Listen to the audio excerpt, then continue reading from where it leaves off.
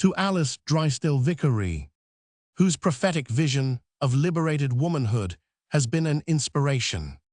I dream of a world in which the spirits of women are flames stronger than fire, a world in which modesty has become courage and yet remains modesty, a world in which women are as unlike men as ever they were in the world I sought to destroy, a world in which women shine with a loveliness of self-revelation as enchanting as ever the old legends told, and yet a world which would immeasurably transcend the old world in the self-sacrificing passion of human service. I have dreamed of that world ever since I began to dream at all. Havelock Ellis. Introduction. Birth control, Mrs. Sanger claims, and claims rightly, to be a question of fundamental importance at the present time. I do not know how far one is justified in calling it the pivot or the cornerstone of a progressive civilization. These terms involve a criticism of metaphors that may take us far away from the question in hand. Birth control is no new thing in human experience, and it has been practiced in societies of the most various types and fortunes. But there can be little doubt that at the present time, it is a test issue between two widely different interpretations of the word civilization and of what is good in life and conduct. The way in which men and women range themselves in this controversy is more simply and directly indicative of their general intellectual quality than any other single indication. I do not wish to imply by this that the people who oppose are more or less intellectual than the people who advocate birth control, but only that they have fundamentally contrasted general ideas, that mentally they are different. Very simple, very complex, very dull, and very brilliant persons may be found in either camp, but all those in either camp have certain attitudes in common which they share with one another, and do not share with those in the other camp. There have been many definitions of civilization. Civilization is a complexity of countless aspects, and may be validly defined in a great number of relationships. A reader of James Harvey Robinson's Mind in the Making will find it very reasonable to define a civilization as a system of society-making ideas at issue with reality. Just so far as the system of ideas meets the needs and conditions of survival, or is able to adapt itself to the needs and conditions of survival of the society it dominates, so far will that society continue and prosper.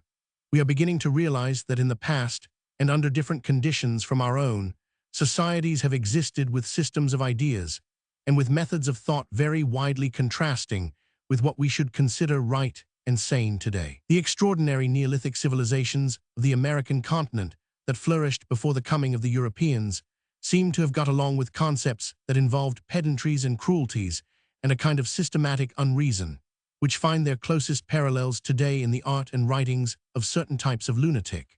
There are collections of drawings from English and American asylums extraordinarily parallel in their spirit and quality with the Maya inscriptions of Central America. Yet these Neolithic American societies got along for hundreds and perhaps thousands of years.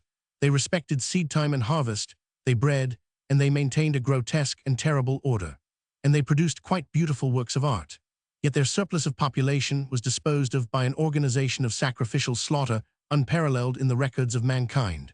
Many of the institutions that seemed most normal and respectable to them filled the invading Europeans with perplexity and hope.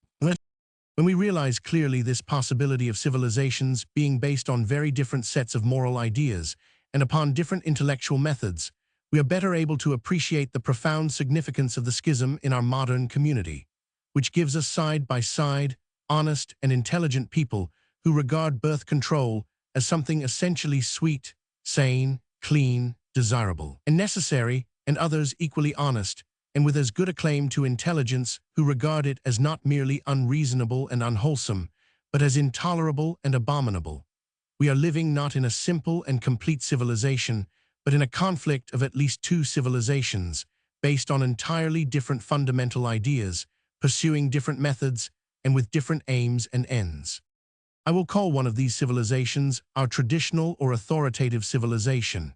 It rests upon the thing that is, and upon the thing that has been. It insists upon respect for custom and usage. It discourages criticism and inquiry. It is very ancient and conservative, or going beyond conservation, it is reactionary. The vehement hostility of many Catholic priests and prelates towards new views of human origins and new views of moral questions has led many careless thinkers to identify this old traditional civilization with Christianity.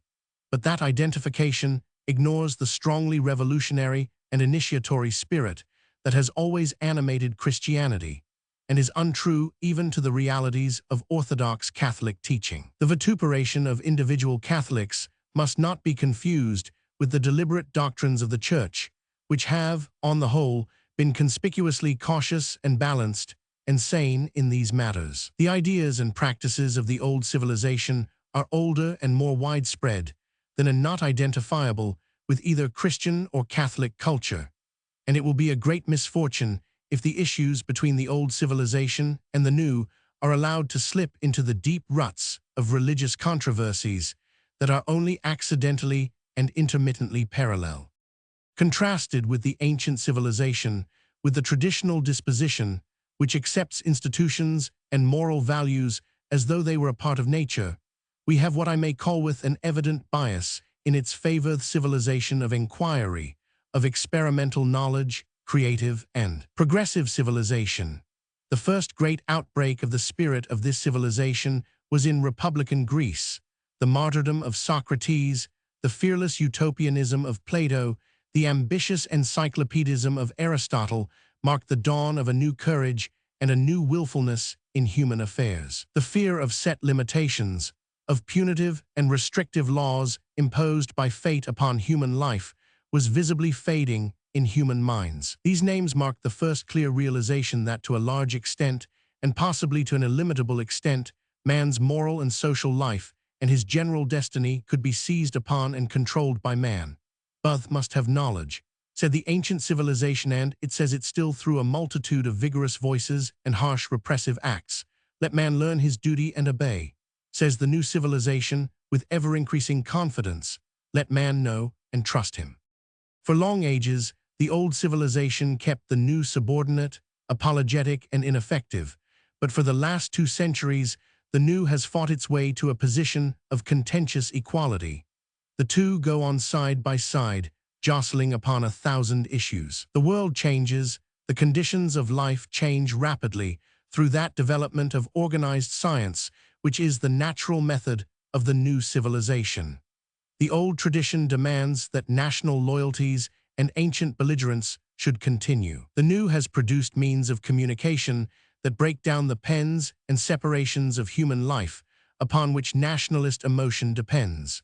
The old tradition insists upon its ancient bloodletting of war. The new knowledge carries that war to undreamt of levels of destruction. The ancient system needed an unrestricted breeding to meet the normal waste of life through war, pestilence, and a multitude of hitherto unpreventable diseases. The new knowledge sweeps away the venerable checks of pestilence and disease and confronts us with the congestions and explosive dangers of an overpopulated world. The old tradition demands a special prolific class doomed to labor and subservience. The new points to mechanism and to scientific organization as a means of escape from this immemorial subjugation. Upon every main issue in life, there is this quarrel between the method of submission and the method of knowledge. More and more do men of science and intelligent people generally realize the hopelessness of pouring new wine into old bottles. More and more clearly do they grasp the significance of the great teacher's parable. The new civilization is saying to the old now, we cannot go on making power for you to spend upon international conflict. You must stop waving flags and bandying insults. You must organize the peace of the world. You must subdue yourselves to the federation of all mankind. And we cannot go on giving you health, freedom, enlargement, limitless wealth, if all our gifts to you are to be swamped by an indiscriminate torrent of progeny. We want fewer and better children who can be reared up to their full possibilities in unencumbered homes, and we cannot make the social life and the world peace we are determined to make with the ill-bred, ill-trained swarms of inferior citizens that you inflict upon us. And there, at the passionate and crucial question, this essential and fundamental question, whether procreation is still to be a superstitious and often disastrous mystery, undertaken in fear and ignorance, reluctantly and under the sway of blind desires, or whether it is to become a deliberate creative act. The two civilizations join issue now. It is a conflict from which it is almost impossible to abstain. Our acts, our way of living, our social tolerance, our very silences will count in this crucial decision between the old and the new. In a plain and lucid style, without any emotional appeals, Mrs. Margaret Sanger sets out the case of the new order against the old. There have been several able books published recently upon the question of birth control, from the point of view of a woman's personal life, and from the point of view of married happiness, but I do not think there has been any book as yet popularly accessible which presents this matter from the point of view of the public good, and as a necessary step to the further improvement of human life as a whole. I'm inclined to think that there has hitherto been rather too much personal emotion spent upon this business, and far too little attention given to its broader aspects. Mrs. Sanger, with her extraordinary breadth of outlook and the real scientific quality of her mind, has now redressed the balance. She has lifted this question from out of the warm atmosphere of troubled domesticity in which it has hitherto been discussed, to its proper level of a predominantly important human affair. H.G. Wells, Easton Glebe, Dunmow, Essex, England. The Pivot of Civilization. Chapter 1. A New Truth Emerges. Be not ashamed, women, your privilege encloses the rest and is the exit of the rest. You are the gates of the body, and you are the gates of the soul. Walt Whitman. This book aims to be neither the first word on the tangled problems of human society today, nor the last. My aim has been to emphasize, by the use of concrete and challenging examples and neglected facts, the need of a new approach to individual and social problems.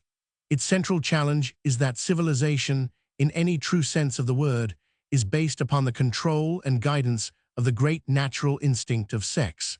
Mastery of this force is possible only through the instrument of birth control.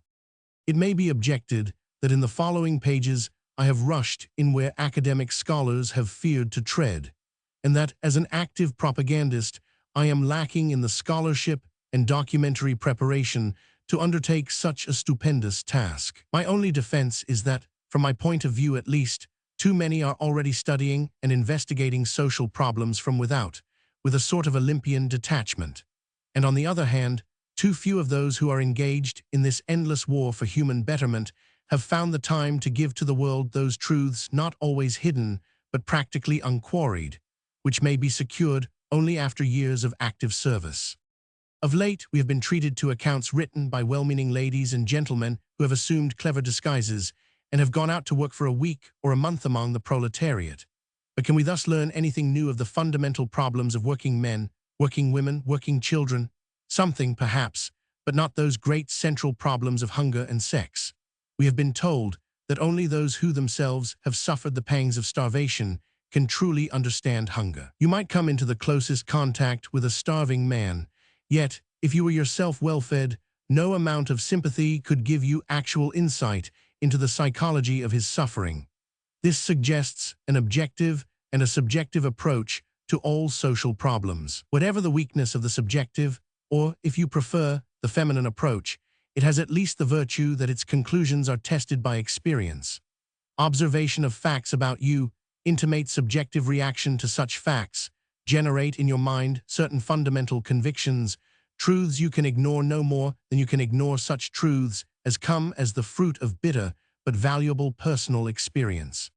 Regarding myself, I may say that my experience in the course of the past 12 or 15 years has been of a type to force upon me certain convictions that demand expression. For years, I had believed that the solution of all our troubles was to be found in well-defined programs of political and legislative action. At first, I concentrated my whole attention upon these, only to discover that politicians and lawmakers are just as confused and as much at a loss in solving fundamental problems as anyone else. And I am speaking here not so much of the corrupt and ignorant politician as of those idealists and reformers who think that by the ballot society may be led to an earthly paradise. They may honestly desire and intend to do great things. They may positively glow before election with enthusiasm at the prospect they imagine political victory may open to them. Time after time, I was struck by the change in their attitude after the briefest enjoyment of this illusory power. Men are elected during some wave of reform, let us say, elected to legislate into practical working existence some great ideal. They want to do big things, but a short time in office is enough to show the political idealist that he can accomplish nothing, that his reform must be debased and dragged into the dust, so that even if it becomes enacted, it may be not merely of no benefit, but a positive evil. It is scarcely necessary to emphasize this point. It is an accepted commonplace of American politics. So much of life, so large a part of all our social problems, moreover, remains untouched by political and legislative action. This is an old truth too often ignored by those who plan political campaigns upon the most superficial knowledge of human nature. My own eyes were opened to the limitations of political action when, as an organizer for a political group in New York, I attended by chance a meeting of women laundry workers who were on strike. We believed we could help these women with a legislative measure and asked their support. "Oh, that stuff," exclaimed one of these women. "Do not you know that we women might be dead and buried if we waited for politicians and lawmakers to right our wrongs?" This set me to thinking not merely of the immediate problem but to asking myself how much any male politician could understand of the wrongs inflicted upon poor working women. I threw the weight of my study and activity into the economic and industrial struggle. Here I discovered men and women fired with the glorious vision of a new world, of a proletarian world emancipated, a utopian world. It glowed in romantic colors for the majority of those with whom I came in closest contact. The next step, the immediate step, was another matter, less romantic and too often less encouraging. In their ardor, some of the labor leaders of that period almost convinced us that the millennium was just around the corner. Those were the pre-war days of dramatic strikes. But even when most under the spell of the new vision, the sight of the overburdened wives of the strikers, with their puny babies and their broods of underfed children, made us stop and think of a neglected factor in the march toward our earthly paradise. It was well enough to ask the poor men workers to carry on the battle against economic injustice. But what results could be expected when they were forced, in addition, to carry the burden of their ever-growing families? This question loomed large to those of us who came into intimate contact with the women and children. We saw that in the final analysis, the real burden of economic and industrial warfare was thrust upon the frail, all too frail shoulders of the children, the very babbiest coming generation. In their wan faces, in their undernourished bodies, would be indelibly written the bitter defeat of their parents. The eloquence of those who led the underpaid and half-starved workers could no longer, for me at least, ring with conviction. Something more than the purely economic interpretation was involved. The bitter struggle for bread, for a home and material comfort, was but one phase of the problem. There was another phase, perhaps even more fundamental, that had been absolutely neglected by the adherents of the new dogmas. That other phase was the driving power of instinct, a power uncontrolled and unnoticed. The great fundamental instinct of sex was expressing itself in these ever-growing broods, in the prosperity of the slum midwife and her colleague, the slum undertaker. In spite of all my sympathy with the dream of liberated labor, I was driven to ask whether this urging power of sex, this deep instinct, was not at least partially responsible, along with industrial injustice, for the widespread misery of the world. To find an answer to this problem, which at that point in my experience I could not solve, I determined to study conditions in Europe. Perhaps there I might discover a new approach, a great illumination. Just before the outbreak of the war, I visited France, Spain, Germany, and Great Britain. Everywhere I found the same dogmas and prejudices among labor leaders, the same intense but limited vision, the same insistence upon the purely economic phases of human nature, the same belief that if the problem of hunger were solved, the question of the women and children would take care of itself. In this attitude, I discovered then what seemed to me to be purely masculine reasoning, and because it was purely masculine, it could at best be but half true. Feminine insight must be brought to bear on all questions, and here it struck me the fallacy of the masculine, the ultimasculine, was brutally exposed. I was encouraged and strengthened in this attitude by the support of certain leaders who had studied human nature and who had reached the same conclusion: that civilization could not solve the problem of hunger until it recognized the titanic strength of the sexual instinct. In Spain, I found that Lorenzo Portet, who was carrying on the work of the martyred Francisco Ferrer, had reached this same conclusion. In Italy, Enrico Malatesta, the valiant leader who was after the war to play so dramatic a role, was likewise combating the current dogma of the orthodox socialists. In Berlin, Rudolf Rocker was engaged in the thankless task of puncturing the articles of faith of the orthodox Marxian religion. It is quite needless to add that these men who had probed beneath the surface of the problem and had diagnosed so much more completely the complex malady of contemporary society were intensely disliked by the superficial theorists of the neo-Marxian school. The gospel of Marx had, however, been too long and too thoroughly inculcated into the minds of millions of workers in Europe to be discarded. It is a flattering doctrine, since it teaches the laborer that all the fault is with someone else, that he is the victim of circumstances, and not even a partner in the creation of his own and his child's misery. Not without significance was the additional discovery that I made.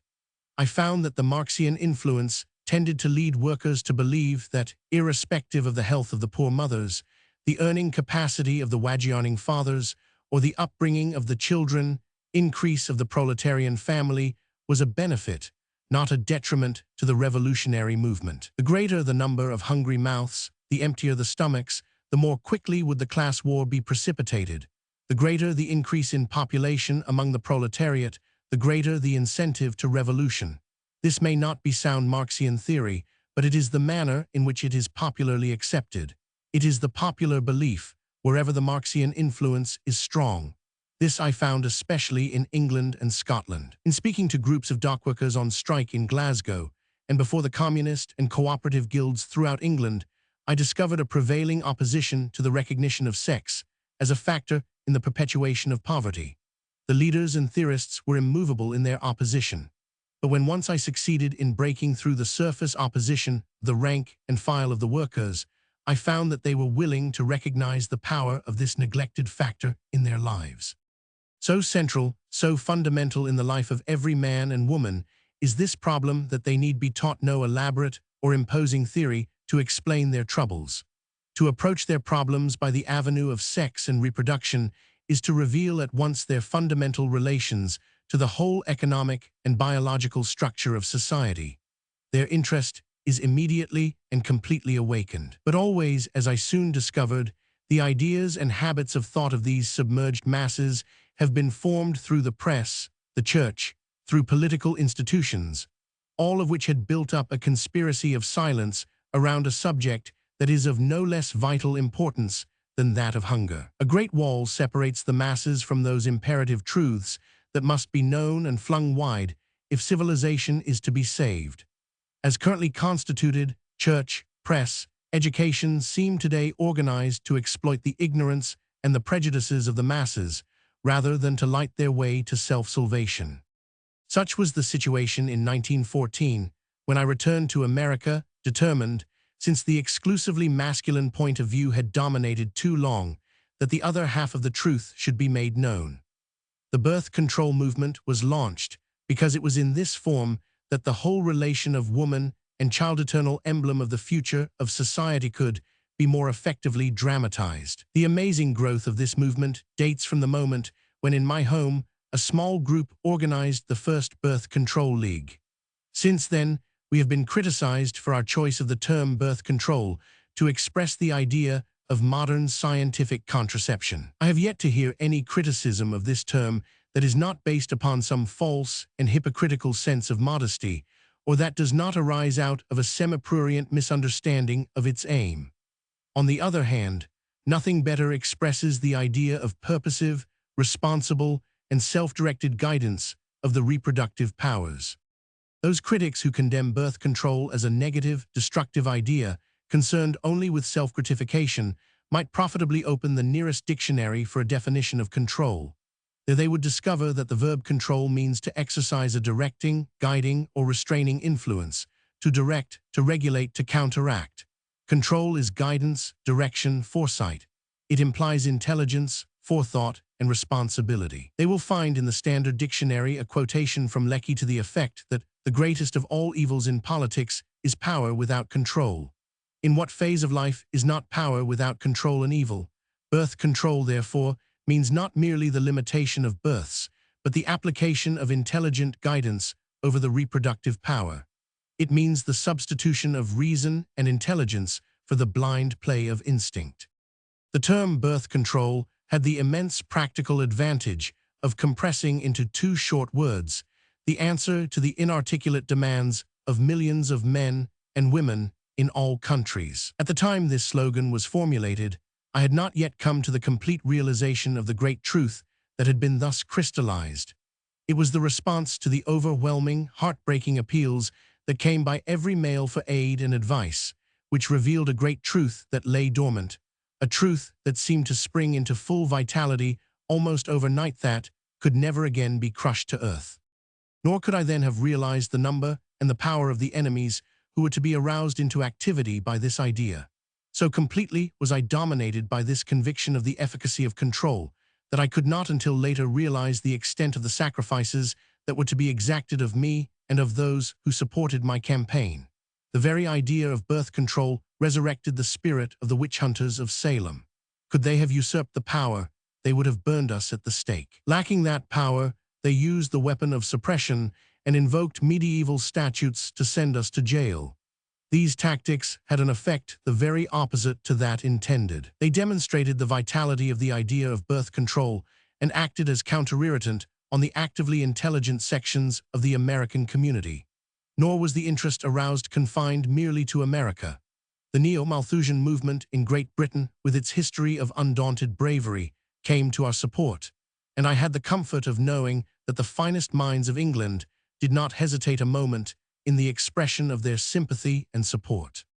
In America, on the other hand, I found from the beginning until very recently that the so-called intellectuals exhibited a curious and almost inexplicable reticence in supporting birth control. They even hesitated to voice any public protest against the campaign to crush us, which was inaugurated and sustained by the most reactionary and sinister forces in American life. It was not inertia or any lack of interest on the part of the masses that stood in our way. It was the indifference of the intellectual leaders. Writers, teachers, ministers, editors, who form a class dictating, if not creating, public opinion, are in this country singularly inhibited or unconscious of their true function in the community. One of their first duties, it is certain, should be to champion the constitutional right of free speech and free press, to welcome any idea that tends to awaken the critical attention of the great American public. But those who reveal themselves as fully cognizant of this public duty are in the minority and must possess more than average courage to survive the enmity such an attitude provokes. One of the chief aims of the present volume is to stimulate American intellectuals to abandon the mental habits which prevent them from seeing human nature as a whole, instead of as something that can be pigeonholed into various compartments or classes. Birth control affords an approach to the study of humanity because it cuts through the limitations of current methods. It is economic, biological, psychological, and spiritual in its aspects. It awakens the vision of mankind moving and changing, of humanity growing and developing, coming to fruition, of a race creative, flowering into beautiful expression through talent and genius. As a social program, birth control is not merely concerned with population questions. In this respect, it is a distinct step in advance of earlier Malthusian doctrines, which concern themselves chiefly with economics and population. Birth control concerns itself with the spirit no less than the body. It looks for the liberation of the spirit of woman and through woman of the child. Today motherhood is wasted, penalized, tortured. Children brought into the world by unwilling mothers suffer an initial handicap that cannot be measured by cold statistics. Their lives are blighted from the start. To substantiate this fact, I have chosen to present the conclusions of reports on child labor and records of defect and delinquency published by organizations with no bias in favor of birth control. The evidence is before us. It crowds in upon us from all sides, but prior to this new approach, no attempt had been made to correlate the effects of the blind and irresponsible play of the sexual instinct with its deep-rooted causes. The duty of the educator and the intellectual creator of public opinion is, in this connection, of the greatest importance. For centuries, official moralists, priests, clergymen and teachers, statesmen and politicians have preached the doctrine of glorious and divine fertility. Today, we are confronted with the worldwide spectacle of the realization of this doctrine. It is not without significance that the moron and the imbecile set the pace in living up to this teaching, and that the intellectuals, the educators, the archbishops, bishops, priests, who are most insistent on it, are the staunchest adherents in their own lives of celibacy and non-fertility. It is time to point out to the champions of unceasing and indiscriminate fertility the results of their teaching. One of the greatest difficulties in giving to the public a book of this type is the impossibility of keeping pace with the events and changes of a movement that is now, throughout the world, striking root and growing. The changed attitude of the American press indicates that enlightened public opinion no longer tolerates a policy of silence upon a question of the most vital importance. Almost simultaneously in England and America, two incidents have broken through the prejudice and the guarded silence of centuries. At the Church Congress in Birmingham, October 12, 1921, Lord Dawson, the King's physician, in criticizing the report of the Lambeth Conference concerning birth control, delivered an address defending this practice. Of such bravery and eloquence that it could not be ignored, this address electrified the entire British public. It aroused a storm of abuse, and yet succeeded, as no propaganda could, in mobilizing the forces of progress and intelligence in the support of the cause. Just 1 month later, the first American birth control conference culminated in a significant and dramatic incident. At the close of the conference, a mass meeting was scheduled in the Town Hall, New York City, to discuss the morality of birth control. Mr. Harold Cox, editor of the Edinburgh Review, who had come to New York to attend the conference, was to lead the discussion. It seemed only natural for us to call together scientists, educators, members of the medical profession, and theologians of all denominations to ask their opinion upon this uncertain and important phase of the controversy. Letters were sent to eminent men and women in different parts of the world. In this letter, we asked the following questions. Is overpopulation a menace to the peace of the world?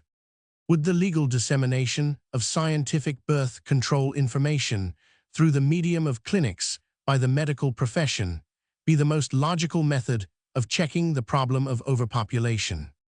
Would knowledge of birth control change the moral attitude of men and women toward the marriage bond, or lower the moral standards of the youth of the country? Do you believe that knowledge which enables parents to limit their families will make for human happiness and raise the moral, social, and intellectual standards of population? We sent this questionnaire not only to those who we thought might agree with us, but we sent it also to our known opponents. When I arrived at the town hall, the entrance was guarded by policemen. They told me there would be no meeting. Before my arrival, our executives had been greeted by Monsignor Dineen, Secretary of Archbishop Hayes of the Roman Catholic Archdiocese, who informed them that the meeting would be prohibited on the ground that it was contrary to public morals. The police had closed the doors. When they opened them to permit the exit of the large audience which had gathered, Mr. Cox and I entered. I attempted to exercise my constitutional right of free speech, but was prohibited and arrested. Miss Mary Windsor, who protested against this unwarranted arrest, was likewise dragged off to the police station. The case was dismissed the following morning. The ecclesiastic instigators of the affair were conspicuous by their absence from the police court. But the incident was enough to expose the opponents of birth control and the extreme methods they used to combat our progress. The case was too flagrant, too gross an affront, to pass unnoticed by the newspapers. The progress of our movement was indicated in the changed attitude of the American press, which had perceived the danger to the public of the unlawful tactics used by the enemies of birth control in preventing open discussion of a vital question. No social idea has inspired its advocates with more bravery, tenacity, and courage than birth control. From the early days of Francis Place and Richard Carlisle to those of the Drysdales and Edward Truelove, of Bradlaugh and Mrs. Annie Besant, its advocates have faced imprisonment and ostracism. In the whole history of the English movement, there has been no more courageous figure than that of the Venerable Alice Drysdale Vicary, the undaunted torchbearer who has bridged the silence of 44 years since the Bradlaugh-Besant trial. She stands head and shoulders above the professional feminists. Serenely has she withstood jeers and jests. Today, she continues to point out to the younger generation, which is devoted to newer palliatives, the fundamental relation between sex and hunger. The first American Birth Control Conference, held at the same time as the Washington Conference for the Limitation of Armaments, marks a turning point in our approach to social problems. The conference made evident the fact that in every field of scientific and social endeavor, the most penetrating thinkers are now turning to the consideration of our problem as a fundamental necessity to American civilization. They are coming to see that a qualitative factor, as opposed to a quantitative one, is of primary importance in dealing with the great masses of humanity. Certain fundamental convictions should be made clear here. The program for birth control is not a charity. It is not aiming to interfere in the private lives of poor people, to tell them how many children they should have, nor to sit in judgment upon their fitness to become parents. It aims, rather, to awaken responsibility, to answer the demand for a scientific means by which and through which each human life may be self-directed and self-controlled. The exponent of birth control, in short, is convinced that social regeneration, no less than individual regeneration, must come from within. Every potential parent, and especially every potential mother, must be brought to an acute realization of the primary and individual responsibility of bringing children into this world. Not until the parents of this world are given control over their reproductive faculties will it be possible to improve the quality of the generations of the future, or even to maintain civilization at its present level. Only when given intelligent mastery of the procreative powers can the great mass of humanity be aroused to a realization of responsibility of parenthood. We have come to the conclusion, based on widespread investigation and experience, that education for parenthood must be based upon the needs and demands of the people themselves. An idealistic code of sexual ethics imposed from above, a set of rules devised by high-minded theorists who fail to take into account the living conditions and desires of the masses, can never be of the slightest value in effecting change in the customs of the people. Systems so imposed in the past have revealed their woeful inability to prevent the sexual and racial chaos into which the world has drifted.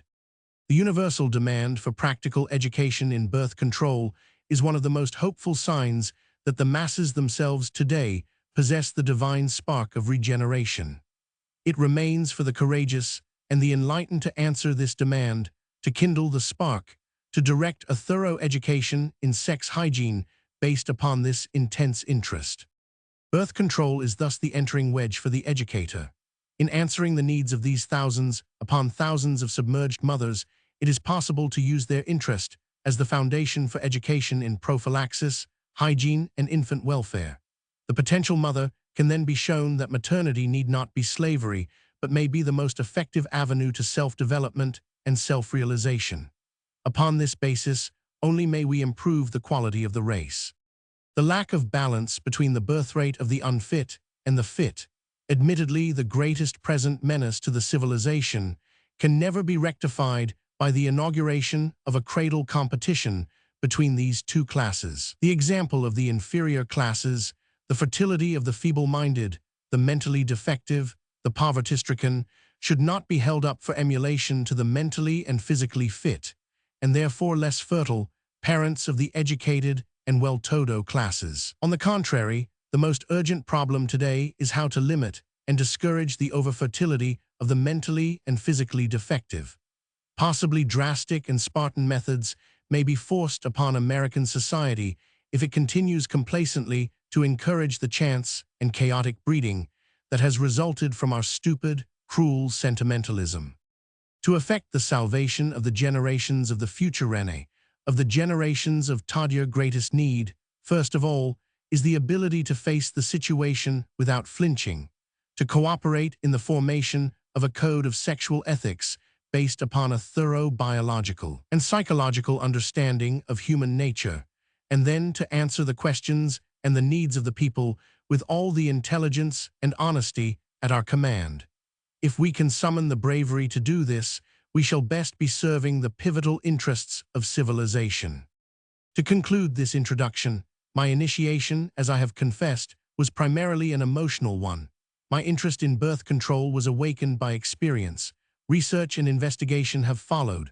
Our effort has been to raise our program from the plane of the emotional to the plane of the scientific. Any social progress, it is my belief, must purge itself of sentimentalism and pass through the crucible of science. We are willing to submit birth control to this test. It is part of the purpose of this book to appeal to the scientist for aid, to arouse that interest which will result in widespread research and investigation. I believe that my personal experience with this idea must be that of the race at large. We must temper our emotion and enthusiasm with the impersonal determination of science. We must unite in the task of creating an instrument of steel, strong but supple, if we are to triumph finally in the war for human emancipation. Chapter 2. Conscripted Motherhood. Their poor, old, ravaged and stiffened faces, their poor, old bodies dried up with ceaseless toil, their patient souls made me weep. They are our conscripts, they are the venerable ones whom we should reverence. All the mystery of womanhood seems incarnated in their ugly being mothers, the mothers.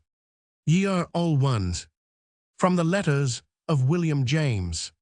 Motherhood, which is not only the oldest but the most important profession in the world, has received few of the benefits of civilization. It is a curious fact that a civilization devoted to mother worship, that publicly professes a worship of mother and child, should close its eyes to the appalling waste of human life and human energy resulting from those dire consequences of leaving the whole problem of childbearing to chance and blind instinct. It would be untrue to say that among the civilized nations of the world today, the profession of motherhood remains in a barbarous state. The bitter truth is that motherhood, among the larger part of our population, does not rise to the level of the barbarous or the primitive. Conditions of life among the primitive tribes were rude enough and severe enough to prevent the unhealthy growth of sentimentality and to discourage the irresponsible production of defective children. Moreover, there is ample evidence to indicate that even among the most primitive peoples, the function of maternity was recognized as of primary and central importance to the community. If we define civilization as increased and increasing responsibility based on vision and foresight, it becomes painfully evident that the profession of motherhood as practiced today is in no sense civilized. Educated people derive their ideas of maternity for the most part, either from the experience of their own set, or from visits to impressive hospitals where women of the upper classes receive the advantages of modern science and modern nursing. From these charming pictures, they derive their complacent views of the beauty of motherhood and their confidence for the future of the race. The other side of the picture is revealed only to the trained investigator, to the patient and impartial observer who visits not merely one or two homes of the poor, but makes detailed studies of town after town, obtains the history of each mother, and finally correlates and analyzes this evidence. Upon such a basis, are we able to draw conclusions concerning this strange business of bringing children into the world. Every year I receive thousands of letters from women in all parts of America, desperate appeals to aid them to extricate themselves from the trap of compulsory maternity. Lest I be accused of bias and exaggeration in drawing my conclusions from these painful human documents, I prefer to present a number of typical cases recorded in the reports of the United States government and in the evidence of trained and impartial investigators of social agencies more generally opposed to the doctrine of birth control than biased in favor of it.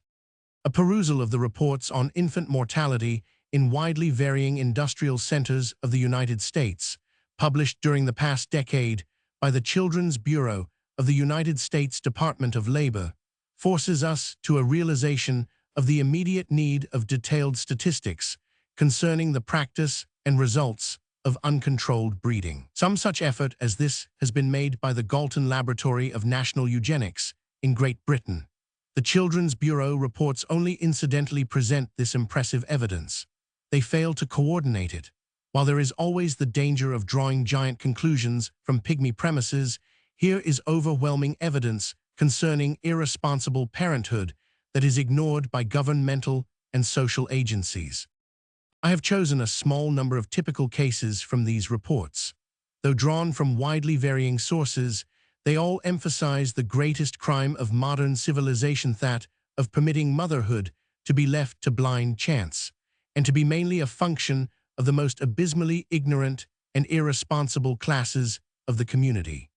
Here is a fairly typical case from Johnstown, Pennsylvania. A woman of 38 years had undergone 13 pregnancies in 17 years. Of 11 live births and 2 premature stillbirths, only 2 children were alive at the time of the government agent's visit. The 2nd to 8th, the 11th and the 13th had died of bowel trouble at ages ranging from 3 weeks to 4 months. The only cause of these deaths the mother could give was that food did not agree with them. She confessed quite frankly that she believed in feeding babies and gave them everything anybody told her to give them. She began to give them at the age of 1 month bread, potatoes, egg, crackers, etc. For the last baby that died, this mother had bought a goat and gave its milk to the baby. The goat got sick, but the mother continued to give her baby its milk until the goat went dry. Moreover, she directed the feeding of her daughter's baby until it died at the age of 3 months. On account of the many children she had had, the neighbors consider her an authority on baby care. Lest this case be considered too tragically ridiculous to be accepted as typical, the reader may verify it with an almost interminable list of similar cases. Parental irresponsibility is significantly illustrated in another case. A mother who had 4 live births and 2 stillbirths in 12 years lost all of her babies during their first year. She was so anxious that at least one child should live that she consulted a physician concerning the care of the last one. Upon his advice, to quote the government report, she gave up her 20 boarders immediately after the child's birth and devoted all her time to it. Thinks she did not stop her hard work soon enough. Says she has always worked too hard, keeping boarders in this country and cutting wood and carrying it and water on her back in the old country. Also says the carrying of water and cases of beer in this country is a great strain on her. But the illuminating point in this case is that the father was furious because all the babies died. To show his disrespect for the wife who could only give birth to babies that died, he wore a red necktie to the funeral of the last. Yet this woman, the government agent reports, would follow and profit by any instruction that might be given her.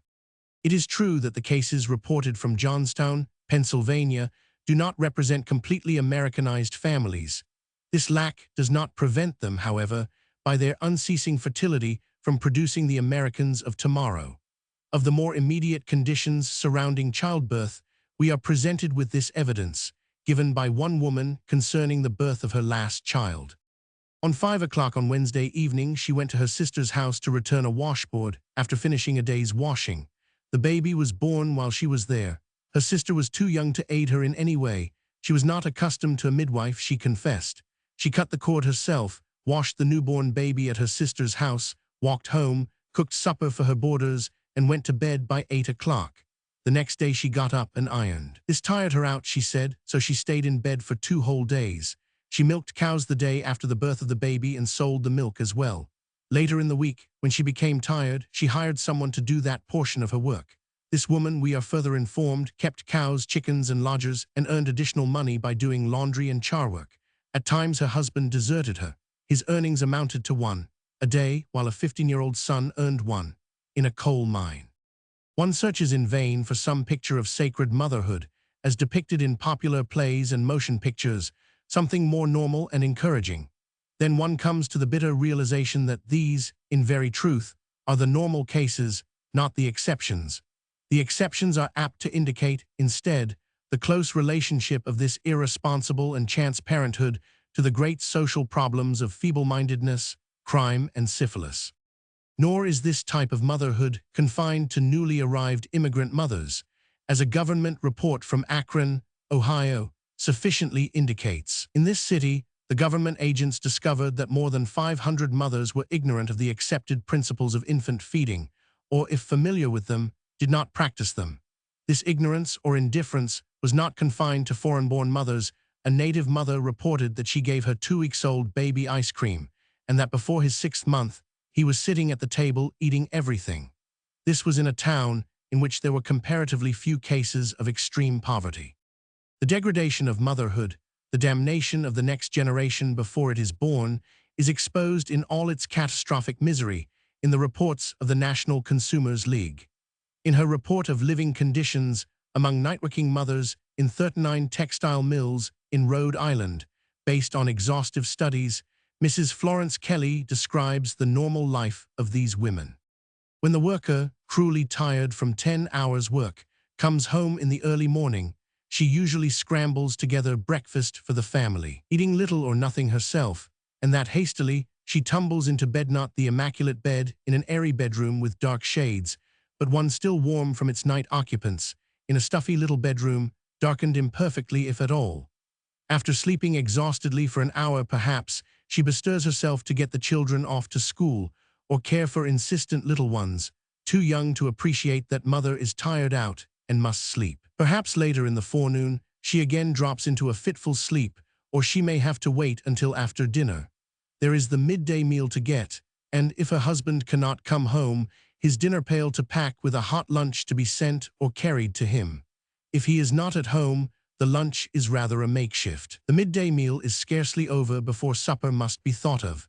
This has to be eaten hurriedly before the family are ready, for the mother must be in the mill at work. By 6:30 or 7 p.m. 1,000 many women in their inadequate English summed up their daily routine by, "Oh me all time tired.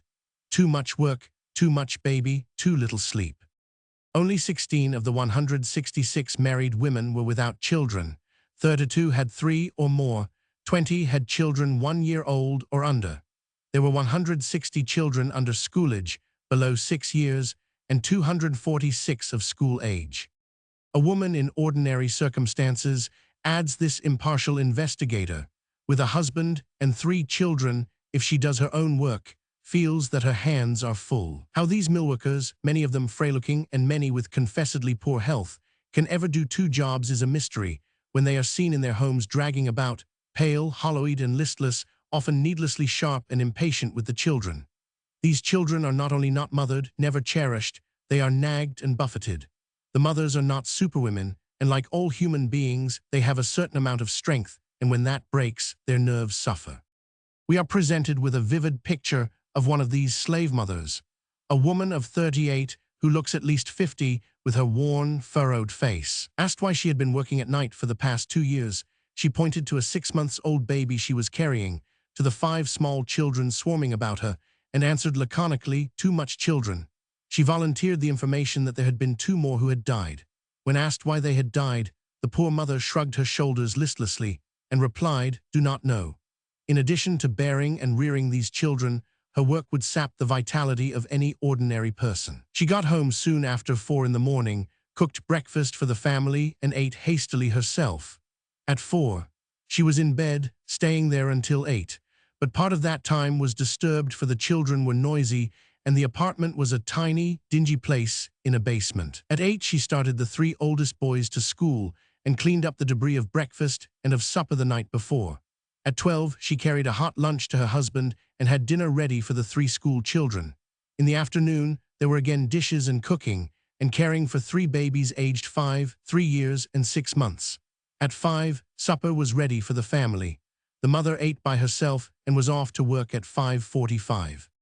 Another of the nightworking mothers was a frail-looking Frenchwoman of 27 years, with a husband and 5 children ranging from 8 years to 14 months. 3 other children had died. When visited, she was doing a huge washing. She was forced into night work to meet the expenses of the family. She estimated that she succeeded in getting 5 hours sleep during the day. "I take my baby to bed with me, but he cries, and my little 4-year-old boy cries, too, and comes in to make me get up, so you cannot call that a very good sleep." The problem among unmarried women or those without family is not the same, this investigator points out. They sleep longer by day than they normally would by night. We are also informed that pregnant women work at night in the mills, sometimes up to the very hour of delivery. "It's queer," exclaimed a woman supervisor of one of the Rhode Island mills, "but some women, both on the day and the night shift, will stick to their work right up to the last minute and will use every means to deceive you about their condition. I go around and talk to them, but make little impression." We have had several narrow escapes. A Polish mother with 5 children had worked in a mill by day or by night, ever since her marriage, stopping only to have her babies. One little girl had died several years ago, and the youngest child, says Mrs. Kelly, did not look promising. It had none of the charm of babyhood. Its body and clothing were filthy, and its lower lip and chin covered with repulsive black sores. It should be remembered that the Consumers League, which publishes these reports on women in industry, is not advocating birth control education, but is aiming to awaken responsibility for conditions under which goods are produced, and through investigation, education, and legislation, to mobilize public opinion in behalf of enlightened standards for workers and honest products for all. Nevertheless, in Miss Agnes de Lima's report of conditions in Passaic, New Jersey, we find the same tale of penalized, prostrate motherhood, bearing the crushing burden of economic injustice and cruelty. The same blind but overpowering instincts of love and hunger driving young women into the factories to work, night in and night out, to support their procession of uncared for and undernourished babies. It is the married women with young children who work on the inferno-like shifts. They are driven to it by the low wages of their husbands. They choose night work in order to be with their children in the daytime. They are afraid of the neglect and ill-treatment the children might receive at the hands of paid caretakers. Thus they condemn themselves to 18 or 20 hours of daily toil. Surely no mother with 3, 4, 5, or 6 children can secure much rest by day. Take almost any house who read in the report of conditions in New Jersey, knock at almost any door, and you will find a weary, tousled woman, half-dressed, doing her housework, or trying to snatch an hour or 2 of sleep after her long night of work in the Roman 1099. The facts are there for anyone to see. The hopeless and exhausted woman, her cluttered 3 or 4 rooms, the swarm of sickly and neglected children. These women claimed that night work was unavoidable as their husbands received so little pay. This in spite of all our vaunted high wages. Only 3 women were found who went into the drudgery of night work without being obliged to do so. 2 had no children, and their husbands' earnings were sufficient for their needs. One of these was saving for a trip to Europe and chose the night shift because she found it less strenuous than the day. Only 4 of the 100 women reported upon were unmarried, and 92 of the married women had children. Of the 4 childless married women, 1 had lost 2 children, and another was recovering from a recent miscarriage. There were 5 widows. The average number of children was 3 in a family. 39 of the mothers had 4 or more.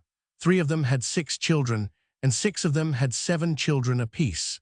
These women ranged between the ages of 25 and 40, and more than half the children were less than 7 years of age. Most of them had babies of 1, 2, and 3 years of age. At the risk of repetition, we quote one of the typical cases reported by Miss de Lima, with features practically identical with the individual cases reported from Rhode Island. It is of a mother who comes home from work at 5:30 every morning, falls on the bed from exhaustion, arises again at 8 or 9 o'clock to see that the older children are sent off to school. A son of 5, like the rest of the children, is on a diet of coffee. Milk costs too much. After the children have left for school, the overworked mother again tries to sleep, though the small son bothers her a great deal. Besides, she must clean the house, wash, iron, mend, sew, and prepare the midday meal. She tries to snatch a little sleep in the afternoon, but explains, "When you got big family, all-time work. Nighttime in mill drags so long, daytime in home goes so quick." By 5, this mother must get the family's supper ready and dress for the night's work, which begins at 7. The investigator further reports, "The next day was a holiday, and for a diversion, Mrs. N thought she would go up to the cemetery. I got some children up there," she explained, "and same time I get some air. No, I do not go nowheres, just to the mill and then home." Here again, as in all reports on women in industry, we find the prevalence of pregnant women working on night shifts, often to the very day of their delivery. Oh yes, plenty women, big bellies, work in the night time, one of the toiling mothers volunteered. Shame they go, but what can do? The abuse was general. Many mothers confessed that owing to poverty, they themselves worked up to the last week or even day before the birth of their children. Births were even reported in one of the mills during the night shift. A foreman told of permitting a night-working woman to leave at 6 one morning and of the birth of her baby at 7. Several women told of leaving the day shift because of pregnancy and of securing places on the night shift where their condition was less conspicuous and the bosses more tolerant. One mother defended her right to stay at work, says the report, claiming that as long as she could do her work, it was nobody's business. In a doorway sat a sickly and bloodless woman in an advanced stage of pregnancy. Her first baby had died of general debility. She had worked at night in the mill until the very day of its birth. This time the boss had told her she could stay if she wished, but reminded her of what had happened last time. So she had stopped work, as the baby was expected any day. Again and again we read the same story, which varied only in detail.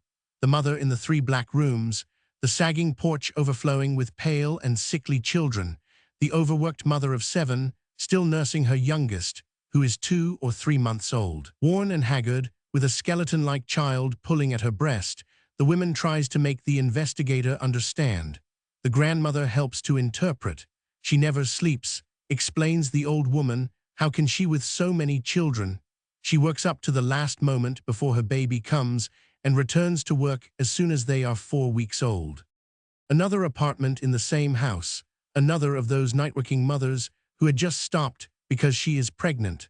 The boss had kindly given her permission to stay on, but she found the reaching on the heavy spinning machines too hard. 3 children, ranging in age from 5 to 12 years, are all sickly and forlorn and must be cared for. There is a tubercular husband who is unable to work steadily and is able to bring in only 12 a week. 2 of the babies had died, one because the mother had returned to work too soon after its birth and had lost her milk. She had fed him tea and bread, so he died. The most heartrending feature of it, Alan, these homes of the mothers who work at night, is the expression in the faces of the children. Children of chance, dressed in rags, undernourished, underclothed, all predisposed to the ravages of chronic and epidemic disease. The reports on infant mortality, published under the direction of the Children's Bureau, substantiate for the United States of America the findings of the Galton Laboratory for Great Britain, showing that an abnormally high rate of fertility is usually associated with poverty, filth, disease, feeble-mindedness, and a high infant mortality rate.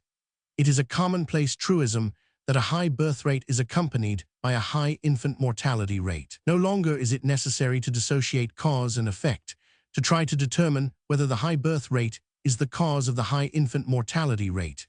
It is sufficient to know that they are organically correlated along with other antisocial factors detrimental to individual, national, and racial welfare.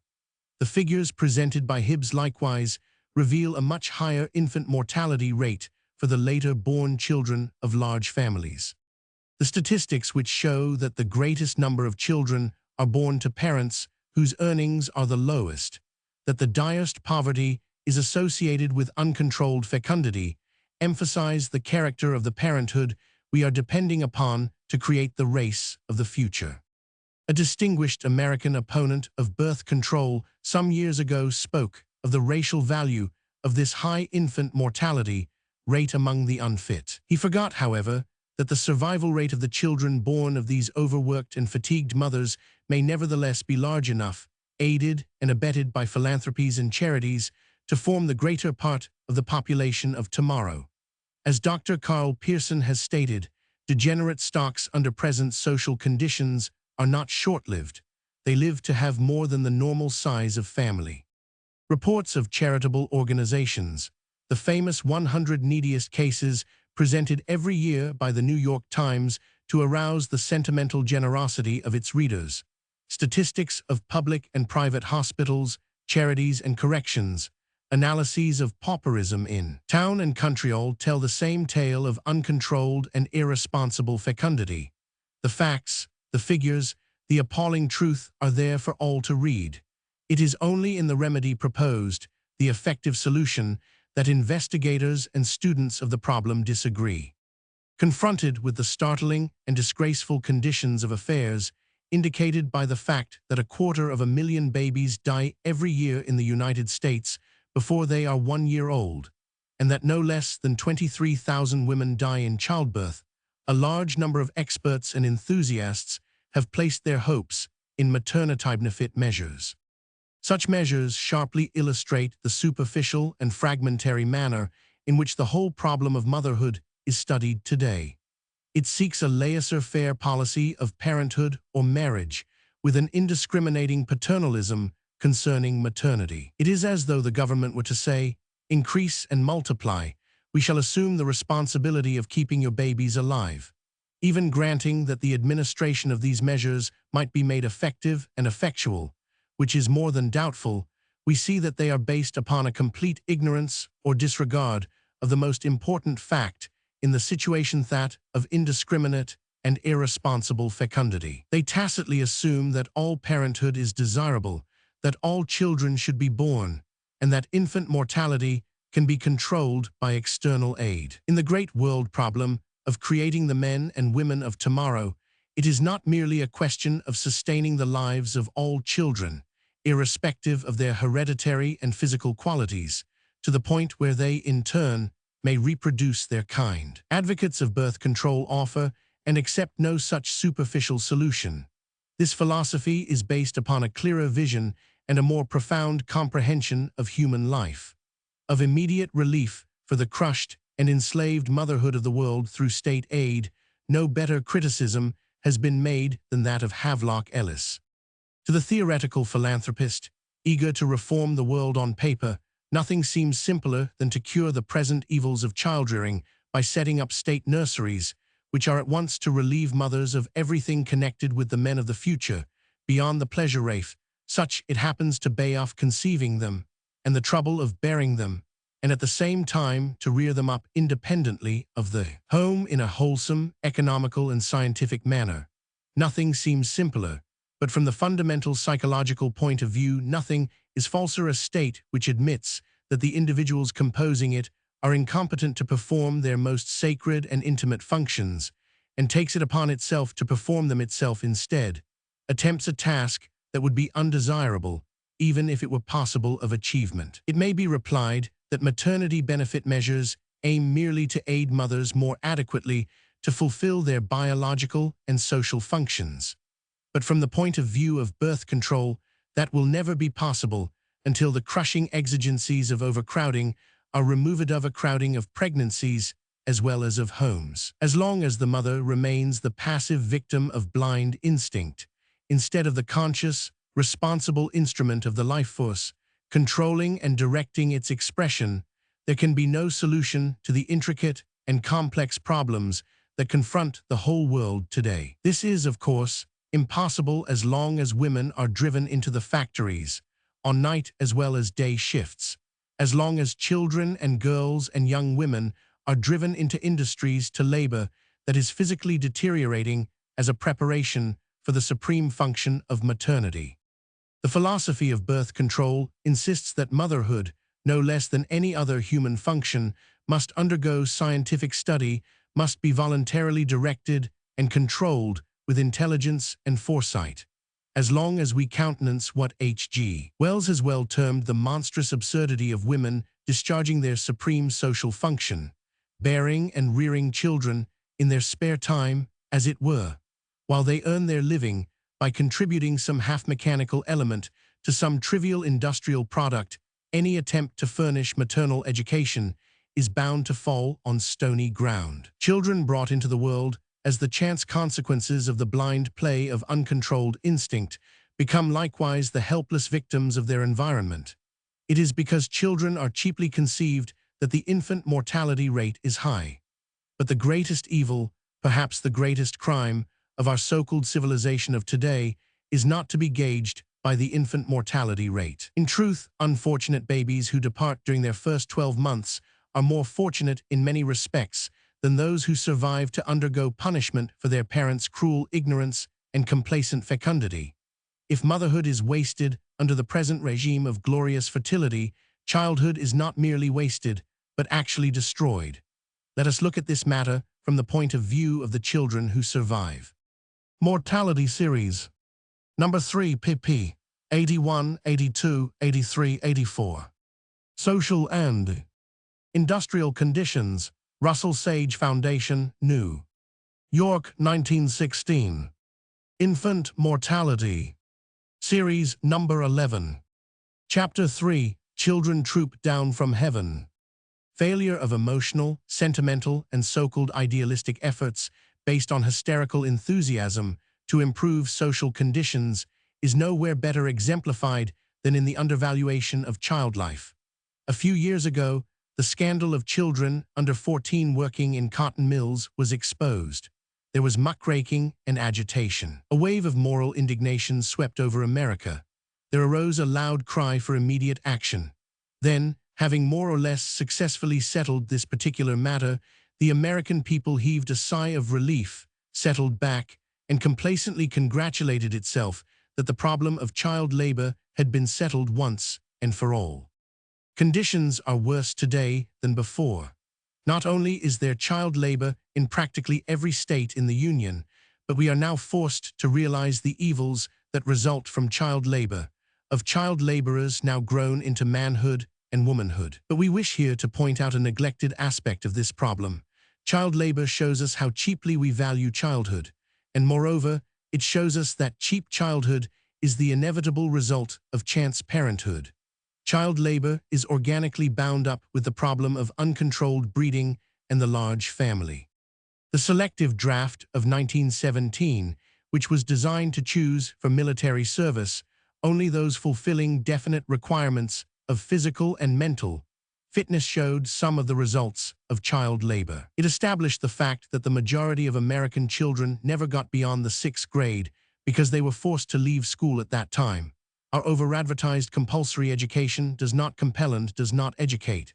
The selective draft, it is our duty to emphasize this fact, revealed that 38% of the young men, more than 1 million, were rejected because of physical ill health and defects, and 25% were illiterate. These young men were the children of yesterday. Authorities tell us that 75% of the schoolchildren are defective. This means that no less than 15 million schoolchildren out of 22 million in the United States are physically or mentally below par. This is the soil in which all sorts of serious evils strike root. It is a truism that children are the chief asset of a nation. Yet while the United States government allotted 92% of its appropriations for 1920 toward war expenses, 3% to public works, 3% to primary governmental functions, no more than 1% is appropriated to education, research, and development. Of this 1%, only a small proportion is devoted to public health. The conservation of childhood is a minor consideration. While 3 cents is spent for the more or less doubtful protection of women and children, 50 cents is given to the Bureau of Animal Industry for the protection of domestic animals. In 1919, the state of Kansas appropriated $25,000 to protect the health of pigs and $4,000 to protect the health of children. In 4 years, our federal government, appropriately speaking, $810,000 for the improvement of rivers, $13 million for forest conservation, $8 million for the experimental plant industry, $7 million for the experimental animal industry, $4 million to combat the foot and mouth disease, and less than $500,000 for the protection of child life. Competent authorities tell us that no less than 75% of American children leave school between the ages of 14 and 16 to go to work. This number is increasing. According to the recently published report on the administration of the first child labor law, in 5 states in which it was necessary for the Children's Bureau to handle directly the working certificates of children, 1/5 of the 25,000 children who applied for certificates left school when they were in the 4th grade.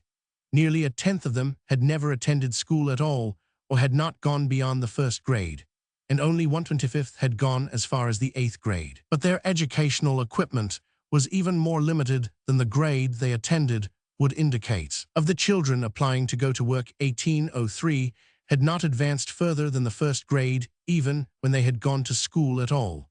379 could not even sign their own names legibly, and nearly 2,000 of them could not write at all. The report brings automatically into view the vicious circle of child labor, illiteracy, bodily and mental defect, poverty and delinquency. And like all reports on child labor, the large family and reckless breeding looms large in the background as one of the chief factors in the problem. Despite all our boasting of the American public school, of the equal opportunity afforded to every child in America, we have the shortest school term and the shortest school day of any of the civilized countries. In the United States of America, there are 106 illiterates to every 1,000 people. In England, there are 58 per 1,000. Sweden and Norway have 1 per 1,000. The United States is the most illiterate country in the world that is, of the so-called civilized countries. Of the 5 million illiterates in the United States, 58% are white and 28% native whites. Illiteracy not only is the index of inequality of opportunity, it speaks as well a lack of consideration for the children. It means either that children have been forced out of school to go to work, or that they are mentally and physically defective. One is tempted to ask why a society, which has failed so lamentably to protect the already existing child life, upon which its very perpetuation depends, takes upon itself the reckless encouragement of indiscriminate procreation. The United States government has recently inaugurated a policy of restricting immigration from foreign countries, until it is able to protect childhood from criminal exploitation, until it has made possible a reasonable hope of life, liberty, and growth for American children. It should likewise recognize the wisdom of voluntary restriction in the production of children. Reports on child labor published by the National Child Labor Committee only incidentally reveal the correlation of this evil with that of large families. Yet this is evident throughout. The investigators are more bent upon regarding child labor as a cause of illiteracy. But it is no less a consequence of irresponsibility in breeding. A sinister aspect of this is revealed by Teresa Wolfson's study of child labor in the beet fields of Michigan. As one reader put it, "Poor man make no money, make plenty children good for sugar beet business." Further illuminating details are given by Miss Wolfson. Why did they come to the beet fields? Most frequently families with large numbers of children said that they felt that the city was no place to raise children, things too expensive, and children ran wild in the country, all the children could work. Living conditions are abominable and unspeakably wretched. An old woodshed, a long-abandoned barn, and occasionally a tottering, ramshackle farmer's house are the common types. One family of 11, the youngest child 2 years, the oldest 16 years, lived in an old country store which had but one window. The wind and rain came through the holes in the walls. The ceiling was very low, and the smoke from the stove filled the room. Here the family ate, slept, cooked, and washed. In Tuscola County, a family of 6 was found living in a owner-room shack with no windows.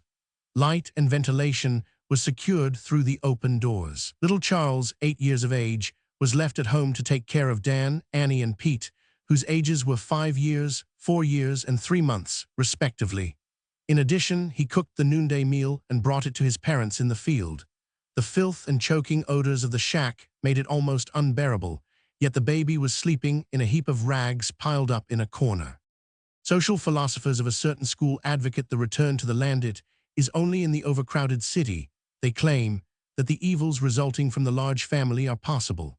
There is, according to this philosophy, no overcrowding, no overpopulation in the country, where in the open air and sunlight every child has an opportunity for health and growth. This idyllic conception of American country life does not correspond with the picture presented by this investigator, who points out, to promote the physical and mental development of the child, we forbid his employment in factories, shops, and stores. On the other hand, we are prone to believe that the right kind of farm work is healthful and the best thing for children. But for a child to crawl along the ground, weeding beets in the hot sun for 14 hours a day, the average work is far from being the best thing. The law of compensation is bound to work in some way, and the immediate result of this agricultural work is interference with school attendance. How closely related this form of child slavery is to the overlarge family is definitely illustrated. In the 133 families visited, there were 600 children. A conversation held with a Russian German woman is indicative of the size of most of the families. "How many children have you?" inquired the investigator. "8 Julius und Rose und Martha, day is mine. Gottlieb und Philipp und Frieda, day is my husband's. Und Otto und Charlotte are ours." Families with 10 and 12 children were frequently found, while those of 6 and 8 children are the general rule. The advantage of a large family in the beet fields is that it does the most work. In the 133 families interviewed, there were 186 children under the age of 6 years, ranging from 8 weeks up, 36 children between the ages of 6 and 8, approximately 25 of whom had never been to school, and 11 over 16 years of age who had never been to school. One 10-year-old boy had never been to school because he was a mental defective. One child of 9 was practically blinded by cataracts. This child was found groping his way down the beet rows, pulling out weeds, and feeling for the beet plants in the glare of the sun. He had lost all sense of light and dark. Of the 340 children who were not going or had never gone to school, only 4 had reached the point of graduation, and only 1 had gone to high school. These large families migrated to the beet fields in early spring. 72% of them are retarded. When we realize that feeble-mindedness is arrested development and retardation, we see that these beet children are artificially retarded in their growth, and that the tendency is to reduce their intelligence to the level of the congenital imbecile. Nor must it be concluded that these large beet families are always the ignorant foreigners so despised by our respectable press. The following case throws some light on this matter, reported in the same pamphlet. An American family, considered a prize by the agent because of the fact that there were 9 children, turned out to be a flunk. They could not work in the beet fields. They ran up a bill at the country store, and one day the father and the eldest son, a boy of 19, were seen running through the railroad station to catch an outgoing train. The grocer thought they were jumping their bill. He telephoned ahead to the sheriff of the next town. They were taken off the train by the sheriff and given the option of going back to the farm or staying in jail. They preferred to stay in jail and remained there for 2 weeks. Meanwhile, the mother and her 8 children, ranging in ages from 17 years to 9 months, had to manage the best way they could. At the end of 2 weeks, father and son were set free. During all of this period, the farmers of the community sent in provisions to keep the wife and children from starving. Does this case not sum up, in a nutshell, the typical American intelligence confronted with the problem of the too large family industrial slavery tempered with sentimentality? Let us turn to a young, possibly a more progressive state. Consider the case of California, the Golden as it is named by Emma Duke in her study of child labor in the Imperial Valley, as fertile as the Valley of the Nile. Here, cotton is king, and rich ranchers, absentee landlords, and others exploit it. Less than 10 years ago, ranchers would bring in hordes of laboring families, but refused to assume any responsibility in housing them, merely permitting them to sleep on the grounds of the ranch. Conditions have been somewhat improved, but sometimes we read, a one-roomed straw house with an area of 15 by 20 feet will serve as a home for an entire family, which not only cooks but sleeps in the same room. Here, as in Michigan among the beets, children are thick as bees. All kinds of children pick, Miss Duke reports, even those as young as 3 years. 5-year-old children pick steadily all day. Many white American children are among them pure American stock, who have gradually moved from the Carolinas, Tennessee, and other southern states to Arkansas, Texas, Oklahoma, Arizona, and on into the Imperial Valley. Some of these children, it seems, wanted to attend school, but their fathers did not want to work, so the children were forced to become breadwinners. One man whose children were working with him in the fields said, "Please, lady, do not send them to school. Let them pick a while longer. I ain't got my new auto paid for yet." The native white American mother of children working in the fields proudly remarked, "No, they ain't never been to school, nor me nor their poppy, nor their granddads and grandmoms. We have always been pickers," and she spat her tobacco over the field in expert fashion. In the valley, one hears from townspeople, writes the investigator, that pickers make $10 a day, working the whole family. With that qualification, the statement is ambiguous. One Mexican in the Imperial Valley was the father of 33 children, about 13 or 14 living, he said. If they all worked at cotton picking, they would doubtless altogether make more than $10 a day. One of the child laborers revealed the economic advantagito the parents in numerous progeny. Us kids most always drag from 40 to 50 pounds of cotton before we take it to be weighed. 3 of us pick. I am 12 years old and my bag is 12 feet long. I can drag nearly 100 pounds. My sister is 10 years old and her bag is 8 feet long. My little brother is 7 and his bag is 5 feet long. Evidence abounds in the publications of the National Child Labor Committee of this type of fecund parenthood. It is not merely a question of the large family versus the small family. Even comparatively small families among migratory workers of this sort have been large families. The high infant mortality rate has carried off the weaker children. Those who survive are merely those who have been strong enough to survive the most unfavorable living conditions. No, it is a situation not unique, nor even unusual in human history, of greed and stupidity and cupidity encouraging the procreative instinct toward the manufacture of slaves. We hear these days of the selfishness and the degradation of healthy and well-educated women who refuse motherhood. But we hear little of the more sinister selfishness of men and women who bring babies into the world to become child slaves of the kind described in these reports of child labor. The history of child labor in the English factories in the 19th century throws a suggestive light on this situation. These child workers were really called into being by the industrial situation. The population grew, as Dean Ng has described it, like crops in a newly irrigated desert. During the 19th century, the numbers were nearly quadrupled. Let those who think that the population of a country can be increased at will consider whether it is likely that any physical, moral, or psychological change came over the nation coincidentally with the inventions of the spinning jenny and the steam engine. It is too obvious for dispute that it was the possession of capital wanting employment, and of natural advantages for using it, that called those multitudes of human beings into existence, to eat the food which they paid for by their labor. But when child labor in the factories became such a scandal and such a disgrace that child labor was finally forbidden by laws that possessed the advantage over our own that they were enforced, the proletariat ceased to supply children. Almost by magic, the birth rate among the workers declined. Since children were no longer of economic value to the factories, they were evidently a drug in the home. This movement, it should not be forgotten however, was coincident with the agitation and education in birth control stimulated by the Besant-Bradlaugh trial. Large families among migratory agricultural laborers in our own country are likewise brought into existence in response to an industrial demand. The enforcement of the child labor laws and the extension of their restrictions are therefore an urgent necessity, not so much, as some of our child labor authorities believe, to enable these children to go to school, as to prevent the recruiting of our next generation from the least intelligent and most unskilled classes in the community. As long as we officially encourage and countenance the production of large families, the evils of child labor will confront us. On the other hand, the prohibition of child labor may help, as in the case of English factories, in the decline of the birth rate.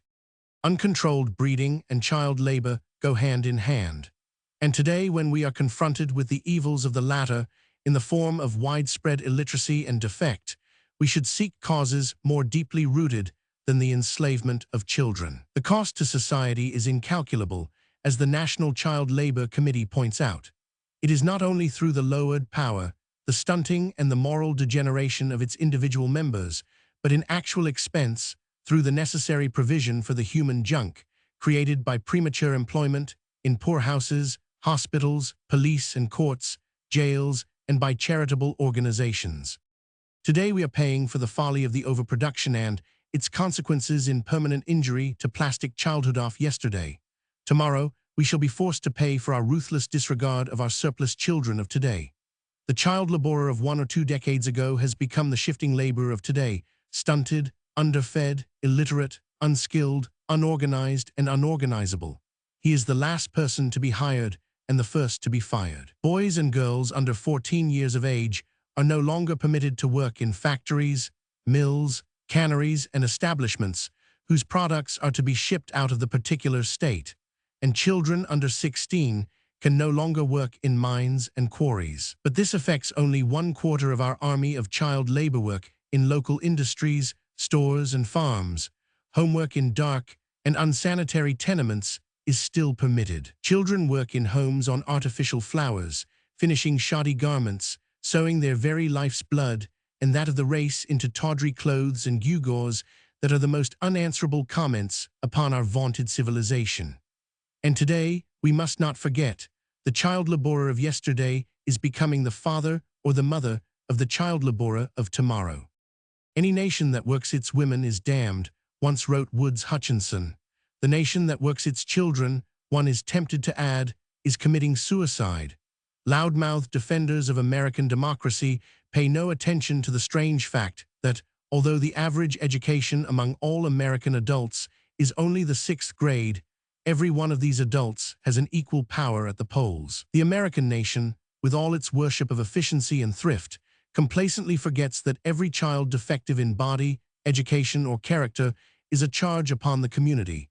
As Herbert Hoover declared in an address before the American Child Hygiene Association October 1920, the nation as a whole, he added, has the obligation of such measures toward its children as will yield to them an equal opportunity at their start in life.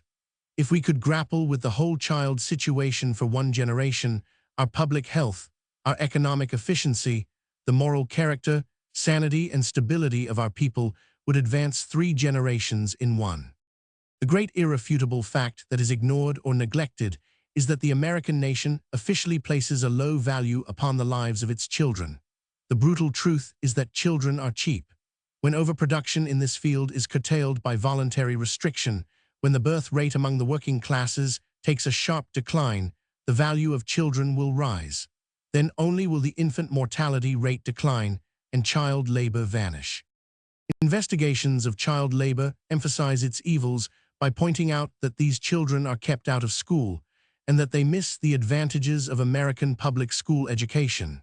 They express the current confidence in compulsory education and the magical benefits to be derived from the public school.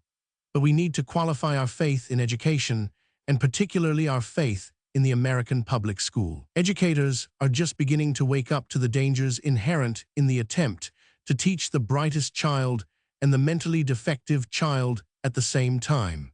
They are beginning to test the possibilities of a vertical classification as well as a horizontal one. That is, each class must be divided into what are termed gifted, bright, average, dull, normal, and defective.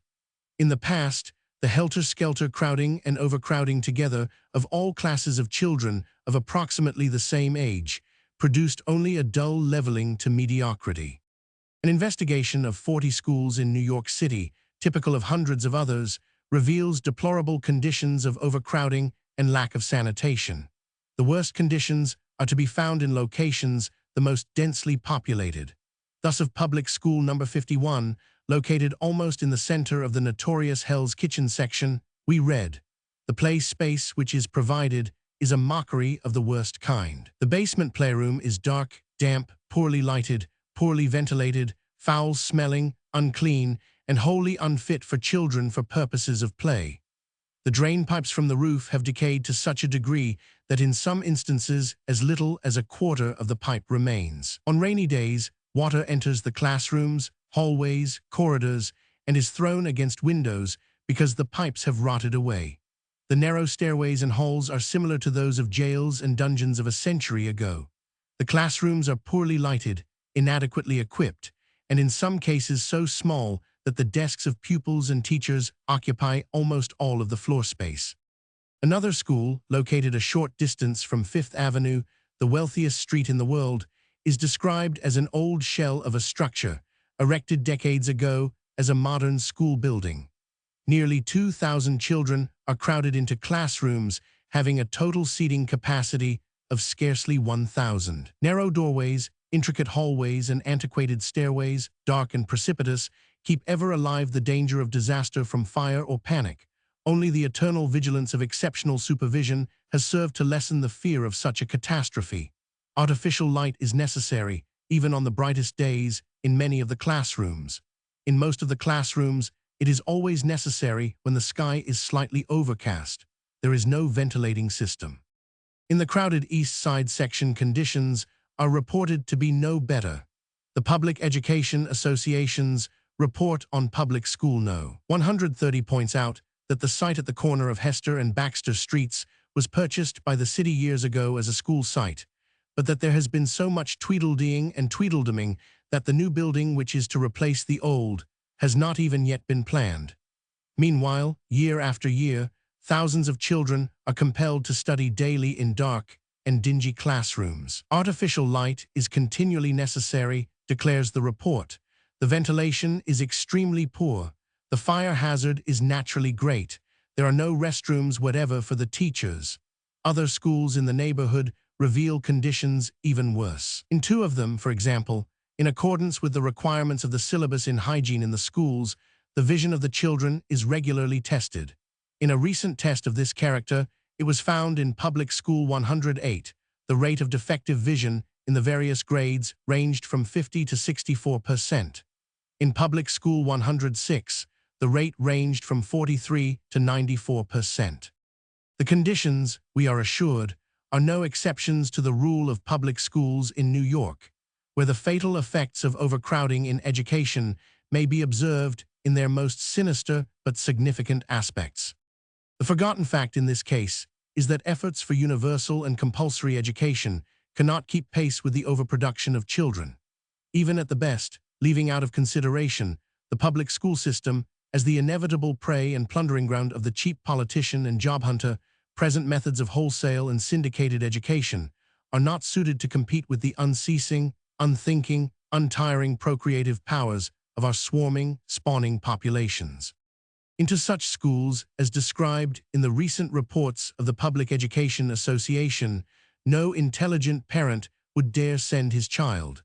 They are not merely fire traps and culture grounds of infection, but of moral and intellectual contamination as well. More and more are public schools in America becoming institutions for subjecting children to a narrow and reactionary orthodoxy, aiming to crush out all signs of individuality and to turn out boys and girls compressed into a standardized pattern, with ready-made ideas on politics, religion, morality, and economics. True education cannot grow out of such compulsory herding of children in filthy fire traps. Character, ability, and reasoning power are not to be developed in this fashion. Indeed, it is to be doubted whether even a completely successful educational system could offset the evils of indiscriminate breeding and compensate for the misfortune of being a superfluous child. In recognizing the great need of education, we have failed to recognize the greater need of inborn health and character. If it were necessary to choose between the task of getting children educated and getting them well-born and healthy, writes Havelock Ellis, it would be better to abandon education. There have been many great peoples who never dreamed of national systems of education. There have been no great peoples without the art of producing healthy and vigorous children. The matter becomes of peculiar importance in great industrial states, like England, the United States, and Germany, because in such states, a tacit conspiracy tends to grow up to subordinate national ends to individual ends, and practically to work for the deterioration of the race. Much less can education solve the great problem of child labor. Rather, under the conditions prevailing in modern society, child labor and the failure of the public schools to educate are both indices of a more deeply rooted evil. Both bespeak the undervaluation of the child. This undervaluation, this cheapening of child life, is, to speak crudely but frankly, the direct result of overproduction. Restriction of output is an immediate necessity if we wish to regain control of the real values, so that unimpeded, unhindered, and without danger of inner corruption, humanity may protect its own health and powers. These statistics, as well as for many of the facts that follow. Child Labor Committee. The American Child, Vol. Roman II, No. 3, November 1920. Alabama, Child Welfare in North Carolina, Child Welfare. Kentucky, Child Welfare in Tennessee, also Children in Agriculture, by Ruth McIntyre and Other Studies. Review Vol. ZI No IPP 839 et sec. Chapter 4. The Fertility of the Feeble-Minded. What vesture have you woven for my year, O man and woman who have fashioned it? Together is it fine and clean and strong, made in such reverence of holy joy, of such unsullied substance that your hearts leap with glad awe to see it clothing me, the glory of whose nakedness you know, the song of the unborn. Amelia Josephine Burr. There is but one practical and feasible program in handling the great problem of the feeble-minded. That is, as the best authorities are agreed, to prevent the birth of those who would transmit imbecility to their descendants. Feeble-mindedness, as investigations and statistics from every country indicate, is invariably associated with an abnormally high rate of fertility. Modern conditions of civilization, as we are continually being reminded, furnish the most favorable breeding ground for the mental defective, the moron, the imbecile. We protect the members of a weak strain, says Davenport, up to the period of reproduction, and then let them free upon the community, and encourage them to leave a large progeny of feeble-minded, which in turn, protected from mortality and carefully nurtured up to the reproductive period, are again set free to reproduce. And so the stupid work goes on of preserving and increasing our socially unfit strains. The philosophy of birth control points out that as long as civilized communities encourage unrestrained fecundity in the normal members of the population, always, of course, under the cloak of decency and morality, and penalize every attempt to introduce the principle of discrimination and responsibility in parenthood, they will be faced with the ever-increasing problem of feeble-mindedness, that fertile parent of degeneracy, crime, and pauperism. Small as the percentage of the imbecile and half-witted may seem in comparison with the normal members of the community, it should always be remembered that feeble-mindedness is not an unrelated expression of modern civilization. Its roots strike deep into the social fabric. Modern studies indicate that insanity, epilepsy, criminality, prostitution, pauperism, and mental defect are all organically bound up together, and that the least intelligent and the thoroughly degenerate classes in every community are the most prolific. Feeble-mindedness in one generation becomes pauperism or insanity in the next. There is every indication that feeble-mindedness in its protean forms is on the increase, that it has leaped the barriers, and that there is truly, as some of the scientific eugenists have pointed out, a feeble-minded peril to future generations unless the feeble-minded are prevented from reproducing their kind. To meet this emergency is the immediate and peremptory duty of every state and of all communities.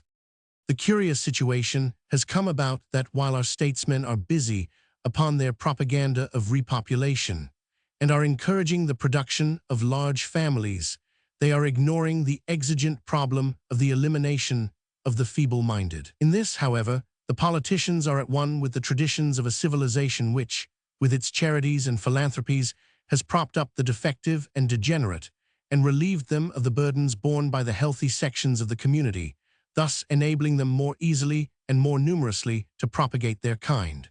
With the very highest motives, declares Dr. Walter E. Fernald, modern philanthropic efforts often tend to foster and increase the growth of defect in the community. The only feeble-minded persons who now receive any official consideration are those who have already become dependent or delinquent, many of whom have already become parents. We lock the barn door after the horse is stolen.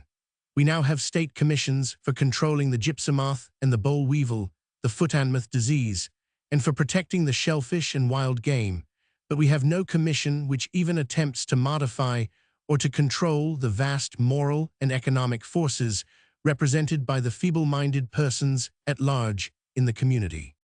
How the feeble-minded and their always numerous progeny run the gamut of police, almshouses, courts, penal institutions, charities and corrections, tramp shelters, laying-in hospitals, and relief afforded by privately endowed religious and social agencies, is shown in any number of reports and studies of family histories. We find cases of feeble-mindedness and mental defect in the reports on infant mortality referred to in a previous chapter, as well as in other reports published by the United States government. Here is a typical case showing the astonishing ability to increase and multiply, organically bound up with delinquency and defect of various types. The parents of a feeble-minded girl, 20 years of age, who was committed to the Kansas State Industrial Farm on a vagrancy charge, lived in a thickly populated Negro district, which was reported by the police to be the headquarters for the criminal element of the surrounding state. The mother married at 14, and her first child was born at 15. In rapid succession, she gave birth to 16 live-born children and had one miscarriage. The first child, a girl, married but separated from her husband the fourth, fifth, and sixth, all girls, died in infancy or early childhood. The seventh, a girl, remarried after the death of her husband, from whom she had been separated. The eighth, a boy who early in life began to exhibit criminal tendencies, was in prison for highway robbery and burglary. The ninth, a girl, normal mentally, was in quarantine at the Kansas State Industrial Farm at the time this study was made. She had lived with a man as his common-law wife and had also been arrested several times for soliciting. The 10th, a boy, was involved in several delinquencies when young and was sent to the detention house, but did not remain there long. The 11th, a boy at the age of 17, was sentenced to the penitentiary for 20 years on a charge of first-degree robbery. After serving a portion of his time, he was paroled and later was shot and killed in a fight. The 12th, a boy, was at 15 years of age implicated in a murder and sent to the industrial school, but escaped from there on a bicycle which he had stolen. At 18, he was shot and killed by a woman. The 13th child, feeble-minded, is the girl of the study. The 14th, a boy, was considered by police to be the best member of the family. His mother reported him to be much slower mentally than his sister just mentioned. He had been arrested several times. Once, he was held in the detention home and once sent to the state industrial school. At other times, he was placed on probation. The 15th, a girl 16 years old, has for a long time had a bad reputation. Subsequent to the commitment of her sister to the Kansas State Industrial Farm, she was arrested on a charge of vagrancy, found to be syphilitic, and quarantined in a state other than Kansas. At the time of her arrest, she stated that prostitution was her occupation. The last child was a boy of 13 years whose history was not secured. The notorious fecundity of feeble-minded women is emphasized in studies and investigations of the problem, coming from all countries. The feeble-minded woman is twice as prolific as the normal one. Sir James Crichton Browne speaks of the great numbers of feeble-minded girls, wholly unfit to become mothers, who return to the workhouse year after year to bear children, many of whom happily die, but some of whom survive to recruit our idiot establishments and to repeat their mothers' performances. Treadgold points out that the number of children born to the feeble-minded is abnormally high. Feeble-minded women constitute a permanent menace to the race, and one which becomes serious at a time when the decline of the birth rate is unmistakable. Dr. Treadgold points out that the average number of children born in a family is 4, whereas in these degenerate families we find an average of 7 to each. Out of this total, only a little more than 1/3, 456, out of a total of 1269 children can be considered profitable members of the community, and that, be it remembered, at the parents' valuation. Another significant point is the number of mentally defective children who survive. Out of the total number of 526 mentally affected persons in the 150 families, there are 245 in the present generation, an unusually large survival. Speaking for Bradford, England, Dr. Helen U. Campbell touches another significant and interesting point, usually neglected by the advocates of mothers' pensions, milk stations, and maternity education programs.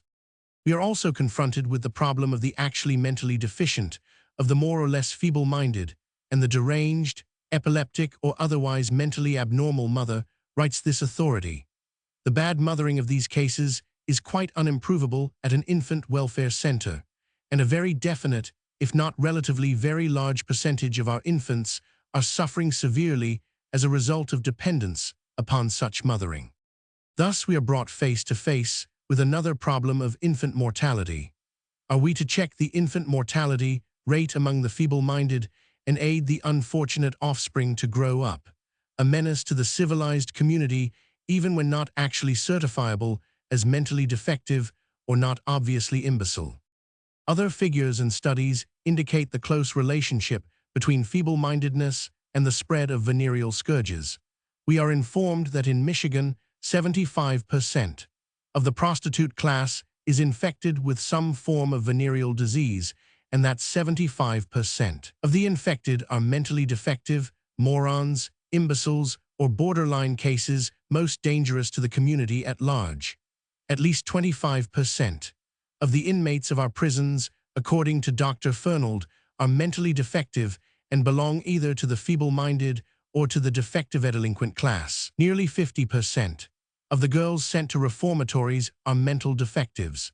Today, society treats feeble-minded or defective delinquent men or women as criminals, sentences them to prison or reformatory for a term, and then releases them at the expiration of their sentences. They are usually at liberty just long enough to reproduce their kind, and then they return again and again to prison.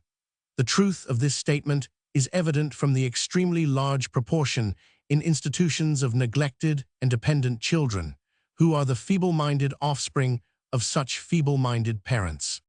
Confronted with these shocking truths about the menace of feeble-mindedness to the race, a menace acute because of the unceasing and unrestrained fertility of such defectives, we are apt to become the victims of a wild panic for instant action. There is no occasion for hysterical, ill-considered action, specialists tell us. They direct our attention to another phase of the problem, that of the so-called good feeble-minded.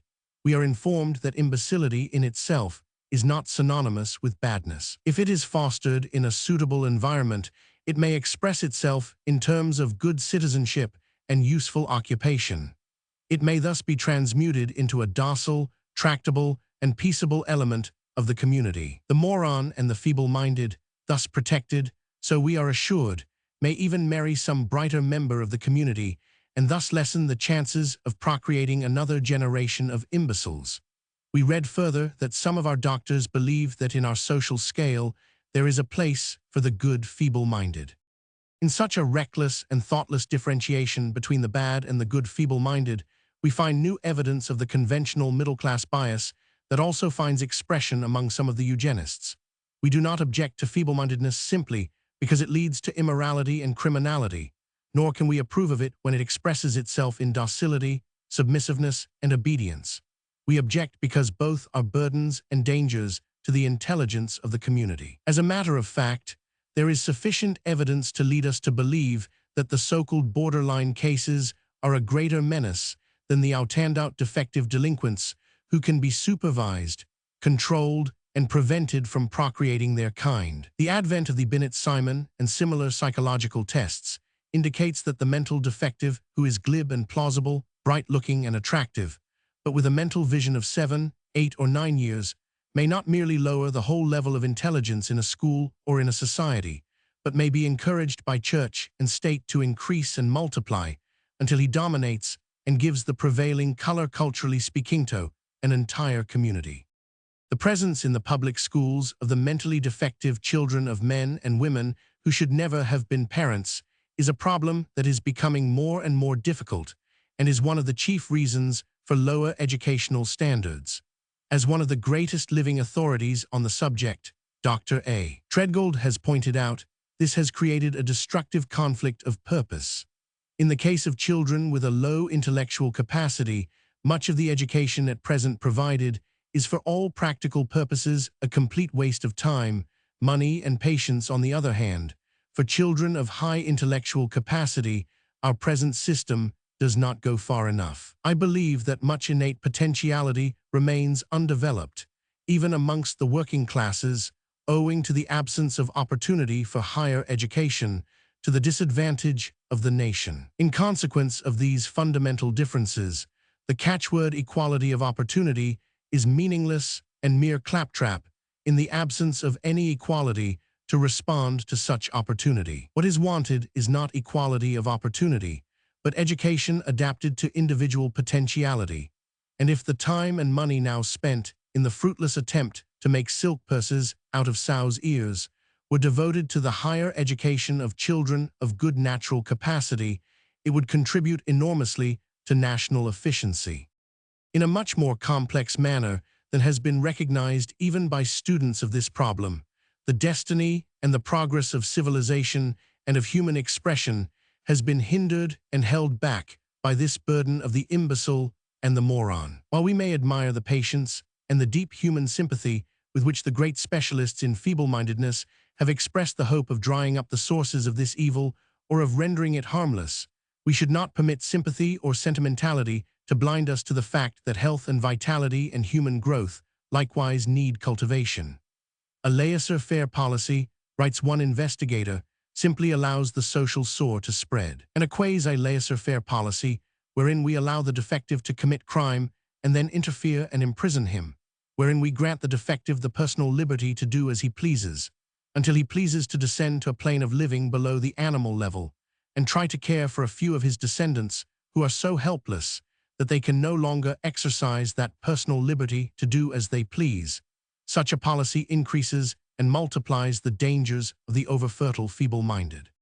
The Mental Survey of the State of Oregon, recently published by the United States Health Service, sets an excellent example and should be followed by every state in the Union and every civilized country as well. It is greatly to the credit of the Western state that it is one of the first officially to recognize the primary importance of this problem and to realize that facts, no matter how fatal to self-satisfaction, must be faced.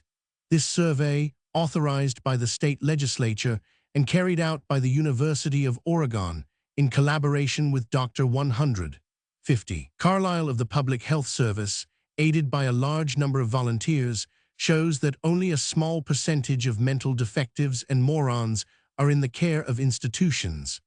The rest are widely scattered and their condition unknown or neglected. They are docile and submissive. They do not attract attention to themselves, as do the criminal delinquents and the insane. Nevertheless, it is estimated that they number no less than 75,000 men, women, and children out of a total population of 783,000, or about 10%. Oregon, it is thought, is no exception to other states. Yet under our present conditions, these people are actually encouraged to increase and multiply and replenish the earth. Concerning the importance of the Oregon survey, we may quote Surgeon General H. 100 Cumming, "The prevention and correction of mental defectives is one of the great public health problems of today. It enters into many phases of our work, and its influence continually crops up unexpectedly. For instance, work of the Public Health Service in connection with juvenile courts shows that a marked proportion of juvenile delinquency is traceable to some degree of mental deficiency in the offender. For years, public health officials have concerned themselves only with the disorders of physical health, but now they are realizing the significance of mental health also.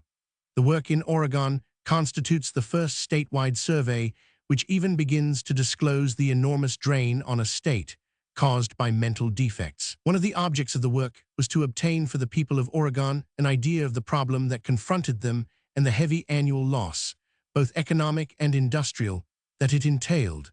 Another was to enable the legislators to devise a program that would stop much of the loss, restore to health, and bring to lives of industrial usefulness, many of those now down and out, and above all, to save hundreds of children from growing up to lives of misery. It will be interesting to see how many of our state legislatures have the intelligence and the courage to follow in the footsteps of Oregon in this respect. Nothing could more effectually stimulate discussion and awaken intelligence as to the extravagance and cost to the community of our present codes of traditional morality. But we should make sure in all such surveys that mental defect is not concealed even in such dignified bodies as state legislatures and among those leaders who are urging men and women to reckless and irresponsible procreation. I have touched upon these various aspects of the complex problem of the feeble-minded and the menace of the moron to human society, not merely for the purpose of reiterating that it is one of the greatest and most difficult social problems of modern times, demanding an immediate, stern, and definite policy, but because it illustrates the actual harvest of reliance upon traditional morality, upon the biblical injunction to increase and multiply, a policy still taught by politician, priest, and militarist. Motherhood has been held universally sacred, yet, as Boucicaut pointed out, today, the dregs of the human species, the blind, the deaf-mute, the degenerate, the nervous, the vicious, the idiotic, the imbecile, the cretins, and the epileptics are better protected than pregnant women. The syphilitic, the irresponsible, the feeble-minded are encouraged to breed unhindered, while all the powerful forces of tradition, of custom, or prejudice have bolstered up the desperate effort to block the inevitable influence of true civilization in spreading the principles of independence, self-reliance, discrimination, and foresight upon which the great practice of intelligent parenthood is based. Today we are confronted by the results of this official policy. There is no escaping it. There is no explaining it away. Surely it is an amazing and discouraging phenomenon that the very governments that have seen fit to interfere in practically every phase of the normal citizen's life dare not attempt to restrain, either by force or persuasion, the moron and the imbecile from producing his large family of feeble-minded offspring.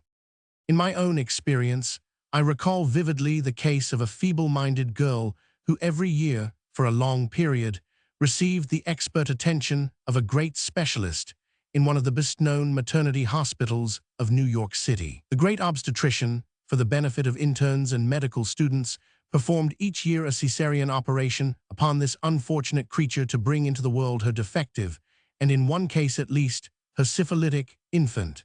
Nellie was then sent to a special room and placed under the care of a day nurse and a night nurse, with extra and special nourishment provided. Each year she returned to the hospital. Such cases are not exceptions. Any experienced doctor or nurse can recount similar stories.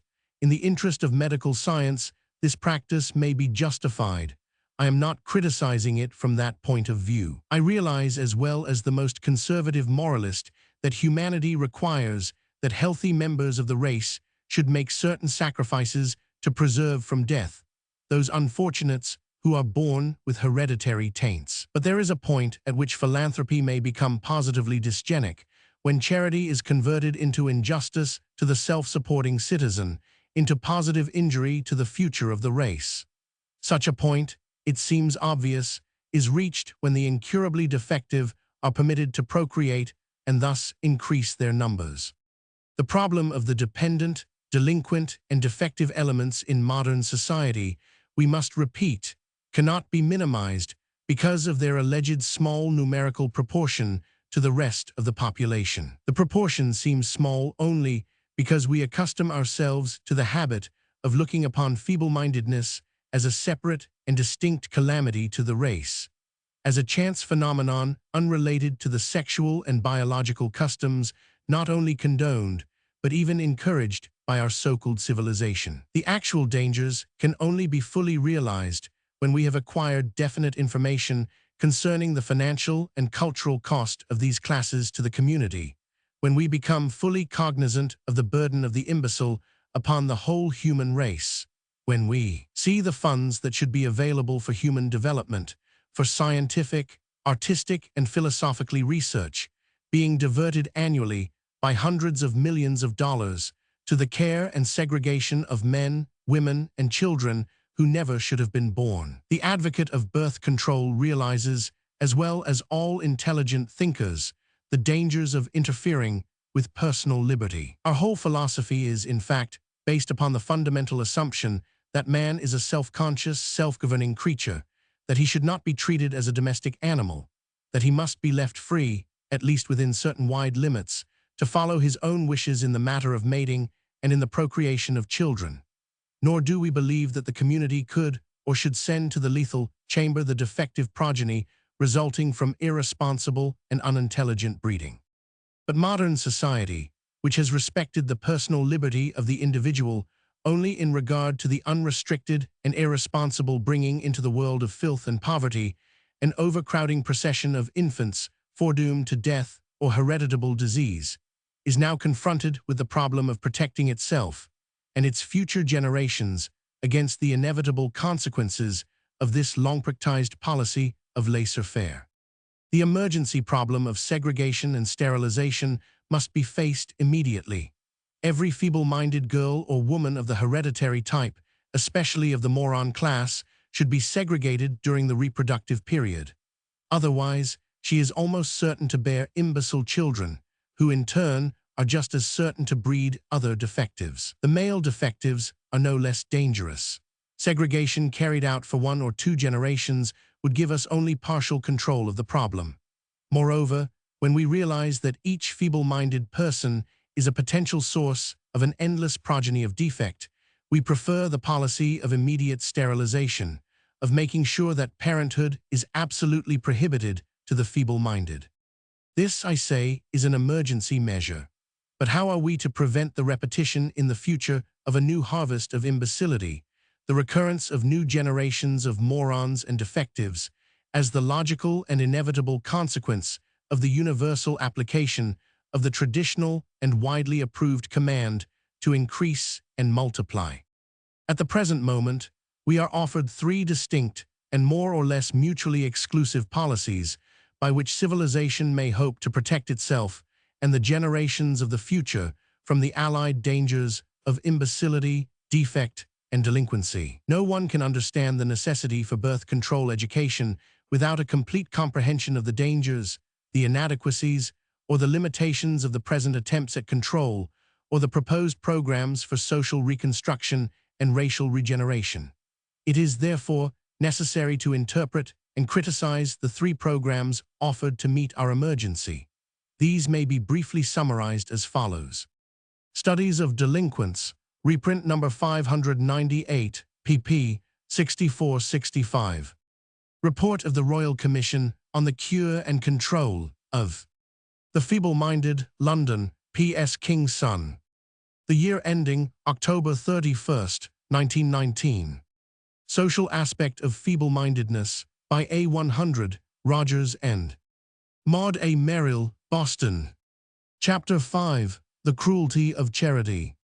Fostering the good-for-nothing at the expense of the good is an extreme cruelty. It is a deliberate storing up of miseries for future generations. There is no greater curse to posterity than that of bequeathing them an increasing population of imbeciles. Herbert Spencer. The last century has witnessed the rise and development of philanthropy and organized charity, coincident with the all-conquering power of machinery and capitalistic control, with the unprecedented growth of great cities and industrial centers, and the creation of great proletarian populations. Modern civilization has been confronted, to a degree hitherto unknown in human history, with the complex problem of sustaining human life in surroundings and under conditions flagrantly dysgenic. The program, as I believe all competent authorities in contemporary philanthropy and organized charity would agree, has been altered in aim and purpose. It was first the outgrowth of humanitarian and altruistic idealism, perhaps not devoid of a strain of sentimentalism, of an idealism that was aroused by a desperate picture of human misery intensified by the Industrial Revolution. It has developed in later years into a program not so much aiming to succor the unfortunate victims of circumstances as to effect what we may term social sanitation. Primarily, it is a program of self-protection. Contemporary philanthropy, I believe, recognizes that extreme poverty and overcrowded slums are veritable breeding grounds of epidemics, disease, delinquency, and dependency.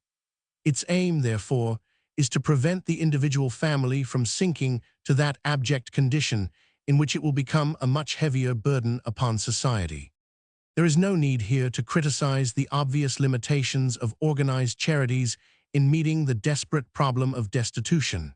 We are all familiar with these criticisms, the common indictment of inefficiency so often brought against public and privately endowed agencies. The charges include the high cost of administration, the pauperization of deserving poor, and the encouragement and fostering of the undeserving, the progressive destruction of self-respect and self-reliance by the paternalistic interference of social agencies, the impossibility of keeping pace with the ever-increasing multiplication of factors and influences responsible for the perpetuation of human misery, the misdirection and misappropriation of endowments, the absence of interorganization and coordination of the various agencies of church, state, and privately endowed institutions, the crimes of charity that are occasionally exposed in newspaper scandals. These and similar strictures we may ignore as irrelevant to our present purpose, as inevitable but not incurable faults that have been and are being eliminated in the slow but certain growth of a beneficent power in modern civilization. In reply to such criticisms, the protagonist of modern philanthropy might justly point to the honest and sincere workers and disinterested scientists it has mobilized, to the self-sacrificing and hardworking executives who have awakened public attention to the evils of poverty and the menace to the race engendered by misery and filth. Even if we accept organized charity at its own valuation and grant that it does the best it can, it is exposed to a more profound criticism. It reveals a fundamental and irremediable defect. Its very success, its very efficiency, its very necessity to the social order are themselves the most unanswerable indictment. Organized charity itself is the symptom of a malignant social disease. Those vast, complex, interrelated organizations aiming to control and to diminish the spread of misery and destitution and all the menacing evils that spring out of this sinisterly fertile soil are the surest sign that our civilization has bred, is breeding, and is perpetuating constantly increasing numbers of defectives, delinquents, and dependents. My criticism, therefore, is not directed at the failure of philanthropy, but rather at its success. These dangers inherent in the very idea of humanitarianism and altruism, dangers which have today produced their full harvest of human waste, of inequality and inefficiency, were fully recognized in the last century at the moment when such ideas were first put into practice. Readers of Huxley's Attack on the Salvation Army will recall his penetrating and stimulating condemnation of the debauch of sentimentalism, which expressed itself in so uncontrolled a fashion in the Victorian era. One of the most penetrating of American thinkers, Henry James, S.R., 60 or 70 years ago wrote, "I have been so long accustomed to see the most errant deviltry transact itself in the name of benevolence, that the moment I hear a profession of goodwill from almost any quarter, I instinctively look around for a constable or place my hand within reach of a bell-rope. My ideal of human intercourse would be a state of things in which no man will ever stand in need of any other man's help, but will derive all his satisfaction from the great social tides which own no individual names. I am sure no man can be put in a position of dependence upon another, without the other's very soon becoming, if he accepts the duties of the relation, utterly degraded out of his just human proportions. No man can play the deity to his fellow man with impunity. I mean spiritual impunity, of course. For see, if I am at all satisfied with that relation, if it contents me to be in a position of generosity towards others, I must be remarkably indifferent at bottom to the gross social inequality which permits that position. And instead of resenting the enforced humiliation of my fellow man to myself in the interests of humanity, I acquiesce in it for the sake of the profit it yields to my own self-complacency. I do hope the reign of benevolence is over. Until that event occurs, I am sure the reign of God will be impossible. Today we may measure the evil effects of benevolence of this type, not merely upon those who have indulged in it, but upon the community at large. These effects have been reduced to statistics, and we cannot, if we would, escape their significance. Look, for instance, since they are close at hand and fairly representative of conditions elsewhere, at the total annual expenditures of public and private charities and corrections for the state of New York. For the year ending June 30, 1919, the expenditures of public institutions and agencies amounted to $33,936,205. The expenditures of privately supported and endowed institutions for the same year amount to $58,100,530. This makes a total for public and private charities and corrections of $92,036,736. A conservative estimate of the increase for the year $19,201,921 brings this figure approximately to 125 millions. These figures take on an eloquent significance if we compare them to the comparatively small amounts spent upon education, conservation of health, and other constructive efforts. Thus, while the city of New York spent $7 per capita on public education in the year 1918, it spent on public charities no less than $2. Add to this last figure, an even larger amount dispensed by private agencies, and we may derive some definite sense of the heavy burden of dependency, pauperism, and delinquency upon the normal and healthy sections of the community. Statistics now available also inform us that more than $1 million are spent annually to support the public and private institutions in the state of New York for the segregation of the feeble-minded and the epileptic. $1.5 million is spent for the upkeep of state prisons, those homes of the defective delinquent. Insanity, which, we should remember, is to a great extent hereditary, annually drains from the state treasury no less than $11,985,695, and from private sources and endowments another 20 millions. When we learn further that the total number of inmates in public and private institutions in the state of New York in almshouses, reformatories, schools for the blind, deaf and mute, in insane asylums, in homes for the feeble-minded and epileptic amounts practically to less than 65,000, an insignificant number compared to the total population, our eyes should be opened to the terrific cost to the community of this dead weight of human waste. The United States Public Health Survey of the state of Oregon, recently published, shows that even a young community, rich in natural resources and unusually progressive in legislative measures, is no less subject to this burden. Out of a total population of 783,000, it is estimated that more than 75,000 men, women, and children are dependents, feeble-minded, or delinquents. Thus, about 10% of the population is a constant drain on the finances, health, and future of that community. These figures represent a more definite and precise survey than the rough one indicated by the Statistics of Charities and Correction for the state of New York. The figures yielded by this Oregon survey are also considerably lower than the average shown by the draft examination, a fact which indicates that they are not higher than might be obtained from other states.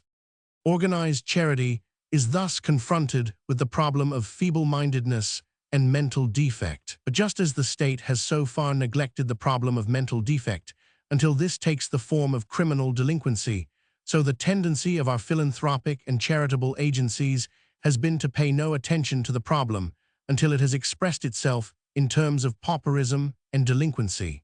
Such benevolence is not merely ineffectual, it is positively injurious to the community and the future of the race. But there is a special type of philanthropy or benevolence, now widely advertised and advocated, both as a federal program and as worthy of private endowment, which strikes me as being more insidiously injurious than any other. This concerns itself directly with the function of maternity and aims to supply gratis medical and nursing facilities to slum mothers. Such women are to be visited by nurses and to receive instruction in the hygiene of pregnancy, to be guided in making arrangements for confinements, to be invited to come to the doctor's clinics for examination and supervision. They are, we are informed, to receive adequate care during pregnancy, at confinement, and for 1 month afterward. Thus are mothers and babies to be saved.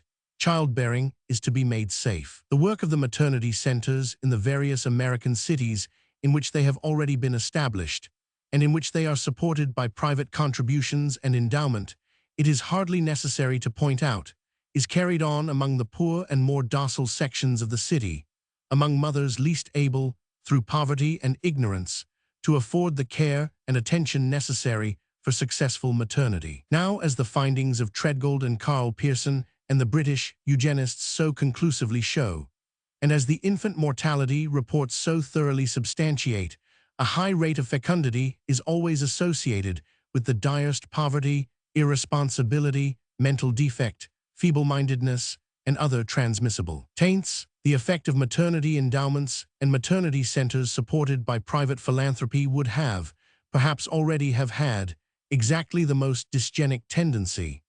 The new government program would facilitate the function of maternity among the very classes in which the absolute necessity is to discourage it. Such benevolence is not merely superficial and nearsighted. It conceals a stupid cruelty because it is not courageous enough to face unpleasant facts. Aside from the question of the unfitness of many women to become mothers, aside from the very definite deterioration in the human stock that such programs would inevitably hasten, we may question its value even to the normal, though unfortunate mother. For it is never the intention of such philanthropy to give the poor, overburdened, and often undernourished mother of the slum the opportunity to make the choice herself, to decide whether she wishes time after time to bring children into the world. It merely says increase and multiply. We are prepared to help you do this. Whereas the great majority of mothers realize the grave responsibility they face in keeping alive and rearing the children they have already brought into the world, the maternity center would teach them how to have more. The poor woman is taught how to have her seventh child, when what she wants to know is how to avoid bringing into the world her eighth.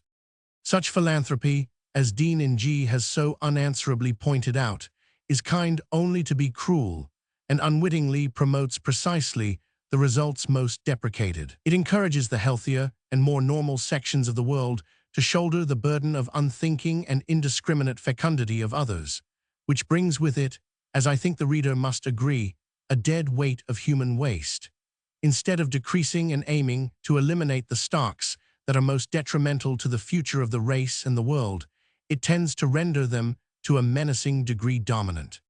On the other hand, the program is an indication of a suddenly awakened public recognition of the shocking conditions surrounding pregnancy, maternity, and infant welfare prevailing at the very heart of our boasted civilization. So terrible, so unbelievable are these conditions of childbearing, degraded far below the level of primitive and barbarian tribes, nay, even below the plane of brutes, that many high-minded people, confronted with such revolting and disgraceful facts, lost that calmness of vision and impartiality of judgment so necessary in any serious consideration of this vital problem. Their hearts are touched, they become hysterical, they demand immediate action, and enthusiastically and generously they support the first superficial program that is advanced. Immediate action may sometimes be worse than no action at all. The warm heart needs the balance of the cool head. Much harm has been done in the world by those too good-hearted folk who have always demanded that something be done at once. They do not stop to consider that the very first thing to be done is to subject the whole situation to the deepest and most rigorous thinking. As the late Walter Bagehot wrote in a significant but too often forgotten passage, the most melancholy of human reflections, perhaps, is that on the whole it is a question whether the benevolence of mankind does more good or harm. Great good, no doubt, philanthropy does, but then it also does great evil. It augments so much vice, it multiplies so much suffering, it brings to life such great populations to suffer and to be vicious, that it is open to argument whether it be or be not an evil to the world, and this is entirely because excellent people fancy they can do much by rapid action, and that they will most benefit the world when they most relieve their own feelings, that as soon as an evil is seen, something ought to be done to stay and prevent it. One may incline to hope that the balance of good over evil is in favor of benevolence. One can hardly bear to think that it is not so, but anyhow it is certain that there is a most heavy debt of evil, and that this burden might almost all have been spared us if philanthropists as well as others had not inherited from their barbarous forefathers a wild passion for instant action. It is customary, I believe, to defend philanthropy and charity upon the basis of the sanctity of human life. Yet recent events in the world reveal a curious contradiction in this respect. Human life is held sacred as a general Christian principle until war is declared, when humanity indulges in a universal debauch of bloodshed and barbarism, inventing poison gases and every type of diabolic suggestion to facilitate killing and starvation. Blockades are enforced to weaken and starve civilian populations, women and children. This accomplished, the pendulum of mob passions swings back to the opposite extreme, and the compensatory emotions express themselves in hysterical fashion. Philanthropy and charity are then unleashed. We begin to hold human life sacred again. We try to save the lives of the people we formerly sought to weaken by devastation, disease, and starvation. We indulge in drives, in campaigns of relief, in a general orgy of international charity. We are thus witnessing today the inauguration of a vast system of international charity. As in our more limited communities and cities, where self-sustaining and self-reliant sections of the population are forced to shoulder the burden of the reckless and irresponsible, So in the great world community, the more prosperous and incidentally less populous nations are asked to relieve and succor those countries which are either the victims of the widespread havoc of war, of militaristic statesmanship, or of the age-long tradition of reckless propagation and its consequent overpopulation. The people of the United States have recently been called upon to exercise their traditional generosity, not merely to aid the European Relief Council in its efforts to keep alive 3,500,000 starving children in Central Europe, but in addition to contribute to that enormous fund to save the 30 million Chinese who find themselves at the verge of starvation, owing to one of those recurrent famines which strike often at that densely populated and inert country where procreative recklessness is encouraged as a matter of duty. The results of this international charity have not justified the effort nor repaid the generosity to which it appealed. In the first place, no effort was made to prevent the recurrence of the disaster. In the second place, philanthropy of this type attempts to sweep back the tide of miseries created by unrestricted propagation with the feeble broom of sentiment. As one of the most observant and impartial of authorities on the Far East, J.O.P. Bland has pointed out, so long as China maintains a birth rate that is estimated at 55 per thousand or more, the only possible alternative to these visitations would be emigration, and this would have to be on such a scale as would speedily overrun and overfill the habitable globe. Neither humanitarian schemes, international charities, nor philanthropies can prevent widespread disaster to a people which habitually breeds up to and beyond the maximum limits of its food supply.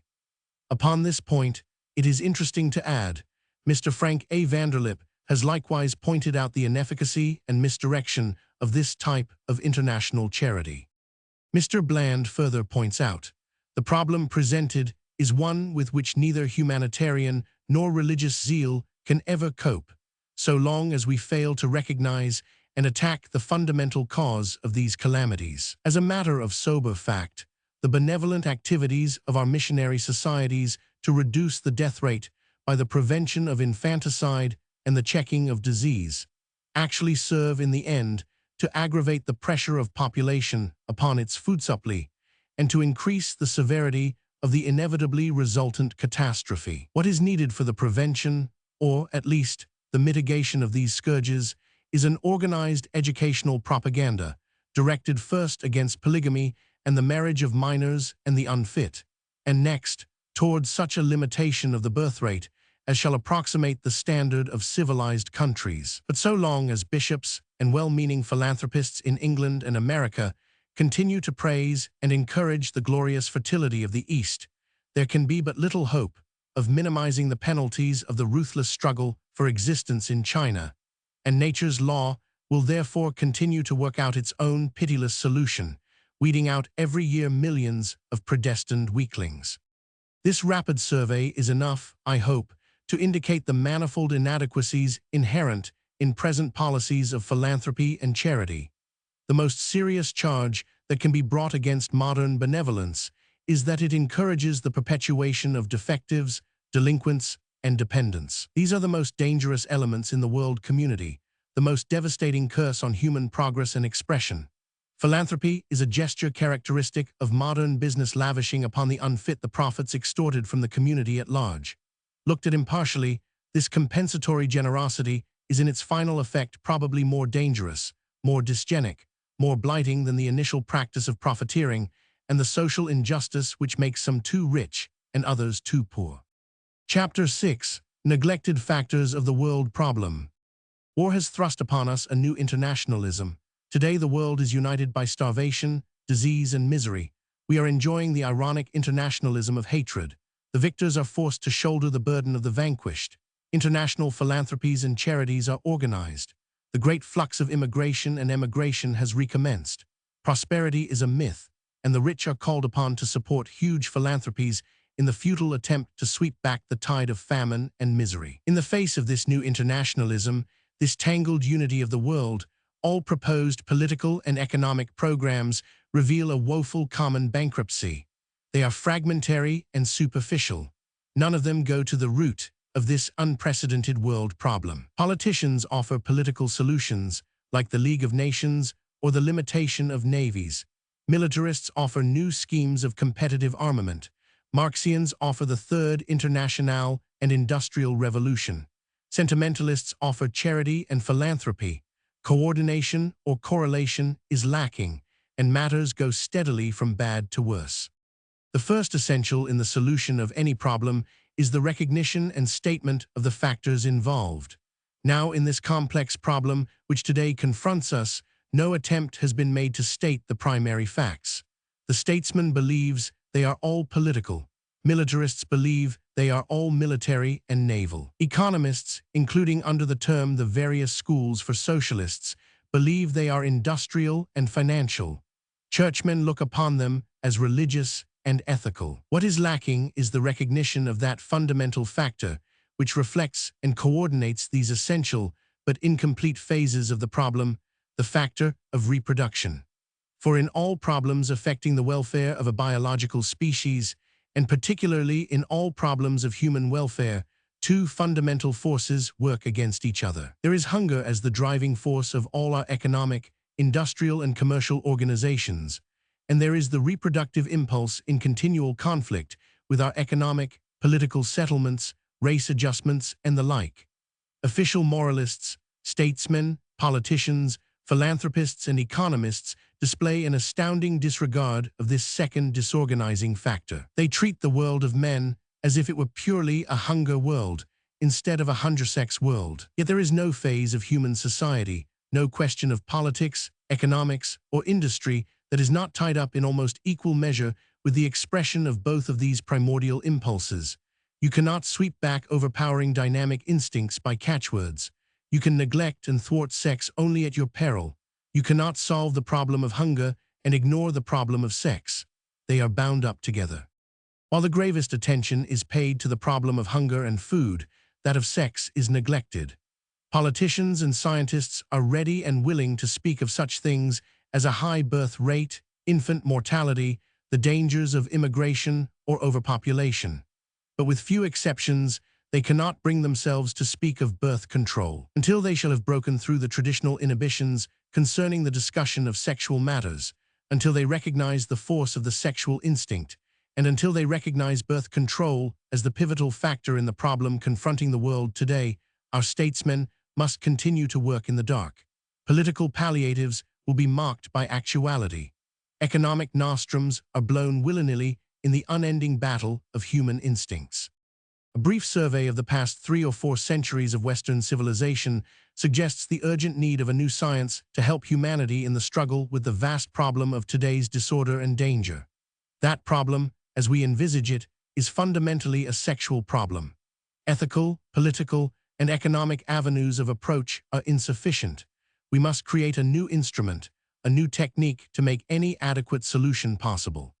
The history of the Industrial Revolution and the dominance of all-conquering machinery in Western civilization show the inadequacy of political and economic measures to meet the terrific rise in population. The advent of the factory system, due especially to the development of machinery at the beginning of the 19th century, upset all the grandiloquent theories of the previous era. To meet the new situation created by the Industrial Revolution arose the new science of political economy or economics. Old political methods proved inadequate to keep pace with the problem presented by the rapid rise of the new machine and industrial power. The machine era very shortly and decisively exploded the simple belief that all men are born free and equal. Political power was superseded by economic and industrial power. To sustain their supremacy in the political field, governments and politicians allied themselves to the new industrial oligarchy. Old political theories and practices were totally inadequate to control the new situation or to meet the complex problems that grew out of it. Just as the 18th century saw the rise and proliferation of political theories, the 19th witnessed the creation and development of the science of economics, which aimed to perfect an instrument for the study and analysis of an industrial society, and to offer technique for the solution of the multifold problems it presented. But at the present moment, as the outcome of the machine era and competitive populations, the world has been thrown into a new situation, the solution of which is impossible solely by political or economic weapons. The Industrial Revolution and the development of machinery in Europe and America called into being a new type of working class. Machines were at first termed labor-saving devices. In reality, as we now know, mechanical inventions and discoveries created unprecedented and increasingly enormous demand for labor. The omnipresent and still existing scandal of child labor is ample evidence of this. Machine production in its opening phases demanded large, concentrated, and exploitable populations. Large production and the huge development of international trade through improved methods of transport made possible the maintenance, upon a low level of existence, of these rapidly increasing proletarian populations. With the rise and spread throughout Europe and America of machine production, it is now possible to correlate the expansion of the proletariat. The working classes bred almost automatically to meet the demand for machine-serving hands. The rise in population, the multiplication of proletarian populations as a first result of mechanical industry, the appearance of great centers of population, the so-called urban drift, and the evils of overcrowding still remain insufficiently studied and stated. It is a significant though neglected fact that when, after long agitation in Great Britain, child labor was finally forbidden by law, the supply of children dropped appreciably. No longer of economic value in the factory, children were evidently a drug in the home. Yet it is doubly significant that from this moment, British labor began the long, unending task of self-organization. 19th century economics had no method of studying the interrelation of the biological factors with the industrial. Overcrowding, overwork, the progressive destruction of responsibility by the machine discipline, as is now perfectly obvious, had the most disastrous consequences upon human character and human habits. Paternalistic philanthropies and sentimental charities, which sprang up like mushrooms, only tended to increase the evils of indiscriminate breeding. From the physiological and psychological point of view, the factory system has been nothing less than catastrophic. Dr. Austin Freeman has recently pointed out some of the physiological, psychological, and racial effects of machinery upon the proletariat, the breeders of the world. Speaking for Great Britain, Dr. Freeman suggests that the omnipresence of machinery tends toward the production of large but inferior populations. Evidences of biological and racial degeneracy are apparent to this observer. Compared with the African Negro, he writes, the British subman is in several respects markedly inferior. He tends to be dull. He is usually quite helpless and unhandy. He has, as a rule, no skill or knowledge of handicraft, or indeed knowledge of any kind. Overpopulation is a phenomenon connected with the survival of the unfit, and it is mechanism which has created conditions favorable to the survival of the unfit and the elimination of the fit. The whole indictment against machinery is summarized by Dr. Freeman. Mechanism, by its reactions on man and his environment, is antagonistic to human welfare. It has destroyed industry and replaced it by mere labor. It has degraded and vulgarized the works of man. It has destroyed social unity and replaced it by social disintegration and class antagonism to an extent which directly threatens civilization. It has injuriously affected the structural type of society by developing its organization at the expense of the individual. It has endowed the inferior man with political power, which he employs to the common disadvantage, by creating political institutions of a socially destructive type. And finally, by its reactions on the activities of war, it constitutes an agent for the wholesale physical destruction of man and his works, and the extinction of human culture. It is not necessary to be in absolute agreement with this diagnostician to realize the menace of machinery, which tends to emphasize quantity and mere number at the expense of quality and individuality. One thing is certain. If machinery is detrimental to biological fitness, the machine must be destroyed, as it was in Samuel Butler's Eruhin. But perhaps there is another way of mastering this problem.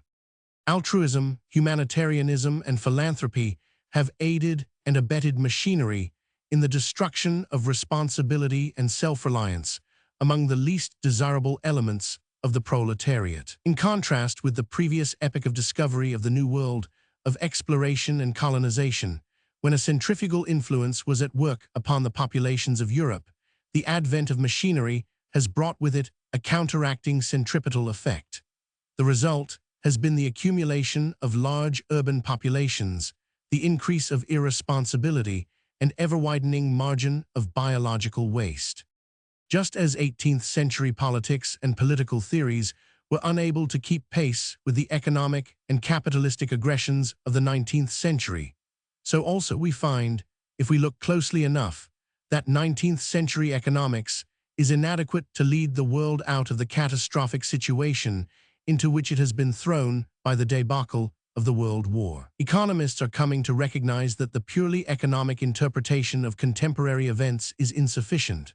Too long, as one of them has stated, orthodox economists have overlooked the important fact that human life is dynamic, that change, movement, evolution are its basic characteristics, that self-expression and therefore freedom of choice and movement are prerequisites to a satisfying human state. Economists themselves are breaking with the old dismal science of the Manchester School, with its sterile study of supply and demand, of prices and exchange, of wealth and labor. Like the Chicago Vice Commission, 19th-century economists, many of whom still survive into our own day, considered sex merely as something to be legislated out of existence. They had the right idea that wealth consisted solely of material things used to promote the welfare of certain human beings.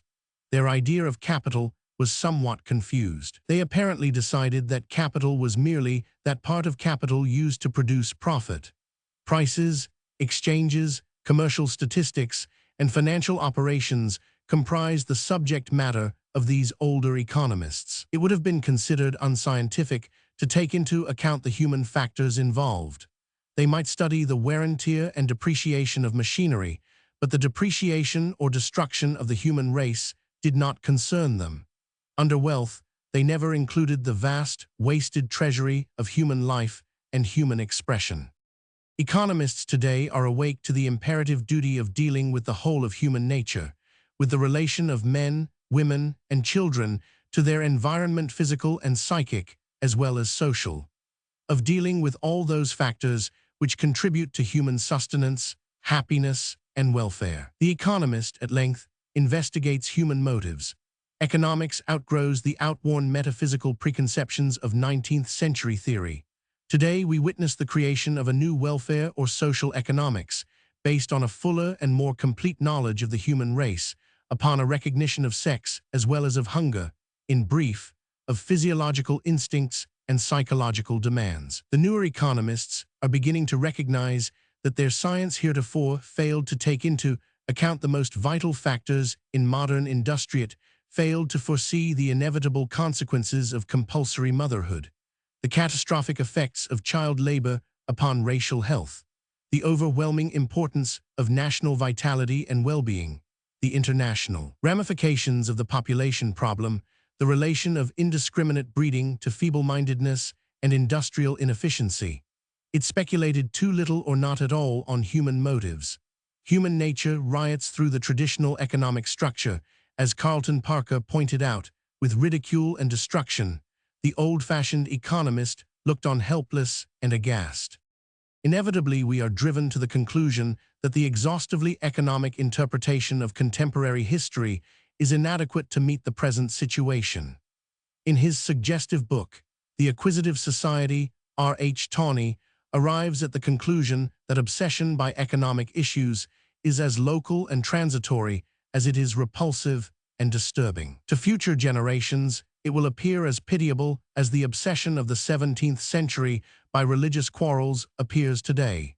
Indeed, it is less rational, since the object with which it is concerned is less important. And it is a poison which inflames every wound and turns each trivial scratch into a malignant ulcer.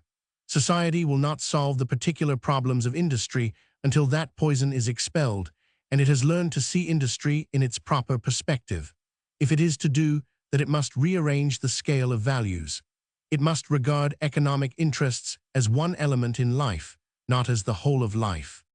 In neglecting or minimizing the great factor of sex in human society, the Marxian doctrine reveals itself as no stronger than orthodox economics in guiding our way to a sound civilization.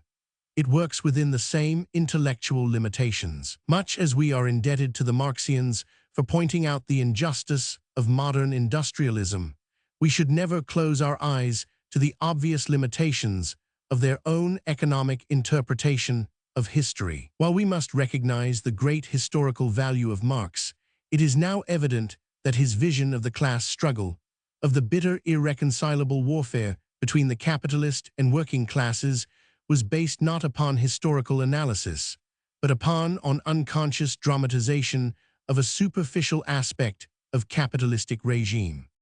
In emphasizing the conflict between the classes, Marx failed to recognize the deeper unity of the proletariat and the capitalist. 19th-century capitalism had in reality engendered and cultivated the very type of working class best suited to its own purpose, an inert, docile, irresponsible, and submissive class, progressively incapable of effective and aggressive organization. Like the economists of the Manchester School, Marx failed to recognize the interplay of human instincts in the world of industry. All the virtues were embodied in the beloved proletariat, all the villainies in the capitalists. The greatest asset of the capitalism of that age was, as a matter of fact, the uncontrolled breeding among the laboring classes. The intelligent and self-conscious section of the workers was forced to bear the burden of the unemployed and the poverty-stricken. Marx was fully aware of the consequences of this condition of things, but shut his eyes tightly to the cause. He pointed out that capitalistic power was dependent upon the reserve army of labor, surplus labor, and a wide margin of unemployment. He practically admitted that overpopulation was the inevitable soil of predatory capitalism, but he disregarded the most obvious consequence of that admission. It was all very dramatic and grandiloquent to tell the working men of the world to unite, that they had nothing but their chains to lose and the world to gain. Cohesion of any sort, united and voluntary organization, as events have proved, is impossible in populations bereft of intelligence, self-discipline, and even the material necessities of life, and cheated by their desires and ignorance into unrestrained and uncontrolled fertility. In pointing out the limitations and fallacies of the orthodox Marxian opinion, my purpose is not to depreciate the efforts of the socialists aiming to create a new society, but rather to emphasize what seems to me the greatest and most neglected truth of our day, unless sexual science is incorporated as an integral part of world statesmanship, and the pivotal importance of birth control is recognized in any program of reconstruction, all efforts to create a new world and a new civilization are foredoomed to failure. We can hope for no advance until we attain a new conception of sex, not as a merely propagative act, not merely as a biological necessity for the perpetuation of the race, but as a psychic and spiritual avenue of expression. It is the limited, inhibited conception of sex that vitiates so much of the thought and ideation of the eugenists. Like most of our social idealists, statesmen, politicians, and economists, some of the eugenists suffer intellectually from a restricted and inhibited understanding of the function of sex. This limited understanding, this narrowness of vision, which gives rise to most of the misconceptions and condemnations of the doctrine of birth control, is responsible for the failure of politicians and legislators to enact practical statutes or to remove traditional obscenities from the law books. The most encouraging sign at present is the recognition by modern psychology of the central importance of the sexual instinct in human society, and the rapid spread of this new concept among the more enlightened sections of the civilized communities. The new conception of sex has been well stated by one to whom the debt of contemporary civilization is well-nigh immeasurable. Sexual activity, Havelock Ellis has written, is not merely a baldly propagative act, nor, when propagation is put aside, is it merely the relief of distended vessels. It is something more even than the foundation of great social institutions. It is the function by which all the finer activities of the organism, physical and psychic, may be developed and satisfied. No less than 70 years ago, a profound but neglected thinker, George Drysdale, emphasized the necessity of a thorough understanding of man's sexual nature in approaching economic, political, and social problems. Before we can undertake the calm and impartial investigation of any social problem, we must first of all free ourselves from all those sexual prejudices which are so vehement and violent, and which so completely distort our vision of the external world. Society, as a whole, has yet to fight its way through an almost impenetrable forest of sexual taboos. Drysdale's words have lost none of their truth even today. There are few things from which humanity has suffered more than the degraded and irreverent feelings of mystery and shame that have been attached to the genital and excretory organs. The former have been regarded, like their corresponding mental passions, as something of a lower and baser nature, tending to degrade and carnalize man by their physical appetites. But we cannot take a debasing view of any part of our humanity without becoming degraded in our whole being. Drysdale, moreover, clearly recognized the social crime of entrusting to sexual barbarians the duty of legislating and enforcing laws detrimental to the welfare of all future generations. They trust blindly to authority for the rules they blindly lay down, he wrote, perfectly unaware of the awful and complicated nature of the subject they are dealing with so confidently and of the horrible evils their unconsidered statements are attended with. They themselves break through the most fundamentally important laws daily in utter unconsciousness of the misery they are causing to their fellows. Psychologists today courageously emphasize the integral relationship of the expression of the sexual instinct with every phase of human activity.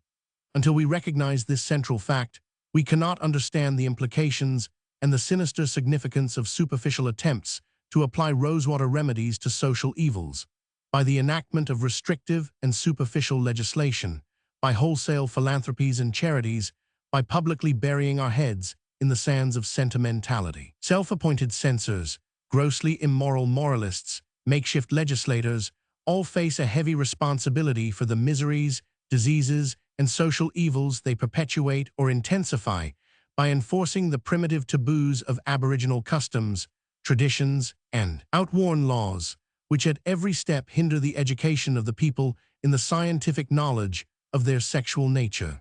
Puritanic and academic taboo of sex in education and religion is as disastrous to human welfare as prostitution or the venereal scourges. We are compelled squarely to face the distorting influences of biologically aborted reformers as well as the wastefulness of seducers.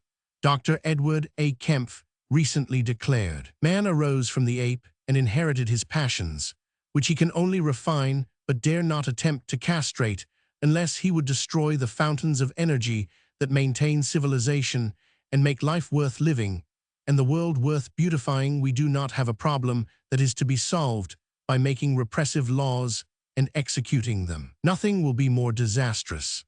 Society must make life worth the living and the refining for the individual by conditioning him to love and to seek the love object in a manner that reflects a constructive effect upon his fellow men, and by giving him suitable opportunities. The virility of the automatic apparatus is destroyed by excessive gormandizing or hunger, by excessive wealth or poverty, by excessive work or idleness, by sexual abuse or intolerant prudishness. The noblest and most difficult art of all is the raising of human thoroughbreds. Decline in the birth rate among the more intelligent classes of British labour followed upon the famous Bradlaugh Besant trial of 1878, the outcome of the attempt of these two courageous birth control pioneers to circulate among the workers the work of an American physician, Dr. Knowlton's The Fruits of Philosophy, Advocating Birth Control, and the widespread publicity resulting from his trial. The Instinct of Workmanship by Thorstein Veblen. London, 1921. Essays. Physicians, Vol. Roman 4, pp. 66-67, New York, 1920. Chapter 7, Is Revolution the Remedy? Marxian socialism, which seeks to solve the complex problem of human misery by economic and proletarian revolution, has manifested a new vitality. Every shade of socialistic thought and philosophy acknowledges its indebtedness to the vision of Karl Marx and his conception of the class struggle. Yet the relation of Marxian socialism to the philosophy of birth control, especially in the minds of most socialists, remains hazy and confused. No thorough understanding of birth control, its aims and purposes, is possible until this confusion has been cleared away. and we come to a realization that birth control is not merely independent of, but even antagonistic to the Marxian dogma. In recent years, many socialists have embraced the doctrine of birth control and have generously promised us that under socialism, voluntary motherhood will be adopted and popularized as part of a general educational system. We might more logically reply that no socialism will ever be possible until the problem of responsible parenthood has been solved.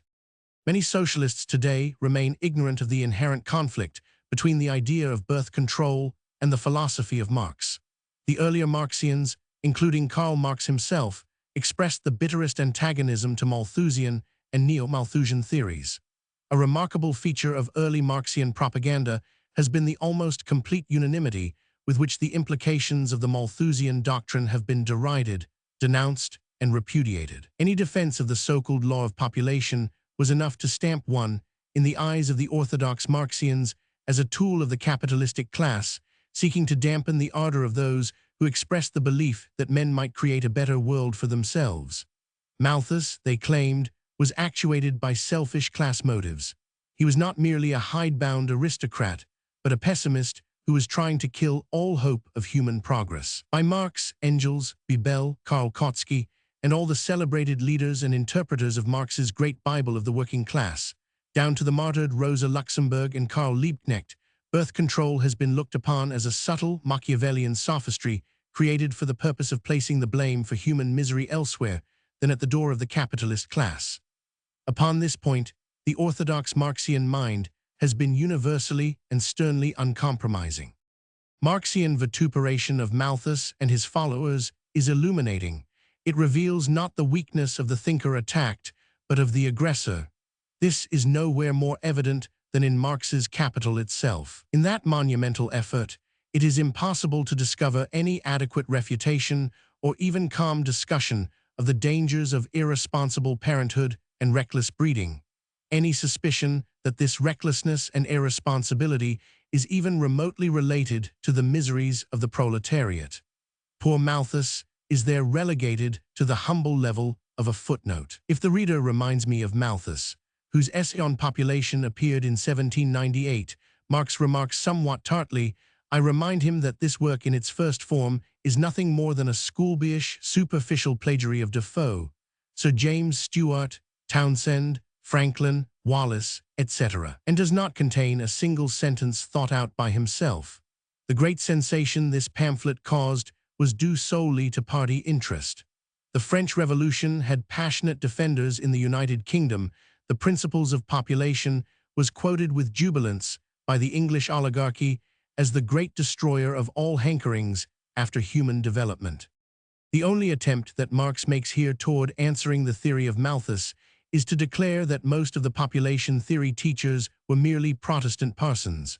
Parson Wallace, Parson Townsend, Parson Malthus, and his pupil, the Archparson Thomas Chalmers, to say nothing of the lesser reverend scribblers in this line. The great pioneer of scientific socialism then proceeds to berate parsons as philosophers and economists, using this method of escape from the very pertinent question of surplus population and surplus proletariat in its relation to labor organization and unemployment. It is true that elsewhere he goes so far as to admit that even Malthus recognized overpopulation as a necessity of modern industry, though after his narrow fashion, he explains it by the absolute overgrowth of the laboring population, not by their becoming relatively supernumerary. A few pages later, however, Marx comes back again to the question of overpopulation, failing to realize that it is to the capitalists' advantage that the working classes are unceasingly prolific. The folly is now patent, writes the unsuspecting Marx, of the economic wisdom that preaches to the laborers the accommodation of their numbers to the requirements of capital.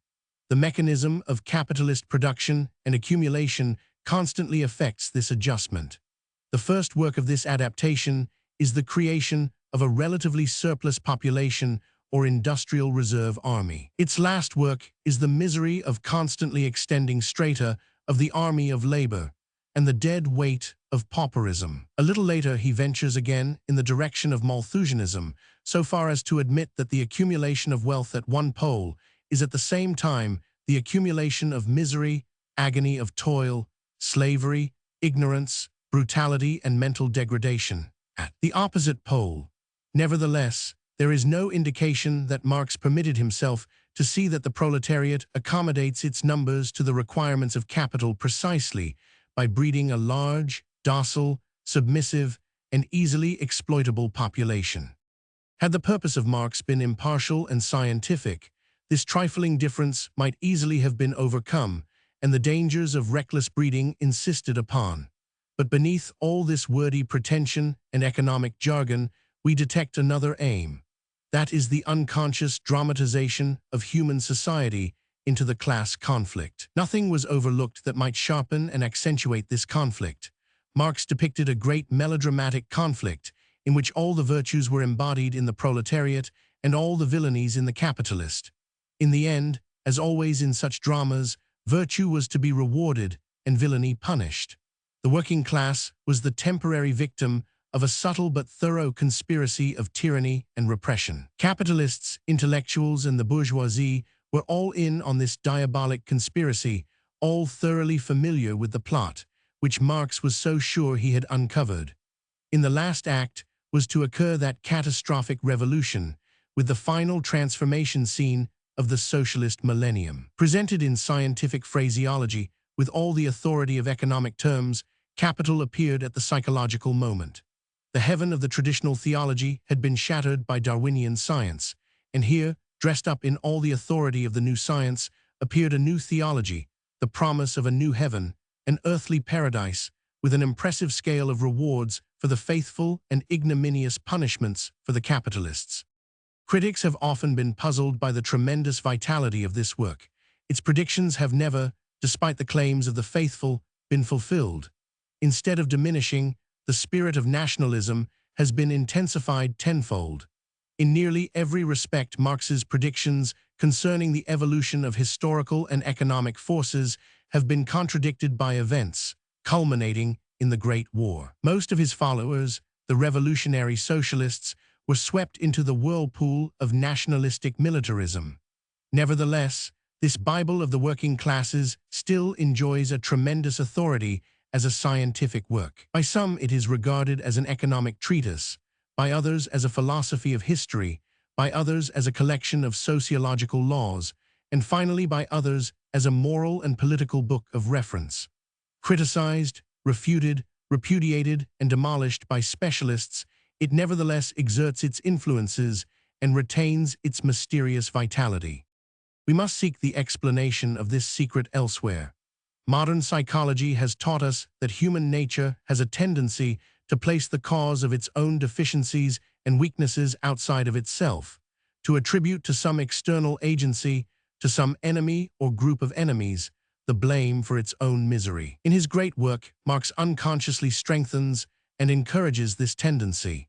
The immediate effect of his teaching, vulgarized and popularized in 100 different forms, is to relieve the proletariat of all responsibility for the effects of its reckless breeding, and even to encourage it in the perpetuation of misery.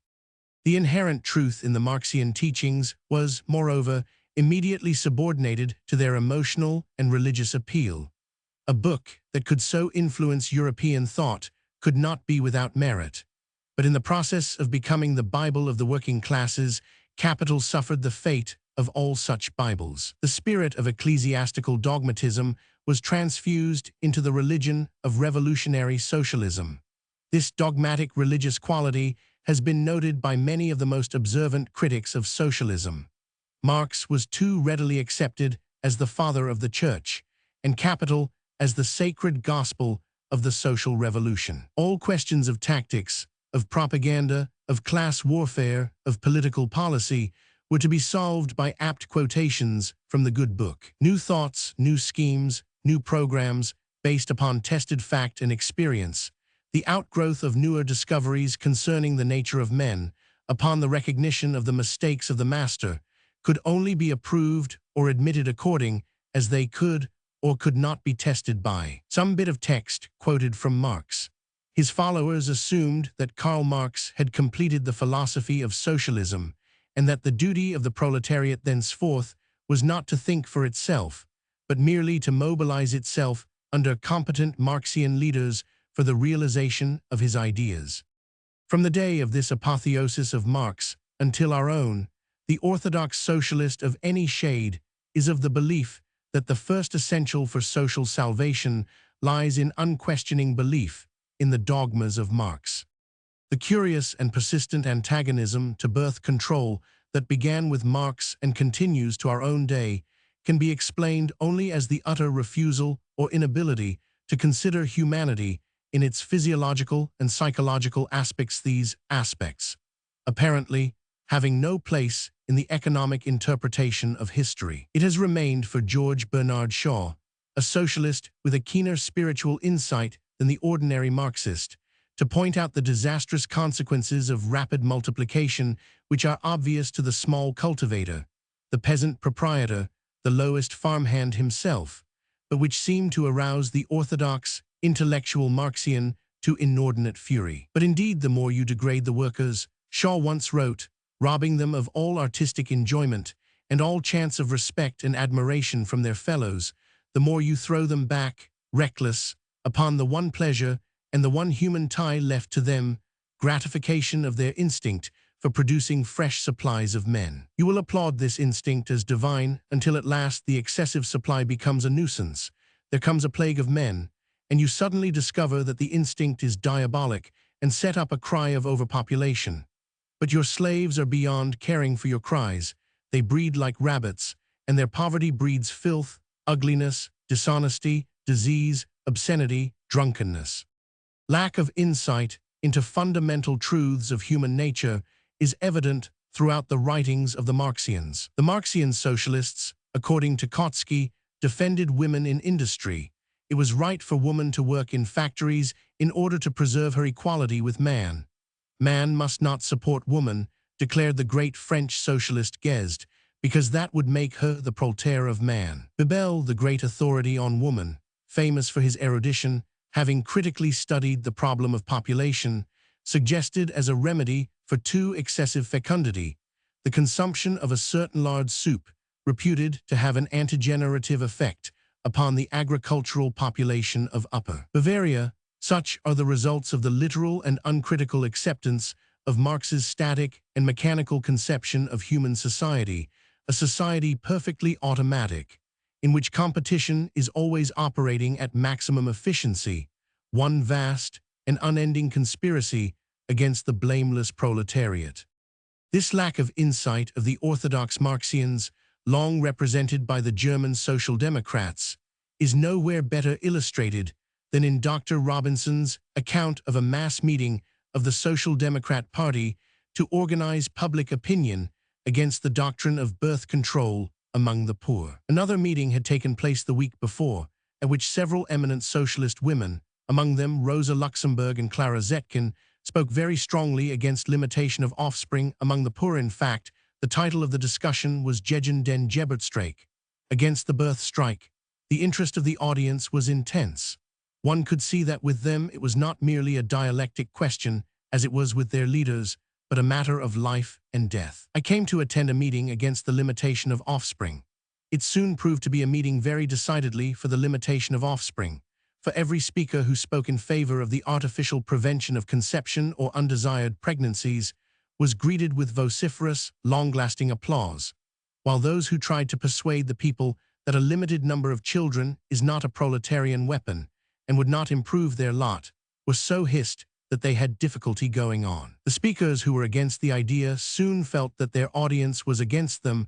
Why was there such small attendance at the regular socialistic meetings, while the meetings of this character were packed to suffocation?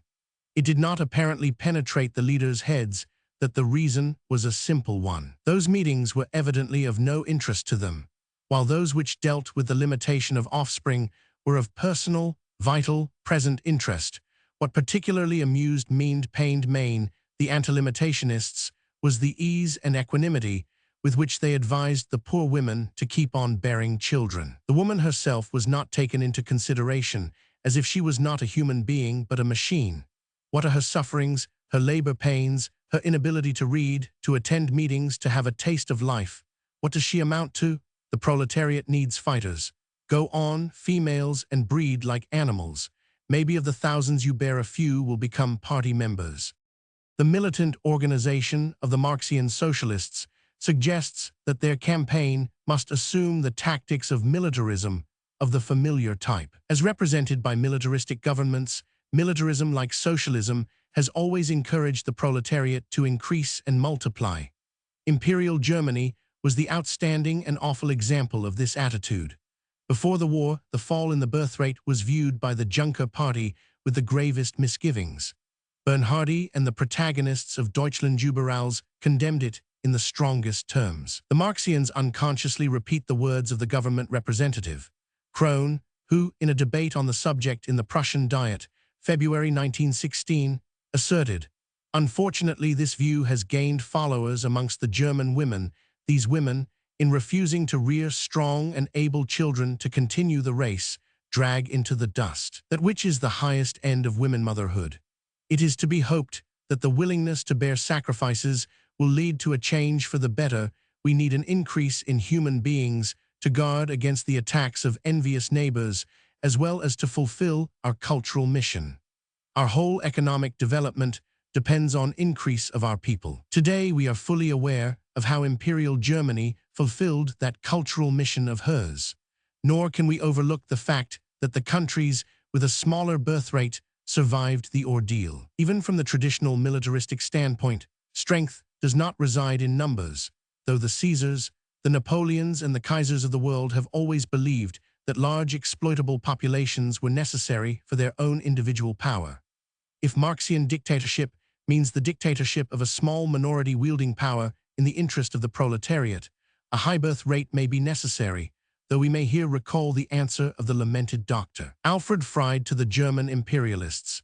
"It is madness, the apotheosis of unreason, to wish to breed and care for human beings in order that in the flower of their youth they may be sent in millions to be slaughtered wholesale by machinery. We need no wholesale production of men, have no need of the fruitful fertility of women, no need of wholesale wares, fattened and dressed for slaughter. What we do need is careful maintenance of those already born. If the bearing of children is a moral and religious duty, then it is a much higher duty to secure the sacredness and security of human life, so that children born and bred with trouble and sacrifice may not be offered up in the bloom of youth to a political dogma at the bidding of secret diplomacy.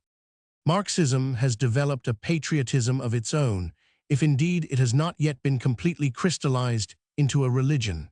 Like the capitalistic governments it so vehemently attacks, it demands self-sacrifice and even martyrdom from the faithful comrades. But since its strength depends to so great a degree upon conversion, upon docile acceptance of the doctrines of the Master, as interpreted by the popes and bishops of this new church, it fails to arouse the irreligious proletariat. The Marxian socialist boasts of his understanding of working-class psychology and criticizes the lack of this understanding on the part of all dissenters. But as the socialists' meetings against the birth strike indicate, the working class is not interested in such generalities as the Marxian theory of value, the iron law of wages, the value of commodities, and the rest of the hazy articles of faith. Marx inherited the rigid nationalistic psychology of the 18th century, and his followers, for the most part, have accepted his mechanical and superficial treatment of instinct. Discontented workers may rally to Marxism because it places the blame for their misery outside of themselves and depicts their conditions as the result of a capitalistic conspiracy, thereby satisfying that innate tendency of every human being to shift the blame to some living person outside himself, and because it strengthens his belief that his sufferings and difficulties may be overcome by the immediate amelioration of his economic environment. In this manner, psychologists tell us, neuroses and inner compulsions are fostered. No true solution is possible, to continue this analogy, until the worker is awakened to the realization that the roots of his malady lie deep in his own nature, his own organism, his own habits. To blame everything upon the capitalist and the environment produced by capitalism is to focus attention upon merely one of the elements of the problem. The Marxian, too, often forgets that before there was a capitalist, there was exercised the unlimited reproductive activity of mankind, which produced the first overcrowding, the first want. This goaded humanity into its industrial frenzy, into warfare and theft and slavery. Capitalism has not created the lamentable state of affairs in which the world now finds itself. It has grown out of them, armed with the inevitable power to take advantage of our swarming, spawning millions. As that valiant thinker Monsieur G. Hardy has pointed out, the proletariat may be looked upon, not as the antagonist of capitalism, but as its accomplice. Labor surplus, or the army of reserve which has for decades and centuries furnished the industrial background of human misery, which so invariably defeats strikes and labor revolts, cannot honestly be blamed upon capitalism. It is, as 1000, Hardy points out, of sexual and proletarian origin. In bringing too many children into the world, in adding to the total of misery, in intensifying the evils of overcrowding, the proletariat itself increases the burden of organized labor, even of the socialist and syndicalist organizations themselves, with a surplus of the docilely inefficient, with those great uneducable and unorganizable masses.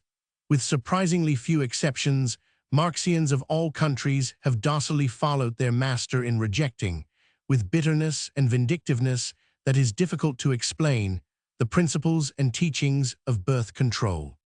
Hunger alone is not responsible for the bitter struggle for existence we witness today in our over-advertised civilization. Sex, uncontrolled, misdirected, overstimulated, and misunderstood, has run riot at the instigation of priest, militarist, and exploiter. Uncontrolled sex has rendered the proletariat prostrate, the capitalist powerful. In this continuous, unceasing alliance of sexual instinct and hunger, we find the reason for the decline of all the finer sentiments. These instincts tear asunder the thin veils of culture and hypocrisy and expose to our gaze the dark sufferings of gaunt humanity. So have we become familiar with the everyday spectacle of distorted bodies, of harsh and frightful diseases stalking abroad in the light of day, of misshapen heads and visages of moron and imbecile, of starving children in city streets and schools. This is the true soil of unspeakable crimes. Defect and delinquency join hands with disease, and accounts of inconceivable and revolting vices are dished up in the daily press. When the majority of men and women are driven by the grim lash of sex and hunger in the unending struggle to feed themselves and to carry the dead weight of dead and dying progeny, when little children are forced into factories, streets, and shops, education, including even education in the Marxian dogmacies, quite impossible, and civilization is more completely threatened than it ever could be by pestilence or war. But it will be pointed out, the working class has advanced. Power has been acquired by labor unions and syndicates. In the beginning, power was won by the principle of the restriction of numbers. The device of refusing to admit more than a fixed number of new members to the unions of the various trades has been justified as necessary for the upholding of the standard of wages and of working conditions. This has been the practice in precisely those unions which have been able through years of growth and development to attain tangible strength and power. Such a principle of restriction is necessary in the creation of a firmly and deeply rooted trunk or central organization, furnishing a local center for more extended organization. It is upon this great principle of restricted number that the labor unions have generated and developed power. They have acquired this power without any religious emotionalism, without subscribing to metaphysical or economic theology. For the millennium and the earthly paradise to be enjoyed at some indefinitely future date, the union member substitutes the very real politics of organization with its resultant benefits. He increases his own independence and comfort and that of his family. He is immune to superstitious belief in and respect for the mysterious power of political or economic nostrums to reconstruct human society according to the Marxian formula. In rejecting the Marxian hypothesis as superficial and fragmentary, we do so not because of its so-called revolutionary character, its threat to the existing order of things, but rather because of its superficial, emotional, and religious character and its deleterious effect upon the life of reason. Like other schemes advanced by the alarmed and the indignant, it relies too much upon moral fervor and enthusiasm. To build any social program upon the shifting sands of sentiment and feeling, of indignation or enthusiasm, is a dangerous and foolish task. On the other hand, we should not minimize the importance of the socialist movement in so valiantly and so courageously battling against the stagnating complacency of our conservatives and reactionaries, under whose benign imbecility the defective and diseased elements of humanity are encouraged full speed ahead in their reckless and irresponsible swarming and spawning. Nevertheless, as George Drysdale pointed out nearly 70 years ago, if we ignore this and other sexual subjects, we may do whatever else we like. We may bully, we may bluster, we may rage, we may foam at the mouth, we may tear down heaven with our prayers, we may exhaust ourselves with weeping over the sorrows of the poor, we may narcotize ourselves and others with the opiate of Christian resignation. We may dissolve the realities of human woe in a delusive mirage of poetry and ideal philosophy. We may lavish our substance in charity and labor over possible or impossible poor laws. We may form wild dreams of socialism, industrial regiments, universal brotherhood, red republics, or unexampled revolutions. We may strangle and murder each other. We may persecute and despise those whose sexual necessities force them to break through our unnatural moral codes. We may burn alive if we please the prostitutes and the adulterers. We may break our own and our neighbors' hearts against the adamantine laws that surround us, but not one step, not one shall we advance, till we acknowledge these laws and adopt the only possible mode in which they can be obeyed. These words were written in 1854.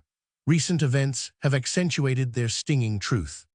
Research as bearing on communism by Two Convinced. Communists See Creative Revolution by Eden and Cedar. Paul. Chapter 8. Dangers of Cradle Competition. Eugenics has been defined as the study of agencies under social control that may improve or impair the racial qualities of future generations, either mentally or physically. While there is no inherent conflict between socialism and eugenics, the latter is, broadly, the antithesis of the former. In its propaganda, socialism emphasizes the evil effects of our industrial and economic system. It insists upon the necessity of satisfying material needs, upon sanitation, hygiene, and education to effect the transformation of society. The socialist insists that healthy humanity is impossible without a radical improvement of the social and, therefore, of the economic and industrial environment. The eugenist points out that heredity is the great determining factor in the lives of men and women. Eugenics is the attempt to solve the problem from the biological and evolutionary point of view. You may bring all the changes possible on nurture or environment, the eugenist may say to the socialist, but comparatively little can be effected until you control biological and hereditary elements of the problem. Eugenics thus aims to seek out the root of our trouble, to study humanity as a kinetic, dynamic, evolutionary organism, shifting and changing with the successive generations, rising and falling, cleansing itself of inherent defects, or under adverse and dysgenic influences, sinking into degeneration and deterioration. Eugenics was first defined by Sir Francis Galton in his Human Faculty in 1884 and was subsequently developed into a science and into an educational effort.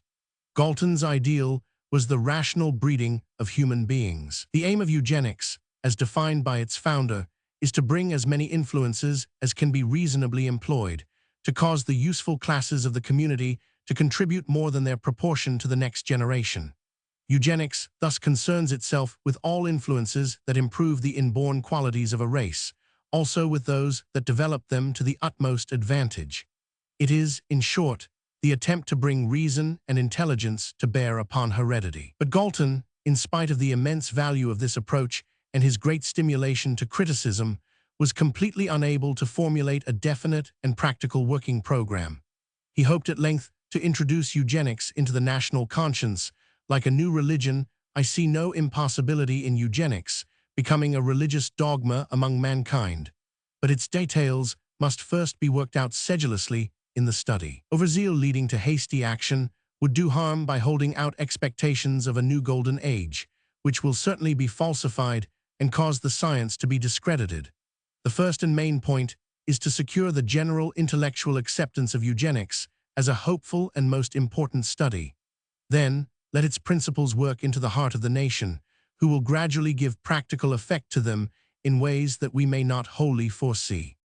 Galton formulated a general law of inheritance, which declared that an individual receives 1/2 of his inheritance from his 2 parents, 1/4 from his 4 grandparents, 1/8 from his great-grandparents, 1/16 from his great-great-grandparents, and so on by diminishing fractions to his primordial ancestors, the sum of all these fractions added together contributing to the whole of the inherited makeup. The trouble with this generalization, from the modern Mendelian point of view, is that it fails to define what characters one would get in the 1/2 that came from one's parents, or the 1/4 from one's grandparents. The whole of our inheritance is not composed of these indefinitely made-up fractional parts. We are interested rather in those more specific traits or characters, mental or physical, which in the Mendelian view are structural and functional units, making up a mosaic rather than a blend. The laws of heredity are concerned with the precise behavior during a series of generations of these specific unit characters.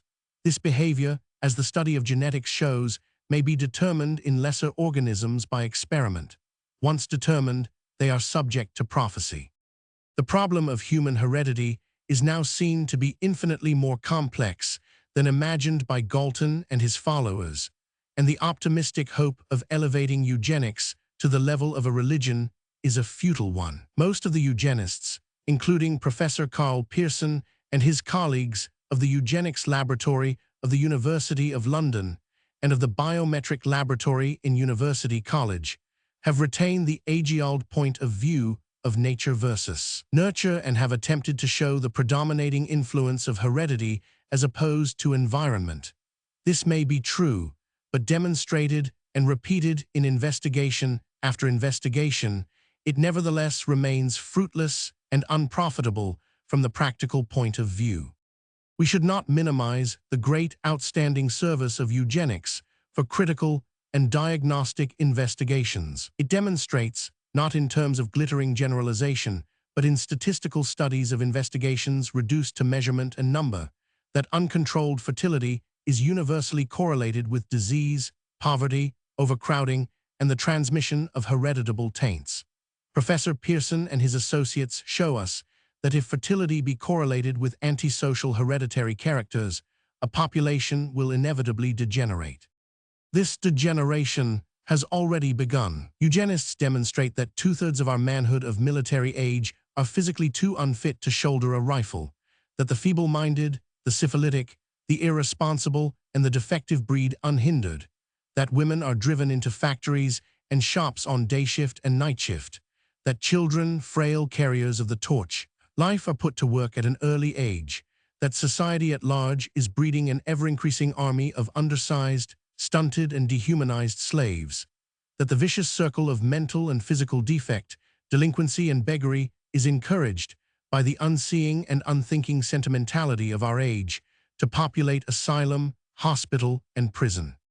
All these things the eugenist sees and points out with a courage entirely admirable, but as a positive program of redemption, orthodox eugenics can offer nothing more constructive than a renewed cradle competition between the fit and the unfit. It sees that the most responsible and most intelligent members of society are the less fertile, that the feeble-minded are the more fertile. Herein lies the unbalance, the great biological menace to the future of civilization. Are we heading to biological destruction, toward the gradual but certain attack upon the stocks of intelligence and racial health by the sinister forces of the hordes of irresponsibility and imbecility? This is not such a remote danger as the optimistic eugenist might suppose. The mating of the moron with a person of sound stock may, as Dr. Treadgold points out, gradually disseminate this trait far and wide until it undermines the vigor and efficiency of an entire nation and an entire race. This is no idle fancy. We must take it into account if we wish to escape the fate that has befallen so many civilizations in the past. It is indeed more than likely that the presence of this impairment in a mitigated form is responsible for no little of the defective character, the diminution of mental and moral fiber at the present day, states Dr. Treadgold. Such populations, this distinguished authority might have added, form the veritable cultures not only for contagious physical diseases, but for mental instability and irresponsibility also. They are susceptible, exploitable, hysterical, non-resistant to external suggestion. Devoid of stamina, such folk become mere units in a mob. The habit of crowdmaking is daily becoming a more serious menace to civilization, writes Everett Dean Martin. Our society is becoming a veritable Babel of gibbering crowds. It would be only the incorrigible optimist who refused to see the integral relation between this phenomenon and the indiscriminate breeding by which we recruit our large populations. The danger of recruiting our numbers from the most fertile stocks is further emphasized when we recall that in a democracy like that of the United States, every man and woman is permitted a vote in the government, and that it is the representatives of this grade of intelligence who may destroy our liberties, and who may thus be the most far-reaching peril to the future of civilization. It is a pathological worship of mere number, writes Alan Ireland, which has inspired all the efforts primary, the direct election of senators, the initiative, the recall and the referendum to cure the evils of mob rule by increasing the size of the mob and extending its powers. Equality of political power has thus been bestowed upon the lowest elements of our population. We must not be surprised, therefore, at the spectacle of political scandal and graft, of the notorious and universally ridiculed low level of intelligence and flagrant stupidity exhibited by our legislative bodies.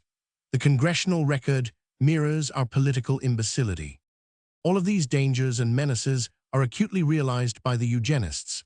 It is to them that we are most indebted for the proof that reckless spawning carries with it the seeds of destruction. But whereas the Galtonians reveal themselves as unflinching in their investigation and in their exhibition of fact and diagnoses of symptoms, they do not, on the other hand, show much power in suggesting practical and feasible remedies. On its scientific side, eugenics suggests the re-establishment of the balance between the fertility of the fit and the unfit. The birth rate among the normal and healthier and finer stocks of humanity is to be increased by awakening among the fit the realization of the dangers of a lessened birth rate in proportion to the reckless breeding among the unfit. By education, by persuasion, by appeals to racial ethics and religious motives, the ardent eugenist hopes to increase the fertility of the fit. Professor Pearson thinks that it is especially necessary to awaken the hardiest stocks to this duty. These stocks, he says, are to be found chiefly among the skilled artisan class, the intelligent working class. Here is a fine combination of health and hardy vigor, of sound body and sound mind. Professor Pearson and his school of biometrics here ignore, or at least fail, to record one of those significant correlations which form the basis of his method. The publications of the eugenics laboratory all tend to show that a high rate of fertility is correlated with extreme poverty, recklessness, deficiency, and delinquency. Similarly, that among the more intelligent, this rate of fertility decreases. But the scientific eugenists fail to recognize that this restraint of fecundity is due to a deliberate foresight and is a conscious effort to elevate standards of living for the family and the children of the responsibly, possibly more selfish sections of the community. The appeal to enter again into competitive childbearing for the benefit of the nation or the race or any other abstraction will fall on deaf ears. Pearson has done invaluable work in pointing out the fallacies and the false conclusions of the ordinary statisticians. But when he attempts to show by the methods of biometrics that not only the first child, but also the second, are especially liable to suffer from transmissible pathological defects, such as insanity, criminality, and tuberculosis, he fails to recognize that this tendency is counterbalanced by the high mortality rate among later children. If first and second children reveal a greater percentage of heritable defect, it is because the later born children are less liable to survive the conditions produced by a large family. In passing, we should here recognize the difficulties presented by the idea of fit and unfit. Who is to decide this question? The grosser, the more obvious, The undeniably feeble-minded should, indeed, not only be discouraged, but prevented from propagating their kind. But among the writings of the representative eugenists, one cannot ignore the distinct middle-class bias that prevails. As that penetrating critic, F.W. Stella Brown, has said in another connection, the Eugenics Education Society has among its numbers many most open-minded and truly progressive individuals, but the official policy it has pursued for years has been inspired by class bias and sex bias. The society laments with increasing vehemence the multiplication of the less fortunate classes at a more rapid rate than the possessors of leisure and opportunity. I do not think it relevant here to discuss whether the innate superiority of endowment in the governing class really is so overwhelming as to justify the Eugenics Education Society's peculiar use of the terms fit and unfit. Yet it has persistently refused to give any help toward extending the knowledge of contraceptives to the exploited classes. Similarly, though the Eugenics Review, the organ of the society, frequently laments the selfishness of the refusal of maternity by healthy and educated women of the professional classes, I have yet to learn that it has made any official pronouncement on the English illegitimacy laws or any organized effort toward defending the unmarried mother. This peculiarly Victorian reticence may be inherited from the founder of eugenics. Galton declared that the bohemian element in the Anglo-Saxon race is destined to perish, and the sooner it goes, the happier for mankind. The trouble with any effort of trying to divide humanity into the fit and the unfit is that we do not want, as H.G. Wells recently pointed out, to breed for uniformity but for variety. We want statesmen and poets and musicians and philosophers and strong men and delicate men and brave men. The qualities of one would be the weaknesses of the other. We want, most of all, genius. Proscription on Galtonian lines would tend to eliminate many of the great geniuses of the world who are not only bohemian, but actually and pathologically abnormal men like Rousseau, Dostoevsky, Chopin, Poe, Schumann, Nietzsche, Kant, Guy de Maupassant, and how many others. But such considerations should not lead us into error of concluding that such men were geniuses merely because they were pathological specimens, and that the only way to produce a genius is to breed disease and defect. It only emphasizes the dangers of external standards of fit and unfit. These limitations are more strikingly shown in the types of so-called eugenic legislation passed or proposed by certain enthusiasts. Regulation, compulsion, and prohibitions affected and enacted by political bodies are the surest methods of driving the whole problem underground. As Havelock Ellis has pointed out, the absurdity and even hopelessness of effecting eugenic improvement by placing on the statute books prohibitions of legal matrimony to certain classes of people reveal the weakness of those eugenists who minimize or undervalue the importance of environment as a determining factor. They affirm that heredity is everything and environment nothing, yet forget that it is precisely those who are most universally subject to bad environment who procreate most copiously, most recklessly, and most disastrously. Such marriage laws are based for the most part on the infantile assumption that procreation is absolutely dependent upon the marriage ceremony, an assumption usually coupled with the complementary one that the only purpose in marriage is procreation. Yet it is a fact so obvious that it is hardly worth stating that the most fertile classes who indulge in the most dysgenic type of procreating feeble-minded are almost totally unaffected by marriage laws and marriage ceremonies. As for the sterilization of habitual criminals, not merely must we know more of heredity and genetics in general, but also acquire more certainty of the justice of our laws and the honesty of their administration before we can make rulings of fitness or unfitness merely upon the basis of a respect for law. On this point, the eminent William Bateson writes, "Criminals are often feeble-minded, but as regards those that are not, the fact that a man is for the purposes of society classified as a criminal tells me little as to his value, still less as to the possible value of his offspring. It is a fault inherent in criminal jurisprudence, based on non-biological data, that the law must needs take the nature of the offenses rather than that of the offenders as the basis of classification. A change in the right direction has begun, but the problem is difficult and progress will be very slow. We all know of persons convicted, perhaps even habitually, whom the world could ill spare. Therefore, I hesitate to proscribe the criminal. Proscription is a weapon with a very nasty recoil. Might not some, with equal cogency, proscribe army contractors and their accomplices, the newspaper patriots? The crimes of the prison population are petty offenses by comparison, and the significance we attach to them is a survival of other days. Felonies may be great events locally, but they do not induce catastrophes. The proclivities of the warmakers are infinitely more dangerous than those of the aberrant beings whom from time to time the law may dub as criminal. Consistent and portentous selfishness, combined with dullness of imagination, is probably just as transmissible as want of self-control, though destitute of the amiable qualities not rarely associated with the genetic composition of persons of unstable mind. In this connection, we should note another type of respectable criminality noted by Havelock Ellis. If those persons who raise the cry of race suicide in face of the decline of the birth rate really had the knowledge and the intelligence to realize the manifold evils which they are invoking, they would deserve to be treated as criminals. Our debt to the science of eugenics is great in that it directs our attention to the biological nature of humanity.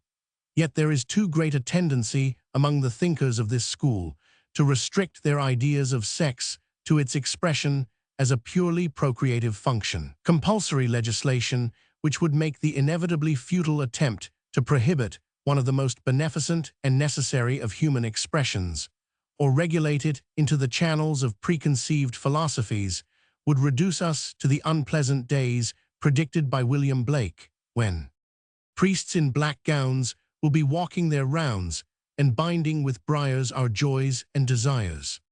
Eugenics is chiefly valuable in its negative aspects. It is negative eugenics that has studied the histories of such families as the Jukeses and the Kallikaks, that has pointed out the network of imbecility and feeble-mindedness that has been sedulously spread through all strata of society. On its so-called positive or constructive side, it fails to awaken any permanent interest. Constructive eugenics aims to arouse the enthusiasm or the interest of the people in the welfare of the world 15 or 20 generations in the future. On its negative side, it shows us that we are paying for and even submitting to the dictates of an ever-increasing, unceasingly spawning class of human beings who never should have been born at all, that the wealth of individuals and of states is being diverted from the development and the progress of human expression and civilization. While it is necessary to point out the importance of heredity as a determining factor in human life, it is fatal to elevate it to the position of an absolute. As with environment, the concept of heredity derives its value and its meaning only insofar as it is embodied and made concrete in generations of living organisms. Environment and heredity are not antagonistic. Our problem is not that of nature versus nurture, but rather of nature ex nurture, of heredity multiplied by environment, if we may express it thus. The eugenist who overlooks the importance of environment as a determining factor in human life is as short-sighted as the socialist who neglects the biological nature of man. We cannot disentangle these two forces, except in theory. To the child in the womb, said Samuel Butler, the mother is environment. She is, of course, likewise heredity. The age-old discussion of nature versus nurture has been threshed out time after time, usually fruitlessly, because of a failure to recognize the indivisibility of these biological factors. The opposition or antagonism between them is an artificial and academic one, having no basis in the living organism. The great principle of birth control offers the means whereby the individual may adapt himself to and even control the forces of environment and heredity. Entirely apart from its Malthusian aspect or that of the population question, birth control must be recognized, as the neo-Malthusians pointed out long ago, not merely as the key of the social position and the only possible and practical method of human generation, but as the very pivot of civilization. Birth control, which has been criticized as negative and destructive, is really the greatest and most truly eugenic method, and its adoption as part of the program of eugenics would immediately give a concrete and realistic power to that science. As a matter of fact, birth control has been accepted by the most clear-thinking and far-seeing of the eugenists themselves as the most constructive and necessary of the means to racial health. Co. 1921. AFRS.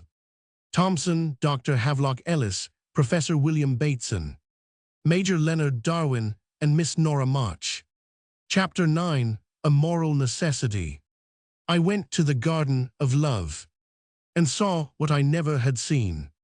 A chapel was built in the midst, where I used to play on the green, and the gates of this chapel were shut, and thou shalt not writ over the door. So I turned to the Garden of Love, that so many sweet flowers bore, and I saw it was filled with graves, and tombstones where flowers should be, and priests in black gowns were walking their rounds, and binding with briars my joys and desires. William Blake. Orthodox opposition to birth control is formulated in the official protest of the National Council of Catholic Women against the resolution passed by the New York State Federation of Women's Clubs, which favored the removal of all obstacles to the spread of information regarding practical methods of birth control. The Catholic statement completely embodies traditional opposition to birth control. It affords a striking contrast by which we may clarify and justify the ethical necessity for this new instrument of civilization as the most effective basis for practical and scientific morality. The authorities at Rome have again and again declared that all positive methods of this nature are immoral and forbidden, states the National Council of Catholic Women. There is no question of the lawfulness of birth restriction through abstinence from the relations which result in conception. The immorality of birth control, as it is practiced and commonly understood, consists in the evils of the particular method employed. These are all contrary to the moral law because they are unnatural, being a perversion of a natural function. Human faculties are used in such a way as to frustrate the natural end for which these faculties were created. This is always intrinsically wrong as lying and blasphemy. No supposed beneficial consequence can make good a practice which is, in itself, immoral. The evil results of the practice of birth control are numerous. Attention will be called here to only three. The first is the degradation of the marital relation itself, since the husband and wife who indulge in any form of this practice come to have a lower idea of married life. They cannot help coming to regard each other to a great extent as mutual instruments of sensual gratification, rather than as cooperators with the creating in bringing children into the world. This consideration may be subtle, but it undoubtedly represents the facts. In the second place, the deliberate restriction of the family through these immoral practices deliberately weakens self-control and the capacity for self-denial, and increases the love of ease and luxury. The best indication of this is that the small family is much more prevalent in the classes that are comfortable and well-to-do than among those whose material advantages are moderate or small.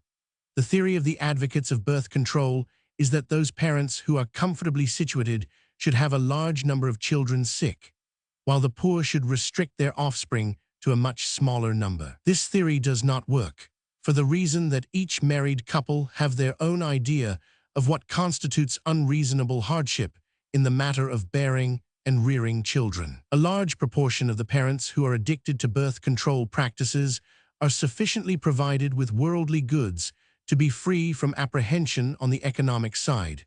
Nevertheless, they have small families because they are disinclined to undertake the other burdens involved in bringing up a more numerous family, a practice which tends to produce such exaggerated notions of what constitutes hardship, which leads men and women to cherish such a degree of ease, makes inevitably for inefficiency, a decline in the capacity to endure and to achieve, and for a general social decadence.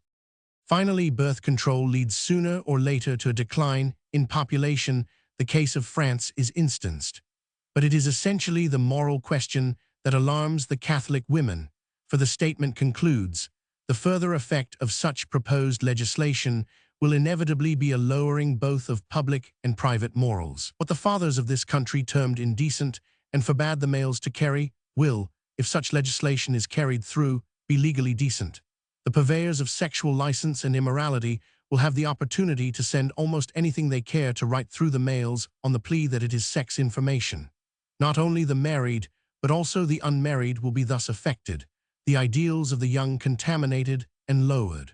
The morals of the entire nation will suffer. The proper attitude of Catholics is clear. They should watch and oppose all attempts in state legislatures and in Congress to repeal the laws which now prohibit the dissemination of information concerning birth control. Such information will be spread only too rapidly despite existing laws. To repeal, these would greatly accelerate this deplorable movement. The Catholic position has been stated in an even more extreme form by Archbishop Patrick J. Hayes of the Archdiocese of New York. In a Christmas pastoral, this dignitary even went to the extent of declaring that even though some little angels in the flesh, through the physical or mental deformities of their parents, may appear to human eyes hideous, misshapen, a blot on civilized society, we must not lose sight of this Christian thought that under and within such visible malformation lives an immortal soul to be saved and glorified for all eternity among the blessed in heaven. With the type of moral philosophy expressed in this utterance, we need not argue. It is based upon traditional ideas that have had the practical effect of making this world a vale of tears. Fortunately, such words carry no weight with those who can bring free and keen as well as noble minds to the consideration of the matter. To them, the idealism of such an utterance appears crude and cruel. The menace to civilization of such orthodoxy, if it be orthodoxy, lies in the fact that its powerful exponents may be for a time successful not merely in influencing the conduct of their adherents, but in checking freedom of thought and discussion. To this, with all the vehemence of emphasis at our command, we object. From what Archbishop Hayes believes concerning the future blessedness in heaven of the souls of those who are born into this world as hideous and misshapen beings, he has a right to seek such consolation as may be obtained. But we who are trying to better the conditions of this world believe that a healthy, happy human race is more in keeping with the laws of God than disease, misery, and poverty, perpetuating itself generation after generation. Furthermore, while conceding to Catholic or other churchmen full freedom to preach their own doctrines, whether of theology or morals, nevertheless, when they attempt to carry these ideas into legislative acts and force their opinions and codes upon the non-Catholics, we consider such action an interference with the principles of democracy, and we have a right to protest. Religious propaganda against birth control is crammed with contradiction and fallacy. It refutes itself, yet it brings the opposing views into vivid contrast. In stating these differences, we should make clear that advocates of birth control are not seeking to attack the Catholic Church. We quarrel with that Church, however, when it seeks to assume authority over non-Catholics and to dub their behavior immoral because they do not conform to the dictatorship of Rome. The question of bearing and rearing children, we hold, is the concern of the mother and the potential mother. If she delegates the responsibility, the ethical education, to an external authority, that is her affair. We object, however, to the state or the Church, which appoints itself as arbiter and dictator in this sphere, and attempts to force unwilling women into compulsory maternity. When Catholics declare that the authorities at Rome have again and again declared that all positive methods of this nature are immoral and forbidden, they do so upon the assumption that morality consists in conforming to laws laid down and enforced by external authority, in submission to decrees and dicta imposed from without. In this case, they decide in a wholesale manner the conduct of millions, demanding of them not the intelligent exercise of their own individual judgment and discrimination, but unquestioning submission and conformity to dogma. The Church thus takes the place of all-powerful parents and demands of its children merely that they should obey. In my belief, such a philosophy hampers the development of individual intelligence. Morality then becomes a more or less successful attempt to conform to a code, instead of an attempt to bring reason and intelligence to bear upon the solution of each individual human problem. But we read on, birth control methods are not merely contrary to moral law, but forbidden because they are unnatural, being the perversion of a natural function. This, of course, is the weakest link in the whole chain. Yet there is no question of the lawfulness of birth restriction through abstinencias, though abstinence itself were not unnatural. For more than 1,000 years, the Church was occupied with the problem of imposing abstinence on its priesthood, its most educated and trained body of men, educated to look upon asceticism as the finest ideal. It took 1,000 years to convince the Catholic priesthood that abstinence was natural or practicable. Nevertheless, there is still this talk of abstinence, self-control, and self-denial, almost in the same breath with the condemnation of birth control as unnatural. If it is our duty to act as cooperators with the Creator to bring children into the world, it is difficult to say at what point our behavior is unnatural. If it is immoral and unnatural to prevent an unwanted life from coming into existence, is it not immoral and unnatural to remain unmarried from the age of puberty? Such casuistry is unconvincing and feeble. We need only point out that rational intelligence is also a natural function, and that it is as imperative for us to use the faculties of judgment, criticism, discrimination of choice, selection and control, all the faculties of the intelligence, as it is to use those of reproduction. It is certainly dangerous to frustrate the natural ends for which these faculties were created. This also is always intrinsically wrong as lying and blasphemy, and infinitely more devastating. Intelligence is as natural to us as any other faculty, and it is fatal to moral development and growth to refuse to use it and to delegate to others the solution of our individual problems. The evil will not be that one's conduct is divergent from current and conventional moral codes. There may be every outward evidence of conformity, but this agreement may be arrived at by the restriction and suppression of subjective desires and the more or less successful attempt at mere conformity. Such morality would conceal an inner conflict. The fruits of this conflict would be neurosis and hysteria on the one hand, or concealed gratification of suppressed desires on the other, with a resultant hypocrisy and cant. True morality cannot be based on conformity. There must be no conflict between subjective desire and outward behavior.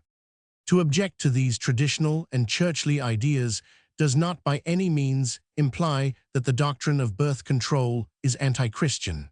On the contrary, it may be profoundly in accordance with the Sermon on the Mount. One of the greatest living theologians and most penetrating students of the problems of civilization is of this opinion. In an address delivered before the Eugenics Education Society of London, William Ralph Ng, the very Reverend Dean of St. Paul's Cathedral, London, pointed out that the doctrine of birth control was to be interpreted as of the very essence of Christianity.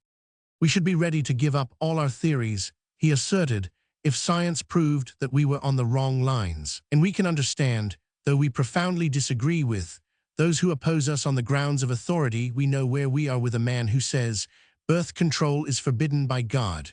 We prefer poverty, unemployment, war, the physical, intellectual, and moral degeneration of the people, and a high death rate, to any interference with the universal command to be fruitful and multiply.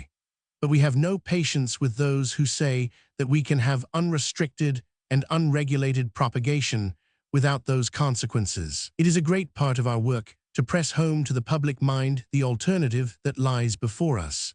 Either rational selection must take the place of the natural selection which the modern state will not allow to act, or we must go on deteriorating. When we can convince the public of this, the opposition of organized religion will soon collapse or become ineffective. Dean Ng effectively answers those who have objected to the methods of birth control as immoral and in contradiction and inimical to the teachings of Christ. Incidentally, he claims that those who are not blinded by prejudices recognize that Christianity aims at saving the souled personality, the nature of man, not his body or his environment. According to Christianity, a man is saved, not by what he has or knows or does, but by what he is. It treats all the apparatus of life with a disdain as great as that of the biologist. So long as a man is inwardly healthy, it cares very little whether he is rich or poor, learned or simple, and even whether he is happy or unhappy. It attaches no importance to quantitative measurements of any kind. The Christian does not gloat over favorable trade statistics, nor congratulate himself on the disparity between the number of births and deaths. For him, the test of the welfare of a country is the quality of human beings whom it produces. Quality is everything, quantity is nothing. And besides this, the Christian conception of a kingdom of God upon the earth teaches us to turn our eyes to the future, and to think of the welfare of posterity as a thing which concerns us as much as that of our own generation. This welfare, as conceived by Christianity, is of course something different from external prosperity. It is to be the victory of intrinsic worth and healthiness over all the false ideals and deep-seated diseases which at present spoil civilization. It is not political religion with which I am concerned, Dean Ng explained, but the convictions of really religious persons, and I do not think that we need despair of converting them to our views. Dean Ng believes birth control is an essential part of eugenics and an essential part of Christian morality. On this point, he asserts, we do wish to remind our orthodox and conservative friends that the Sermon on the Mount contains some admirably clear and unmistakable eugenic precepts. Do men gather grapes of thorns or figs of thistles?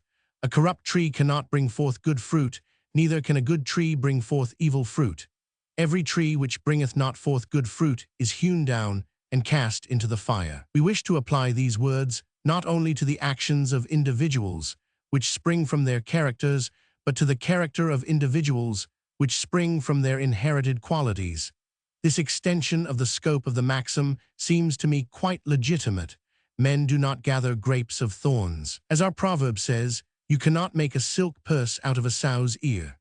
If we believe this, and do not act upon it by trying to move public opinion towards giving social reform, education, and religion a better material to work upon, we are sinning against the light, and not doing our best to bring in the kingdom of God upon earth. As long as sexual activity is regarded in a dualistic and contradictory light, in which it is revealed either as the instrument by which men and women cooperate with the Creator to bring children into the world, on the one hand, and on the other, as the sinful instrument of self-gratification, lust, and sensuality, there is bound to be an endless conflict in human conduct, producing ever-increasing misery, pain, and injustice. In crystallizing and codifying this contradiction, the Church not only solidified its own power over men, but reduced women to the most abject and prostrate slavery. It was essentially a morality that would not work. The sex instinct in the human race is too strong to be bound by the dictates of any church. The Church's failure, its century after century of failure, is now evident on every side. For having convinced men and women that only in its baldly propagative phase is sexual expression legitimate, the teachings of the Church have driven sex underground into secret channels, strengthened the conspiracy of silence, concentrated men's thoughts upon. The lusts of the body have sown, cultivated, and reaped a crop of bodily and mental diseases, and developed a society congenitally and almost hopelessly unbalanced. How is any progress to be made? How is any human expression or education possible when women and men are taught to combat and resist their natural impulses and to despise their bodily functions? Humanity, we are glad to realize, is rapidly freeing itself from this morality imposed upon it by its self-appointed and self-perpetuating masters. From 100 different points, the imposing edifice of this morality has been and is being attacked.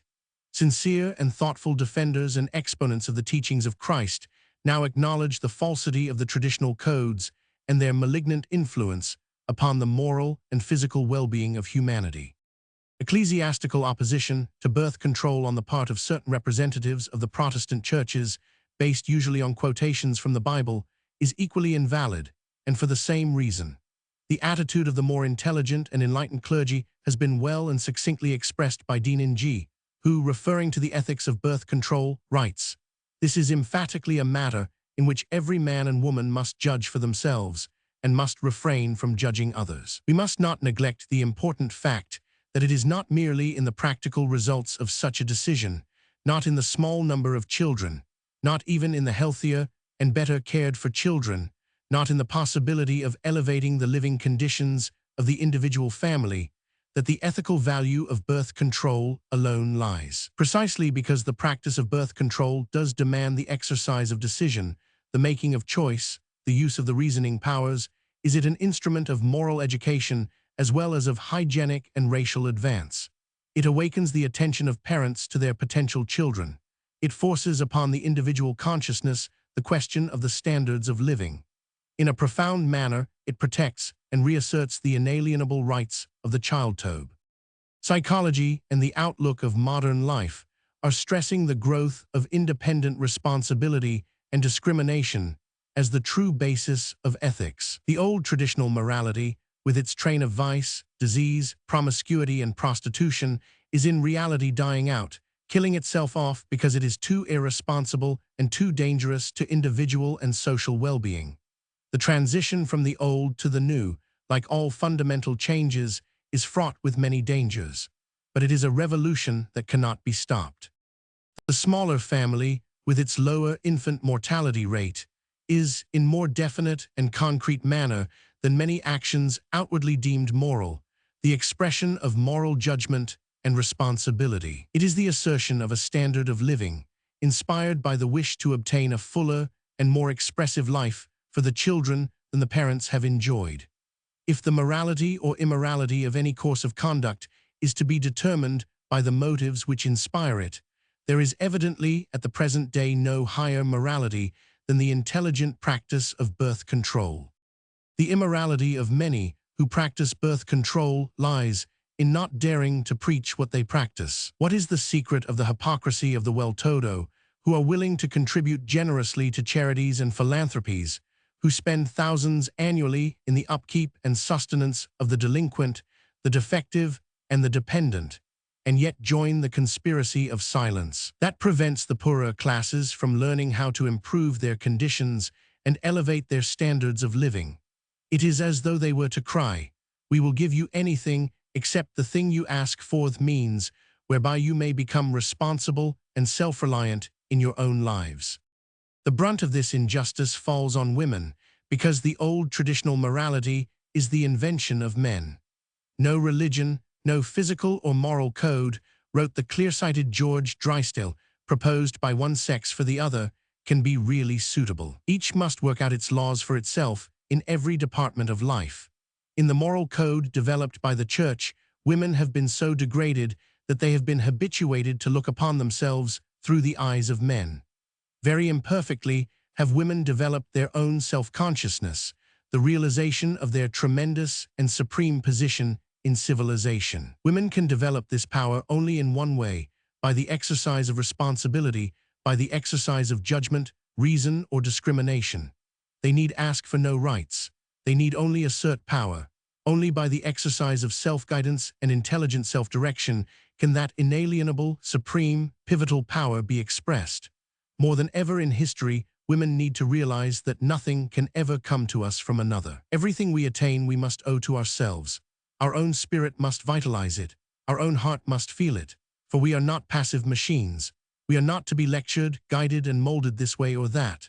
We are alive and intelligent, we women, no less than men, and we must awaken to the essential realization that we are living beings, endowed with will, choice, comprehension, and that every step in life must be taken at our own initiative. Moral and sexual balance in civilization will only be established by the assertion and expression of power on the part of women. This power will not be found in any futile seeking for economic independence or in the aping of men in industrial and business pursuits, nor by joining battle for the so-called single standard. Woman's power can only be expressed and make itself felt when she refuses the task of bringing unwanted children into the world to be exploited in industry and slaughtered in wars. When we refuse to produce battalions of babies to be exploited, when we declare to the nation, "Show us that the best possible chance in life is given to every child now brought into the world before you cry for more. At present our children are a glut on the market. You hold infant life cheap. Help us to make the world a fit place for children. When you have done this, we will bear you children, then we shall be true women." The new morality will express this power and responsibility on the part of women. With the realization of the moral responsibility of women, writes Havelock Ellis, the natural relations of life spring back to their due biological adjustment. Motherhood is restored to its natural sacredness. It becomes the concern of the woman herself, and not of society nor any individual, to determine the conditions under which the child shall be conceived. Moreover, woman shall further assert her power by refusing to remain the passive instrument of sensual self-gratification on the part of men. Birth control, in philosophy and practice, is the destroyer of that dualism of the old sexual code. It denies that the sole purpose of sexual activity is procreation. It also denies that sex should be reduced to the level of sensual lust, or that woman should permit herself to be the instrument of its satisfaction. In increasing and differentiating her love demands, woman must elevate sex into another sphere, whereby it may subserve and enhance the possibility of individual and human expression. Man will gain in this no less than woman, for in the age-old enslavement of woman he has enslaved himself, and in the liberation of womankind, all of humanity will experience the joys of a new and fuller freedom. On this great fundamental and pivotal point, new light has been thrown by Lord Bertrand Dawson, the physician of the King of England. In the remarkable and epoch-making address at the Birmingham Church Congress referred to in my introduction, he spoke of the supreme morality of the mutual and reciprocal joy in the most intimate relation between man and woman. Without this reciprocity, there can be no civilization worthy of the name. Lord Dawson suggested that there should be added to the clauses of marriage in the prayer book the complete realization of the love of this man and this woman one for another, and in support of his contention, declared that sex love between husband and wife apart from parenthood was something to prize and cherish for its own sake. The Lambeth Conference, he remarked, envisaged a love invertebrate and joyless, whereas, in his view, natural passion in wedlock was not a thing to be ashamed of or unduly repressed. The pronouncement of the Church of England, as set forth in Resolution 68 of the Lambeth Conference, seems to imply condemnation of sex love as such, and to imply sanction of sex love only as a means to an end, namely procreation. The Lambeth Resolution stated. In opposition to the teaching which under the name of science and religion encourages married people in the deliberate cultivation of sexual union as an end in itself, we steadfastly uphold what must always be regarded as the governing considerations of Christian marriage. One is the primary purpose for which marriage exists, namely, the continuation of the race through the gift and heritage of children. The other is the paramount importance in married life of deliberate and thoughtful self-control. In answer to this point of view, Lord Dawson asserted, sex love has, apart from parenthood, a purport of its own. It is something to prize and to cherish for its own sake. It is an essential part of health and happiness in marriage. And now, if you will allow me, I will carry this argument a step further. If sexual union is a gift of God, it is worth learning how to use it. Within its own sphere, it should be cultivated so as to bring physical satisfaction to both, not merely to one. The real problems before us are those of sex love and child love. And by sex love, I mean that love which involves intercourse or the desire for such. It is necessary to my argument to emphasize that sex love is one of the dominating forces of the world.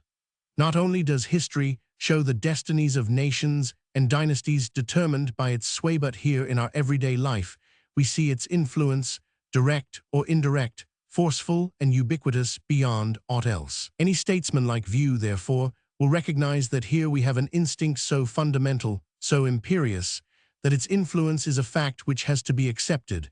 Suppress it you cannot. You may guide it into healthy channels, but an outlet it will have, and if that outlet is inadequate and unduly obstructed, irregular channels will be forced. The attainment of mutual and reciprocal joy in their relations constitutes a firm bond between two people and makes for durability of the marriage tie. Reciprocity in sex love is the physical counterpart of sympathy.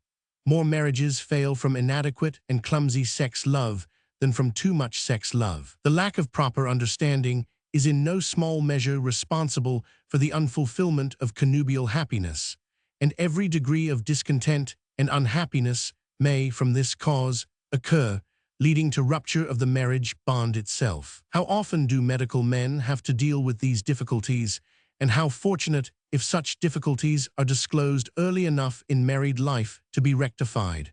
Otherwise, how tragic may be their consequences, and many a case in the divorce court has thus had its origin. To the foregoing contentions, it might be objected, you are encouraging passion. My reply would be, passion is a worthy possession. Most men who are any good are capable of passion. You all enjoy ardent and passionate love in art and literature. Why not give it a place in real life? Why some people look askance at passion is because they are confusing it with sensuality. Sex love without passion is a poor, lifeless thing. Sensuality, on the other hand, is on a level with gluttony, a physical excess detached from sentiment, chivalry, or tenderness. It is just as important to give sex love its place as to avoid its overemphasis. Its real and effective restraints are those imposed by a loving and sympathetic companionship, by the privileges of parenthood, the exacting claims of career, and that civic sense which prompts men to do social service. Now that the revision of the prayer book is receiving consideration, I should like to suggest with great respect an addition made to the objects of marriage in the marriage service. In these terms, the complete realization of the love of this man and this woman, the one for the other. Turning to the specific problem of birth control, Lord Dawson declared that birth control is here to stay. It is an established fact, and for good or evil has to be accepted. Although the extent of its application can be and is being modified, no denunciations will abolish it. Despite the influence and condemnations of the Church, it has been practiced in France for well over half a century, and in Belgium and other Roman Catholic countries is extending. And if the Roman Catholic Church, with its compact organization, its power of authority, and its disciplines, cannot check this procedure, it is not likely that Protestant churches will be able to do so, for Protestant religions depend for their strength on the conviction and esteem they establish in the heads and hearts of their people. The reasons which lead parents to limit their offspring are sometimes selfish, but more often honorable and cogent.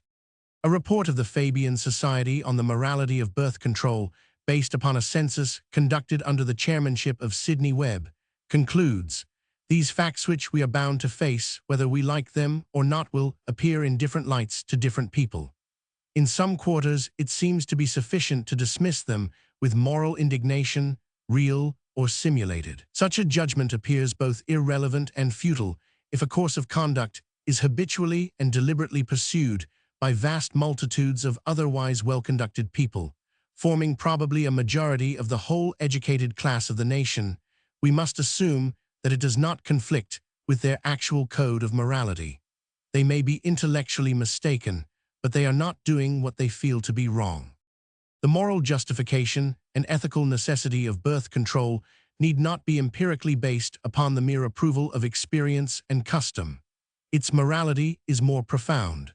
Birth control is an ethical necessity for humanity today because it places in our hands a new instrument of self-expression and self-realization. It gives us control over one of the primordial forces of nature, to which in the past the majority of mankind have been enslaved, and by which it has been cheapened and debased.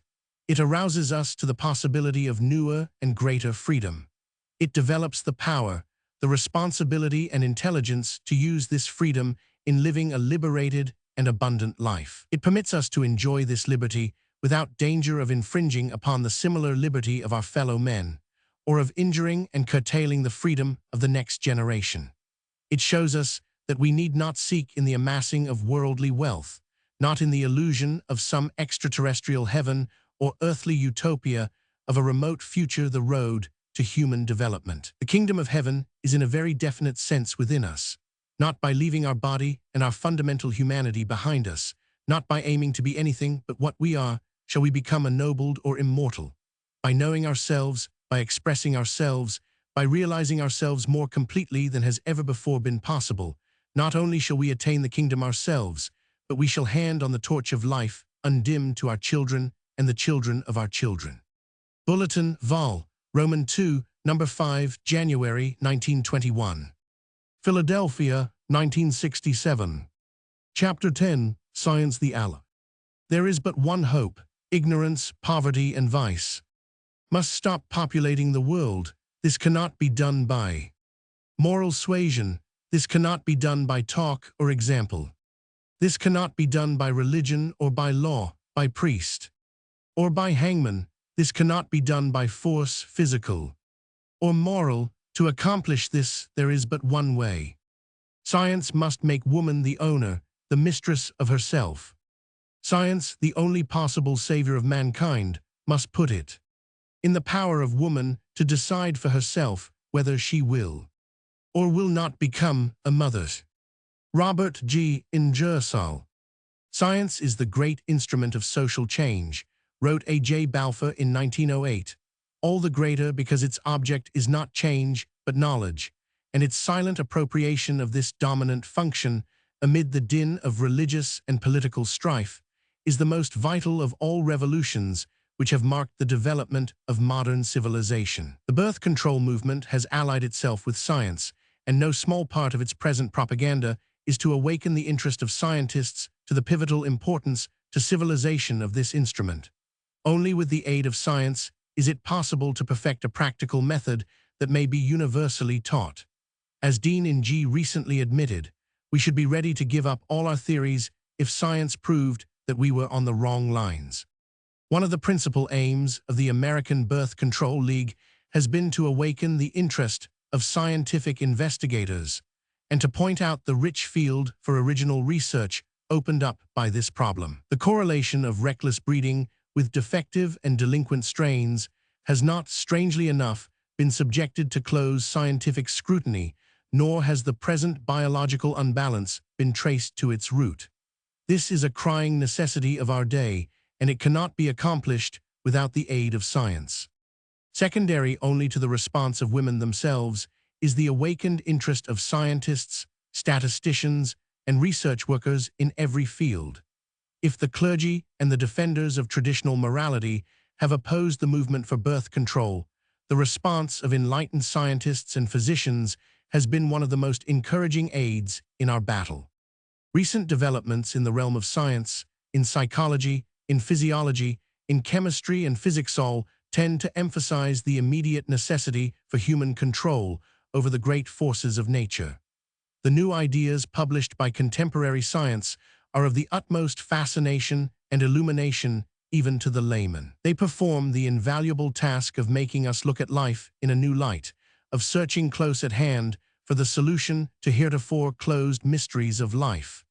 In this brief chapter, I can touch these ideas only as they have proved valuable to me. Professor Sadi's Science and Life is one of the most inspiring of recent publications in this field, for this great authority shows us how closely bound up is science with the whole of society, how science must help to solve the great and disastrous unbalance in human society. As an example, a whole literature has sprung into being around the glands, the most striking being The Sex Complex by Blair Bell. This author advances the idea of the glandular system as an integral whole, the glands forming a unity which might be termed the generative system. Thus is reasserted the radical importance of sexual health to every individual. The whole tendency of modern physiology and psychology, in a word, seems gradually coming to the truth that seemed intuitively to be revealed to that great woman, Olive Schreiner, who, in Woman and Labor, wrote, "Noble is the function of physical reproduction of humanity by the union of man and woman." Rightly viewed, that union has in it latent, other and even higher forms of creative energy and life-dispensing power, and its history on earth has only begun.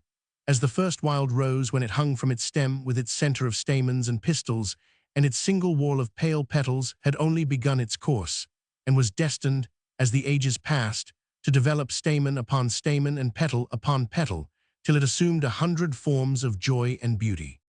And it would indeed almost seem that, on the path toward the higher development of sexual life on earth, as man has so often had to lead in other paths, that here it is perhaps woman, by reason of those very sexual conditions which in the past have crushed and trammeled her, who is bound to lead the way and man to follow. So that it may be at last that sexual love, that tired angel who through the ages has presided over the march of humanity, with distraught eyes, and feather shafts broken and wings drabbled in the mires of lust and greed, and golden locks caked over with the dust of injustice and oppression, till those looking at him have sometimes cried in terror, he is the evil and not the good of life, and have sought, if it were not possible, to exterminate him shall yet, at last, bathed from the mire and dust of ages in the streams of friendship and freedom, leap upwards with white wings spread, resplendent in the sunshine of a distant futureth, essentially good and beautiful of human existence.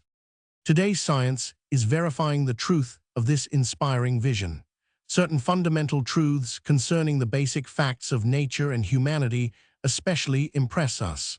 A rapid survey may indicate the main features of this mysterious identity and antagonism.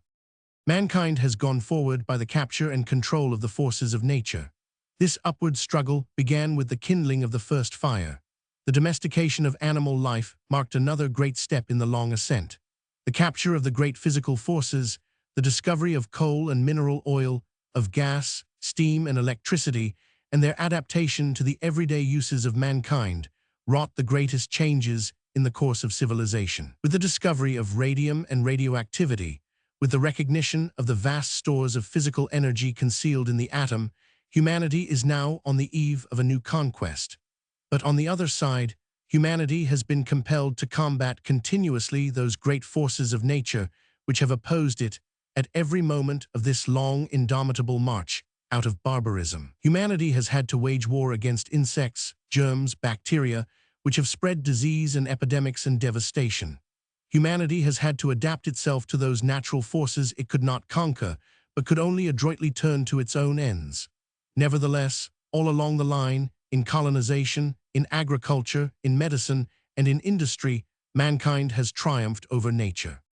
But lest the recognition of this victory lead us to self-satisfaction and complacency, we should never forget that this mastery consists to a great extent in a recognition of the power of those blind forces and our adroit control over them.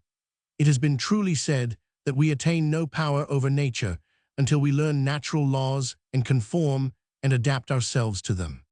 The strength of the human race has been its ability not merely to subjugate the forces of nature, but to adapt itself to those it could not conquer. And even this subjugation, science tells us, has not resulted from any attempt to suppress, prohibit, or eradicate these forces, but rather to transform blind and undirected energies to our own purposes. These great natural forces, science now asserts, are not all external. They are surely concealed within the complex organism of the human being no less than outside of it.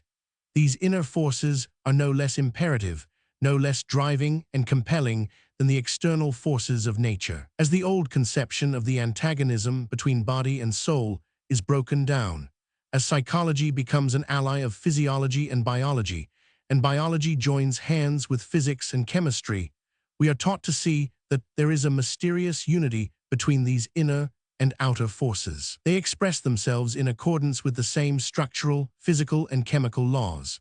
The development of civilization in the subjective world, in the sphere of behavior, conduct, and morality, has been precisely the gradual accumulation and popularization of methods which teach people how to direct, transform, and transmute the driving power of the great natural forces. Psychology is now recognizing the forces concealed in the human organism. In the long process of adaptation to social life, men have had to harness the wishes and desires born of these inner energies, the greatest and most imperative of which are sex and hunger. From the beginning of time, men have been driven by hunger into 1,000 activities. It is hunger that has created the struggle for existence.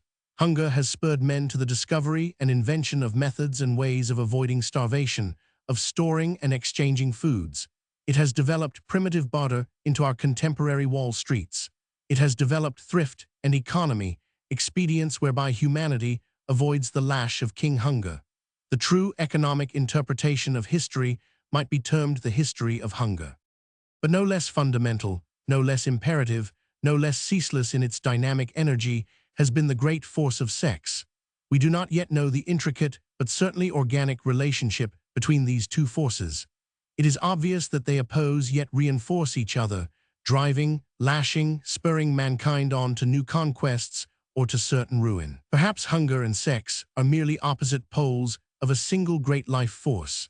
In the past, we have made the mistake of separating them and attempting to study one of them without the other. Birth control emphasizes the need of reinvestigation and of knowledge of their integral relationship, and aims at the solution of the great problem of hunger and sex at one and the same time. In the more recent past, the effort has been made to control, civilize, and sublimate the great primordial natural force of sex, mainly by futile efforts at prohibition, suppression, restraint, and extirpation. Its revenge, as the psychoanalysts are showing us every day, has been great. Insanity, hysteria, neuroses, morbid fears, and compulsions weaken and render useless and unhappy thousands of humans who are unconscious victims of the attempt to pit individual powers against this great natural force. In the solution of the problem of sex, we should bear in mind what the successful method of humanity has been in its conquest, or rather its control of the great physical and chemical forces of the external world. Like all other energy, that of sex is indestructible. By adaptation, control, and conscious direction, we may transmute and sublimate it. Without irreparable injury to ourselves, we cannot attempt to eradicate it or extirpate it. The study of atomic energy, the discovery of radioactivity, and the recognition of potential and latent energies stored in inanimate matter throw a brilliant illumination upon the whole problem of sex and the inner energies of mankind. Speaking of the discovery of radium, Professor Soddy writes, "Tracked to Earth the clue to a great secret for which 1,000 telescopes might have swept the sky forever and in vain, lay in a scrap of matter, dowered with something of the same inexhaustible radiance that hitherto has been the sole prerogative of the distant stars and sun. Radium, this distinguished authority tells us, has clothed with its own dignity the whole empire of common matter. Much as the atomic theory, with its revelations of the vast treasure house of radiant energy that lies all about us, offers new hope in the material world, so the new psychology throws a new light upon human energies and possibilities of individual expression. Social reformers, like those scientists of a bygone era who were sweeping the skies with their telescopes, have likewise been seeking far and wide for the solution of our social problems in remote and wholesale panaceas, whereas the true solution is close at hand, in the human individual. Buried within each human being lies concealed a vast store of energy, which awaits release, expression, and sublimation. The individual may profitably be considered as the atom of society. And the solution of the problems of society and of civilization will be brought about when we release the energies now latent and undeveloped in the individual. Professor Edwin Grant Conklin expresses the problem in another form, though his analogy, it seems to me, is open to serious criticism. The freedom of the individual man, he writes, is to that of society as the freedom of the single cell is to that of the human being. It is this large freedom of society, rather than the freedom of the individual, which democracy offers to the world, free societies, free states, free nations, rather than absolutely free individuals. In all organisms and in all social organizations, the freedom of the minor units must be limited in order that the larger unit may achieve a new and greater freedom. And in social evolution, the freedom of individuals must be merged more and more into the larger freedom of society. This analogy does not bear analysis. Restraint and constraint of individual expression, suppression of individual freedom for the good of society has been practiced from time immemorial, and its failure is all too evident. There is no antagonism between the good of the individual and the good of society. The moment civilization is wise enough to remove the constraints and prohibitions which now hinder the release of inner energies, most of the larger evils of society will perish of inanition and malnutrition. Remove the moral taboos that now bind the human body and spirit, free the individual from the slavery of tradition, remove the chains of fear from men and women. Above all, answer their unceasing cries for knowledge that would make possible their self-direction and salvation, and in so doing, you best serve the interests of society at large. Free, rational, and self-ruling personality would then take the place of self-made slaves, who are the victims both of external constraints and the playthings of the uncontrolled forces of their own instincts. Science likewise illuminates the whole problem of genius. Hidden in the common stuff of humanity lies buried this power of self-expression. Modern science is teaching us that genius is not some mysterious gift of the gods, some treasure conferred upon individuals chosen by chance. Nor is it, as Lombroso believed, the result of a pathological and degenerate condition, allied to criminality and madness. Rather is it due to the removal of physiological and psychological inhibitions and constraints, which makes possible the release and the channeling of the primordial inner energies of man into full and divine expression. The removal of these inhibitions, so scientists assure us, makes possible more rapid and profound perceptions, so rapid indeed that they seem to the ordinary human being practically instantaneous or intuitive. The qualities of genius are not, therefore, qualities lacking in the common reservoir of humanity, but rather the unimpeded release and direction of powers latent in all of us. This process, of course, is not necessarily conscious. This view is substantiated by the opposite problem of feeble-mindedness. Recent researches throw a new light on this problem and the contrasting one of human genius. Mental defect and feeble-mindedness are conceived essentially as retardation, arrest of development, differing in degree so that the victim is either an idiot, an imbecile, feeble-minded, or a moron, according to the relative period at which mental development ceases. Scientific research into the functioning of the ductless glands and their secretions throws a new light on this problem.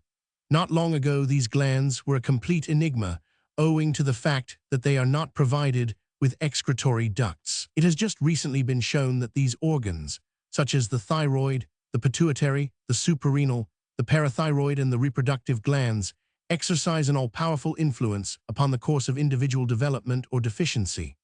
Gley, to whom we owe much of our knowledge of glandular action, has asserted that the genesis and exercise of the higher faculties of men are conditioned by the purely chemical action of the product of these secretions. Let psychologists consider these facts. These internal secretions or endocrines pass directly into the bloodstream and exercise a dominating power over health and personality.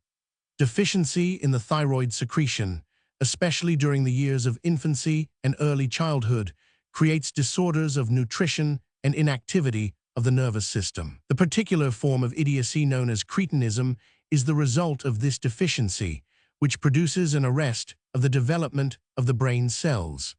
The other glands and their secretions likewise exercise the most profound influence upon development, growth, and assimilation. Most of these glands are of very small size, none of them larger than a walnut, and some parathyroids almost microscopic. Nevertheless, they are essential to the proper maintenance of life in the body, and no less organically related to mental and psychic development as well. The reproductive glands, it should not be forgotten, belong to this group, and besides their ordinary products, the germ and sperm cells, ova, and spermatozoa form hormones which circulate in the blood and affect changes in the cells of distant parts of the body. Through these hormones, the secondary sexual characters are produced, including the many differences in the form and structure of the body, which are the characteristics of the sexes. Only in recent years has science discovered that these secondary sexual characters are brought about by the agency of these internal secretions or hormones, passed from the reproductive glands into the circulating blood. These so-called secondary characters, which are the sign of full and healthy development, are dependent, science tells us, upon the state of development of the reproductive organs. For a clear and illuminating account of the creative and dynamic power of the endocrine glands, the layman is referred to a recently published book by Dr. Louis Berman. This authority reveals anew how body and soul are bound up together in a complex unity. Our spiritual and psychic difficulties cannot be solved until we have mastered the knowledge of the wellsprings of our being. The chemistry of the soul, magnificent phrase, exclaims Dr. Berman. It's a long, long way to that goal. The exact formula is as yet far beyond our reach, but we have started upon the long journey, and we shall get there. The internal secretions constitute and determine much of the inherited powers of the individual and their development. They control physical and mental growth and all the metabolic processes of fundamental importance.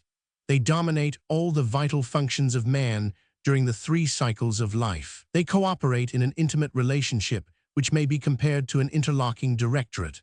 A derangement of their functions causing an insufficiency of them, an excess, or an abnormality upsets the entire equilibrium of the body, with transforming effects upon the mind and the organs. In short, they control human nature, and whoever controls them controls human nature.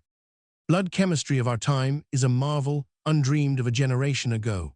Also, these achievements are a perfect example of the accomplished fact contradicting a prior prediction and criticism. For it was one of the accepted dogmas of the 19th century that the phenomena of living could never be subjected to accurate quantitative analysis. But the ethical dogmas of the past, no less than the scientific, may block the way to true civilization. Physiologically, as well as psychologically, the development of the human being, the sane mind in the sound body, is absolutely dependent upon the functioning and exercise of all the organs in the body. The moralists who preach abstinence, self-denial, and suppression are relegated by these findings of impartial and disinterested science to the class of those educators of the past who taught that it was improper for young ladies to indulge in sports and athletics, and who produced generations of feeble, undeveloped invalids, bound up by stays and addicted to swooning and hysterics. One need only go out on the street of any American city today to be confronted with the victims of the cruel morality of self-denial and sin. This fiendish morality is stamped upon those emaciated bodies, indelibly written in those emasculated, underdeveloped, undernourished figures of men and women, in the nervous tension and unrelaxed muscles denoting the ceaseless vigilance in restraining and suppressing the expression of natural impulses. Birth control is no negative philosophy concerned solely with the number of children brought into this world. It is not merely a question of population. Primarily, it is the instrument of liberation and of human development. It points the way to a morality in which sexual expression and human development will not be in conflict with the interest and well-being of the race, nor of contemporary society at large. Not only is it the most effective, in fact, the only lever by which the value of the child can be raised to a civilized point, but it is likewise the only method by which the life of the individual can be deepened and strengthened, by which an inner peace and security and beauty may be substituted for the inner conflict that is at present so fatal to self-expression and self-realization. Sublimation of the sexual instinct cannot take place by denying it expression, nor by reducing it to the plane of the purely physiological. Sexual experience, to be of contributory value, must be integrated and assimilated. Asceticism defeats its own purpose because it develops the obsession of licentious and obscene thoughts, the victim alternating between temporary victory over sin and the remorse of defeat. But the seeker of purely physical pleasure, the libertine or the average sensualist, is no less a pathological case, living as one-sided and unbalanced a life as the ascetic, for his conduct is likewise based on ignorance and lack of understanding. In seeking pleasure without the exercise of responsibility, in trying to get something for nothing, he is not merely cheating others, but himself as well. In still another field, science and scientific method now emphasize the pivotal importance of birth control. The Binet-Simon intelligence tests, which have been developed, expanded, and applied to large groups of children and adults, present positive statistical data concerning the mental equipment of the type of children brought into the world under the influence of indiscriminate fecundity and of those fortunate children who have been brought into the world because they are wanted, the children of conscious, voluntary procreation, well-nourished, properly clothed, the recipients of all that proper care and love can accomplish. In considering the data furnished by these intelligence tests, we should remember several factors that should be taken into consideration. Irrespective of other considerations, children who are underfed, undernourished, crowded into badly ventilated and unsanitary homes, and chronically hungry cannot be expected to attain the mental development of children upon whom every advantage of intelligent and scientific care is bestowed. Furthermore, public school methods of dealing with children, the course of studies prescribed, may quite completely fail to awaken and develop the intelligence. The statistics indicate at any rate a surprisingly low rate of intelligence among the classes in which large families and uncontrolled procreation predominate. Those of the lowest grade in intelligence are born of unskilled laborers with the highest birth rate in the community, the next high among the skilled laborers, and so on to the families of professional people, among whom it is now admitted that the birth rate is voluntarily controlled.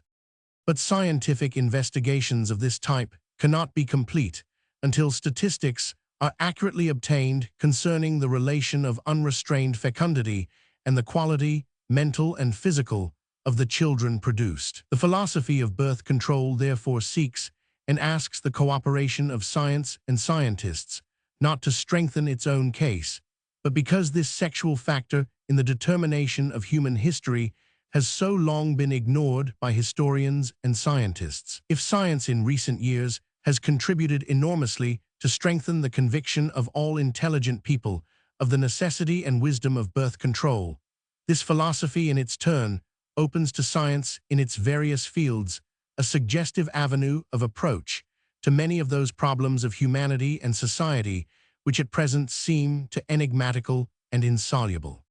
Glands of internal secretion in relation to the types of human nature by Louis Berman 1500, associate in Biological Chemistry, Columbia University, physician to the Special Health Clinic, Lenox Hill Hospital, New York. Lectures given at the Lowell Institute of Boston by William McDougall, Professor of Psychology in Harvard College, New York, 1921. Chapter 11, Education and Expression. Civilization is bound up with the success of that movement. The man who rejoices in it and strives to further it is alive.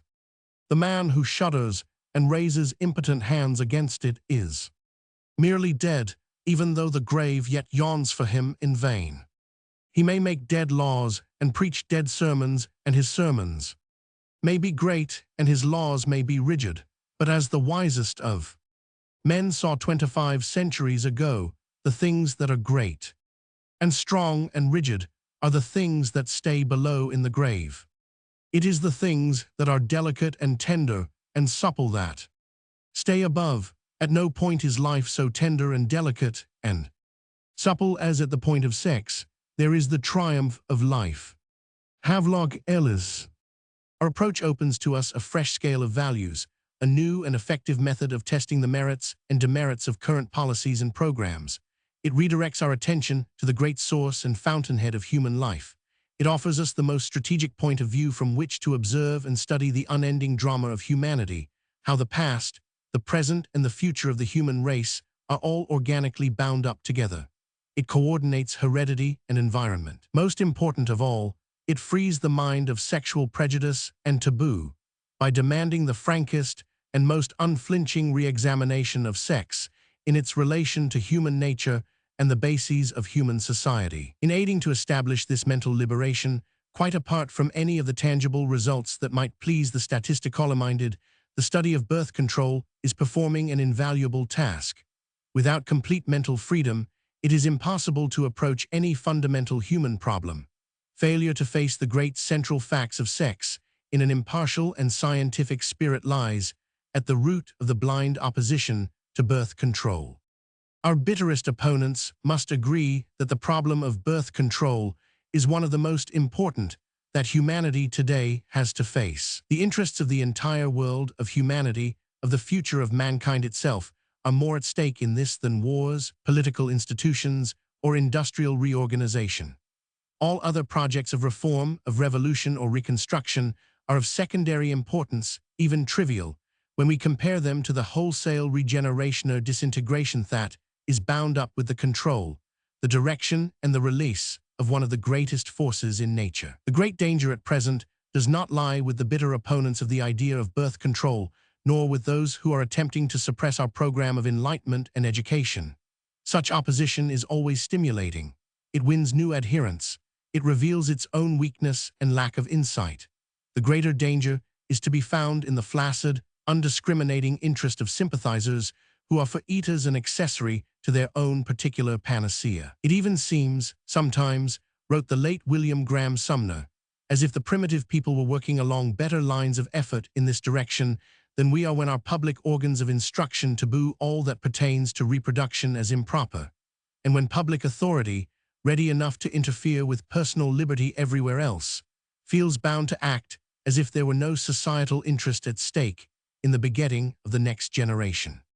Slowly but surely, we are breaking down the taboos that surround sex, but we are breaking them down out of sheer necessity. The codes that have surrounded sexual behavior in the so-called Christian communities, the teachings of the churches concerning chastity and sexual purity, the prohibitions of the laws, and the hypocritical conventions of society have all demonstrated their failure as safeguards against the chaos produced and the havoc wrought by the failure to recognize sex as a driving force in human nature, as great as, if indeed not greater than hunger. Its dynamic energy is indestructible. It may be transmuted, refined, directed, even sublimated, but to ignore, to neglect, to refuse to recognize this great elemental force is nothing less than foolhardy. Out of the unchallenged policies of continence, abstinence, chastity, and purity, we have reaped the harvests of prostitution, venereal scourges, and innumerable other evils. Traditional moralists have failed to recognize that chastity and purity must be the outward symptoms of awakened intelligence, of satisfied desires, and fulfilled love. They cannot be taught by sex education. They cannot be imposed from without by a denial of the might and the right of sexual expression. Nevertheless, even in the contemporary teaching of sex hygiene and social prophylaxis, nothing constructive is offered to young men and young women who seek aid through the trying period of adolescence. At the Lambeth Conference of 1920, the bishops of the Church of England stated in their report on their considerations of sexual morality, "Men should regard all women as they do their mothers, sisters, and daughters, and women should dress only in such a manner as to command respect from every man. All right-minded persons should unite in the suppression of pernicious literature. Plays and films could lack of psychological insight and understanding be more completely indicated." Yet, like these bishops, most of those who are undertaking the education of the young are as ignorant themselves of psychology and physiology. Indeed, those who are speaking belatedly of the need of sexual hygiene seem to be unaware that they themselves are most in need of it. "We must give up the futile attempt to keep young people in the dark," cries Rev. James Marchant in Birthright and Empire, and the assumption that they are ignorant of notorious facts. We cannot, if we would, stop the spread of sexual knowledge, and if we could do so, we would only make matters infinitely worse. This is the second decade of the 20th century, not the early Victorian period. It is no longer a question of knowing or not knowing. We have to disabuse our middle-aged minds of that fond delusion.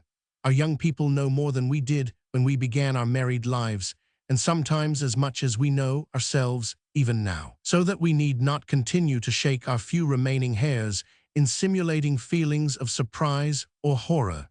It might have been better for us if we had been more enlightened. And if our discussion of this problem is to be of any real use, we must at the outset reconcile ourselves to the fact that the birth rate is voluntarily controlled. Certain persons who instruct us in these matters hold up their pious hands and whiten their frightened faces as they cry out in the public squares against this vice, but they can only make themselves ridiculous. Taught upon the basis of conventional and traditional morality and middle-class respectability, based on current dogma, and handed down to the populace with benign condescension, sex education is a waste of time and effort. Such education cannot in any true sense set up as a standard the ideal morality and behavior of the respectable middle class, and then make the effort to induce all other members of society, especially the working classes, to conform to their taboos. Such a method is not only confusing, but in the creation of strain and hysteria and an unhealthy concentration upon moral conduct, results in positive injury. To preach a negative and colorless ideal of chastity to young men and women is to neglect the primary duty of awakening their intelligence, their responsibility, their self-reliance, and independence. Once this is accomplished, the matter of chastity will take care of itself. The teaching of etiquette must be superseded by the teaching of hygiene. Hygienic habits are built up upon a sound knowledge of bodily needs and functions. It is only in the sphere of sex that there remains an unfounded fear of presenting without the gratuitous introduction of non-essential taboos and prejudice, unbiased and unvarnished facts. As an instrument of education, the doctrine of birth control approaches the whole problem in another manner. Instead of laying down hard and fast laws of sexual conduct, instead of attempting to inculcate rules and regulations, of pointing out the rewards of virtue and the penalties of sin, as is usually attempted in relation to the venereal diseases, the teacher of birth control seeks to meet the needs of the people. Upon the basis of their interests, their demands, their problems, birth control education attempts to develop their intelligence and show them how they may help themselves, how to guide and control this deep-rooted instinct. The objection has been raised that birth control only reaches the already enlightened, the men and women who have already attained a degree of self-respect and self-reliance. Such an objection could not be based on fact. Even in the most unenlightened sections of the community, among mothers crushed by poverty and economic enslavement, there is the realization of the evils of the too large family, of the rapid succession of pregnancy after pregnancy, of the hopelessness of bringing too many children into the world. Not merely in the evidence presented in an earlier chapter, but in other ways, is this crying need expressed. The investigators of the Children's Bureau, who collected the data of the infant mortality reports, noted the willingness and the eagerness with which these downtrodden mothers told the truth about themselves. So great is their hope of relief from that meaningless and deadening submission to unproductive reproduction, that only a society pruriently devoted to hypocrisy could refuse to listen to the voices of these mothers. Respectfully, we lend our ears to dithyrambs about the sacredness of motherhood and the value of better babis, but we shut our eyes and our ears to the unpleasant reality and the cries of pain that come from women who are today dying by the thousands because this power is withheld from them. This situation is rendered more bitterly ironic because the self-righteous opponents of birth control practice themselves the doctrine they condemn. The birth rate among conservative opponents indicates that they restrict the numbers of their own children by the methods of birth control, or are of such feeble procreative energy as to be thereby unfitted to dictate moral laws for other people. They prefer that we should think their small number of children is accidental, rather than publicly admit the successful practice of intelligent foresight. Or else they hold themselves up as paragons of virtue and self-control, and would have us believe that they have brought their children into the world solely from a high, stern sense of public duty and attitude, which is about as convincing as it would be to declare that they found them under gooseberry bushes. How else can we explain the widespread tolerance and smug approval of the clerical idea of sex, now reinforced by floods of crude and vulgar sentiment, which is promulgated by the press, motion pictures, and popular plays? Like all other education, that of sex can be rendered effective and valuable only as it meets and satisfies the interests and demands of the pupil himself. It cannot be imposed from without, handed down from above, superimposed upon the intelligence of the person taught. It must find a response within him, give him the power and the instrument wherewith he may exercise his own growing intelligence, bring into action his own judgment and discrimination, and thus contribute to the growth of his intelligence. The civilized world is coming to see that education cannot consist merely in the assimilation of external information and knowledge, but rather in the awakening and development of innate powers of discrimination and judgment. The great disaster of sex education lies in the fact that it fails to direct the awakened interests of the pupils into the proper channels of exercise and development. Instead, it blunts them, restricts them, hinders them, and even attempts to eradicate them. This has been the great defect of sex education as it has been practiced in recent years. Based on a superficial and shameful view of the sexual instinct, it has sought the inculcation of negative virtues by pointing out the sinister penalties of promiscuity, and by advocating strict adherence to virtue and morality, not on the basis of intelligence or the outcome of experience, not even for the attainment of rewards, but merely to avoid punishment in the form of painful and malignant disease. Education so conceived carries with it its own refutation. True education cannot tolerate the inculcation of fear.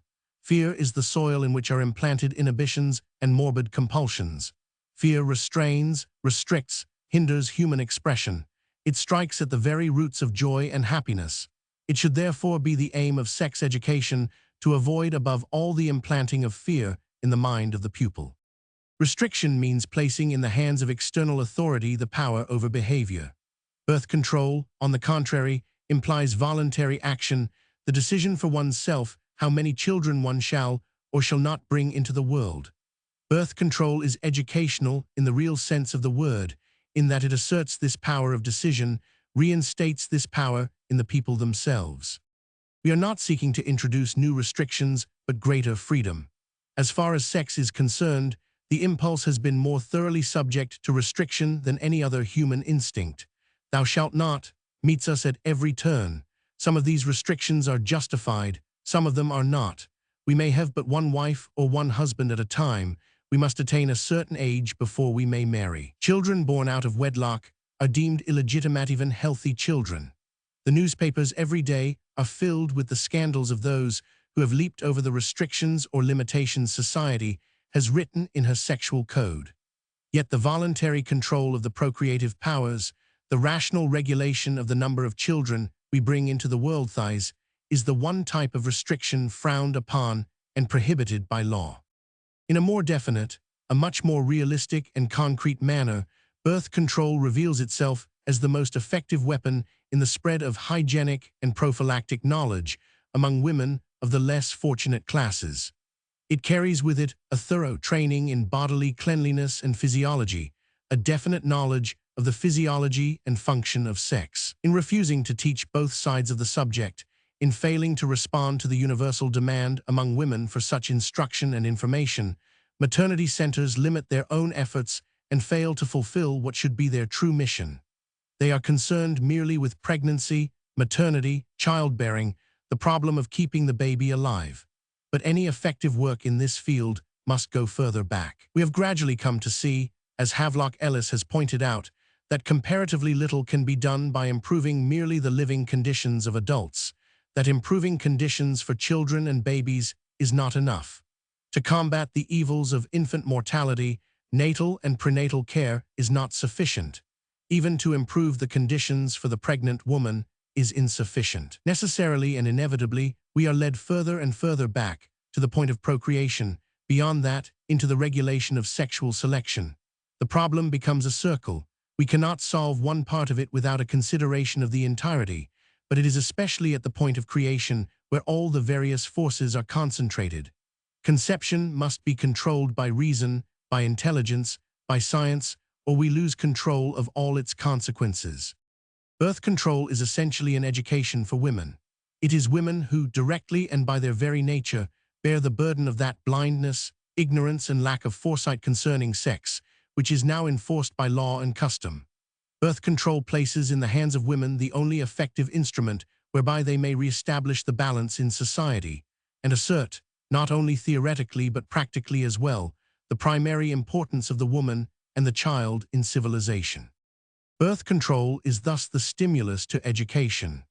Its exercise awakens and develops the sense of self-reliance and responsibility, and illuminates the relation of the individual to society and to the race in a manner that otherwise remains vague and academic. It reveals sex not merely as an untamed and insatiable natural force to which men and women must submit hopelessly and inertly as it sweeps through them, and then accept with abject humility the hopeless and heavy consequences. Instead, it places in their hands the power to control this great force, to use it, to direct it into channels in which it becomes the energy enhancing their lives and increasing self-expression and self-development.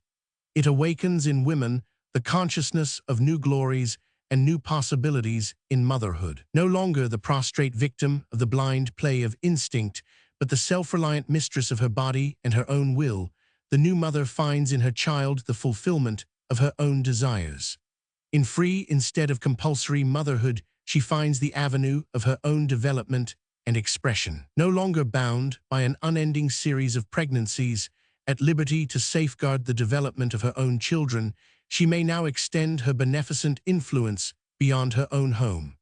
In becoming thus intensified, motherhood may also broaden and become more extensive as well. The mother sees that the welfare of her own children is bound up with the welfare of all others, not upon the basis of sentimental charity or gratuitous welfare work, but upon that of enlightened self-interest. Such a mother may exert her influence among the less fortunate and less enlightened. Unless based upon this central knowledge of and power over her own body and her own instincts, education for woman is valueless. As long as she remains the plaything of strong, uncontrolled natural forces, as long as she must docilely and humbly submit to the decisions of others, how can woman ever lay the foundations of self-respect, self-reliance, and independence? How can she make her own choice, exercise her own discrimination, her own foresight? In the exercise of these powers, in the building up and integration of her own experience, in mastering her own environment, the true education of woman must be sought. And in the sphere of sex, the great source and root of all human experience, it is upon the basis of birth-controlled voluntary direction of her own sexual expression that woman must take her first step in the assertion of freedom and self-respect. Chapter 12. Woman and the Future. I saw a woman sleeping. In her sleep she dreamed life stood before her and held in each hand a gift, in the one love, in the other freedom, and she said to the woman, choose. And the woman waited long, and she said, freedom. And life said, thou hast well chosen. If thou hadst said, love, I would have given thee that thou didst ask for, and I would have gone from thee, and returned to thee no more. Now the day will come when I shall return, in that day shall bear both gifts in one hand. I heard the woman laugh in her sleep. Olive Schreiner. By no means is it necessary to look forward to some vague and distant date of the future to test the benefits which the human race derives from the program I have suggested in the preceding pages. The results to the individual woman, to the family, and to the state, particularly in the case of Holland, have already been investigated and recorded. Our philosophy is no doctrine of escape from the immediate and pressing realities of life. On the contrary, we say to men and women, and particularly to the latter, face the realities of your own soul and body, know thyself. And in this last admonition, we mean that this knowledge should not consist of some vague, shop-worn generalities about the nature of woman as created in the minds of men, nor woman putting herself on a romantic pedestal above the harsh facts of this workaday world. Women can attain freedom only by concrete, definite knowledge of themselves, a knowledge based on biology, physiology, and psychology. Nevertheless, it would be wrong to shut our eyes to the vision of a world of free men and women, a world which would more closely resemble a garden than the present jungle of chaotic conflicts and fears. One of the greatest dangers of social idealists, to all of us who hope to make a better world, is to seek refuge in highly colored fantasies of the future rather than to face and combat the bitter and evil realities which today on all sides confront us. I believe that the reader of my preceding chapters will not accuse me of shirking these realities. Indeed, he may think that I have overemphasized the great biological problems of defect, delinquency, and bad breeding. It is in the hope that others too may glimpse my vision of a world regenerated that I submit the following suggestions. They are based on the belief that we must seek individual and racial health, not by great political or social reconstruction, but turning to a recognition of our own inherent powers and development by the release of our inner energies. It is thus that all of us can best aid in making of this world, instead of a vale of tears, a garden. Let us first of all consider merely from the viewpoint of business and efficiency the biological or racial problems which confront us.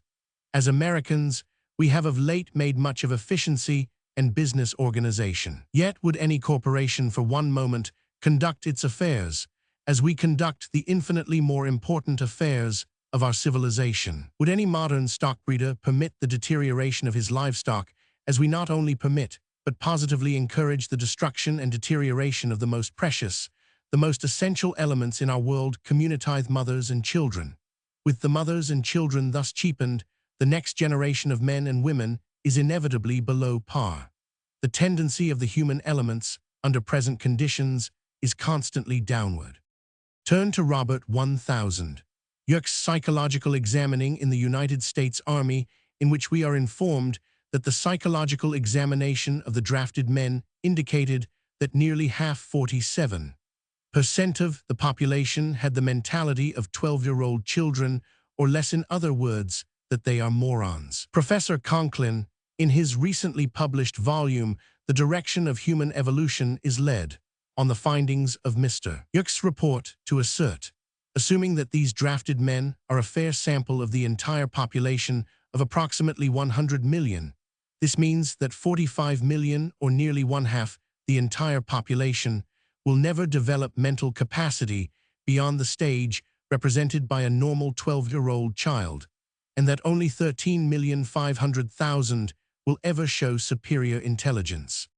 Making all due allowances for the errors and discrepancies of the psychological examination, we are nevertheless face to face with a serious and destructive practice. Our overhead expense in segregating the delinquent, the defective, and the dependent in prisons, asylums, and permanent homes, our failure to segregate morons who are increasing and multiplying, I have sufficiently indicated, though in truth I have merely scratched the surface of this international menace, demonstrate our foolhardy and extravagant sentimentalism. No industrial corporation could maintain its existence upon such a foundation. Yet hard-headed captains of industry, financiers who pride themselves upon their cool-headed and keen-sighted business ability, are dropping millions into rosewater philanthropies and charities that are silly at best and vicious at worst.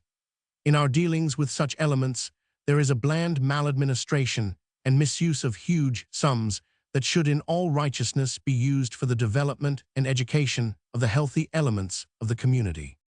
At the present time, civilized nations are penalizing talent and genius, the bearers of the torch of civilization, to coddle and perpetuate the choking human undergrowth, which, as all authorities tell us, is escaping control and threatens to overrun the whole garden of humanity. Yet men continue to drug themselves with the opiate of optimism or sink back upon the cushions of Christian resignation, their intellectual powers anesthetized by cheerful platitudes. Or else even those who are fully cognizant of the chaos and conflict seek an escape in those pretentious but fundamentally fallacious social philosophies which place the blame for contemporary world misery upon anybody or anything except the indomitable but uncontrolled instincts of living organisms. These men fight with shadows and forget the realities of existence. Too many centuries have we sought to hide from the inevitable, which confronts us at every step throughout life. Let us conceive, for the moment at least, a world not burdened by the weight of dependent and delinquent classes, a total population of mature, intelligent, critical, and expressive men and women. Instead of the inert, exploitable, mentally passive class, which now forms the barren substratum of our civilization, try to imagine a population active, resistant, passing individual and social lives of the most contented and healthy sort. Would such men and women, liberated from our endless, unceasing struggle against mass prejudice and inertia, be deprived in any way of the stimulating zest of life? Would they sink into a slough of complacency and fatuity?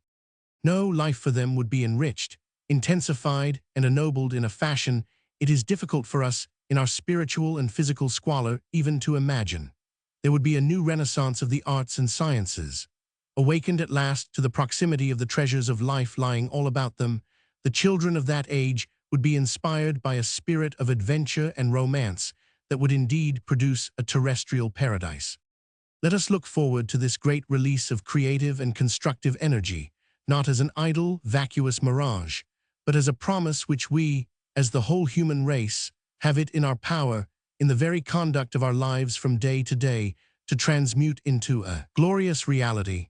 Let us look forward to that era, perhaps not so distant as we believe, when the great adventures in the enchanted realm of the arts and sciences may no longer be the privilege of a gifted few, but the rightful heritage of a race of genius. In such a world, men and women would no longer seek escape from themselves by the fantastic and the faraway. They would be awakened to the realization that the source of life, of happiness, is to be found not outside themselves, but within, in the healthful exercise of their God-given functions. The treasures of life are not hidden, they are close at hand, so close that we overlook them. We cheat ourselves with a pitiful fear of ourselves.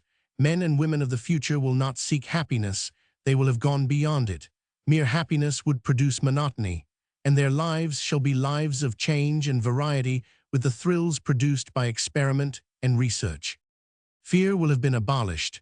First of all, the fear of outside things and other people, finally the fear of oneself. And with these fears must disappear forever all those poisons of hatreds, individual and international. For the realization would come that there would be no reason for, no value in encroaching upon, the freedom of one another. Today we are living in a world which is like a forest of trees too thickly planted, hence the ferocious, unending struggle for existence. Like innumerable ages past, the present age is one of mutual destruction. Our aim is to substitute cooperation, equity, and amity for antagonism and conflict. If the aim of our country or our civilization is to attain a hollow, meaningless superiority over others in aggregate wealth and population, it may be sound policy to shut our eyes to the sacrifice of human life, unregarded life, and suffering, and to stimulate rapid procreation. But even so, such a policy is bound in the long run to defeat itself, as the decline and fall of great civilizations of the past emphatically indicate. Even the bitterest opponent of our ideals would refuse to subscribe to a philosophy of mere quantity, of wealth and population lacking in spiritual direction or significance. All of us hope for and look forward to the fine flowering of human genius off genius, not expending and dissipating its energy in the bitter struggle for mere existence, but developing to a fine maturity, sustained and nourished by the soil of active appreciation, criticism, and recognition. Not by denying the central and basic biological facts of our nature, not by subscribing to the glittering but false values of any philosophy or program of escape, not by wild utopian dreams of the brotherhood of men, not by any sanctimonious debauch of sentimentality or religiosity, may we accomplish the first feeble step toward liberation. On the contrary, only by firmly planting our feet on the solid ground of scientific fact may we even stand erect, may we even rise from the servile stooping posture of the slave, borne down by the weight of ageal oppression. In looking forward to this radiant release of the inner energies of a regenerated humanity, I am not thinking merely of inventions and discoveries and the application of these to the perfecting of the external and mechanical details of social life. This external and scientific perfecting of the mechanism of external life is a phenomenon we are to a great extent witnessing today. But in a deeper sense, this tendency can be of no true or lasting value if it cannot be made to subserve the biological and spiritual development of the human organism, individual and collective. Our great problem is not merely to perfect machinery, to produce superb ships, motor cars, or great buildings, but to remodel the race so that it may equal the amazing progress we see now making in the externals of life. We must first free our bodies from disease and predisposition to disease. We must perfect these bodies and make them fine instruments of the mind and the spirit. Only thus, when the body becomes an aid instead of a hindrance to human expression, may we attain any civilization worthy of the name. Only thus may we create our bodies a fitting temple for the soul, which is nothing but a vague unreality except insofar as it is able to manifest itself in the beauty of the concrete.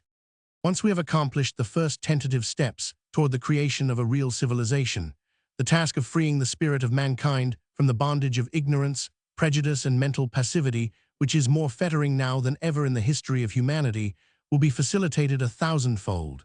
The great central problem, and one which must be taken first, is the abolition of the shame and fear of sex. We must teach men the overwhelming power of this radiant force. We must make them understand that uncontrolled, it is a cruel tyrant, but that controlled and directed, it may be used to transmute and sublimate the everyday world into a realm of beauty and joy. Through sex, mankind may attain the great spiritual illumination which will transform the world, which will light up the only path to an earthly paradise. So must we necessarily and inevitably conceive of sex expression. The instinct is here. None of us can avoid it. It is in our power to make it a thing of beauty and a joy forever, or to deny it, as have the ascetics of the past, to revile this expression and then to pay the penalty, the bitter penalty that society today is paying in innumerable ways. If I am criticized for the seeming selfishness of this conception, it will be through a misunderstanding. The individual is fulfilling his duty to society as a whole by not self-sacrifice, but by self-development. He does his best for the world not by dying for it, not by increasing the sum total of misery, disease, and unhappiness, but by increasing his own stature, by releasing a greater energy, by being active instead of passive, creative instead of destructive.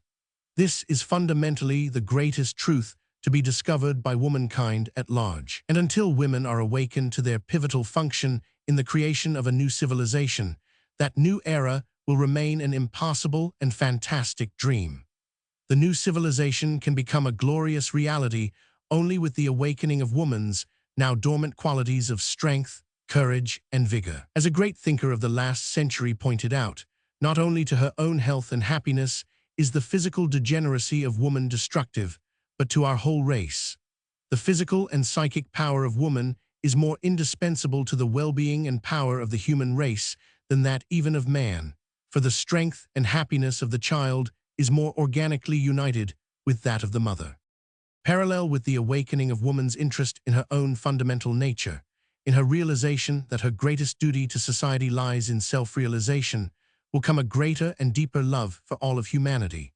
For in attaining a true individuality of her own, she will understand that we are all individuals, that each human being is essentially implicated in every question or problem which involves the well-being of the humblest of us. So today we are not to meet the great problems of defect and delinquency in any merely sentimental or superficial manner, but with the firmest and most unflinching attitude toward the true interest of our fellow beings. It is from no mere feeling of brotherly love or sentimental philanthropy that we women must insist upon enhancing the value of child life. It is because we know that, if our children are to develop to their full capabilities, all children must be assured a similar opportunity. Every single case of inherited defect, every malformed child, every congenitally tainted human being brought into this world is of infinite importance to that poor individual.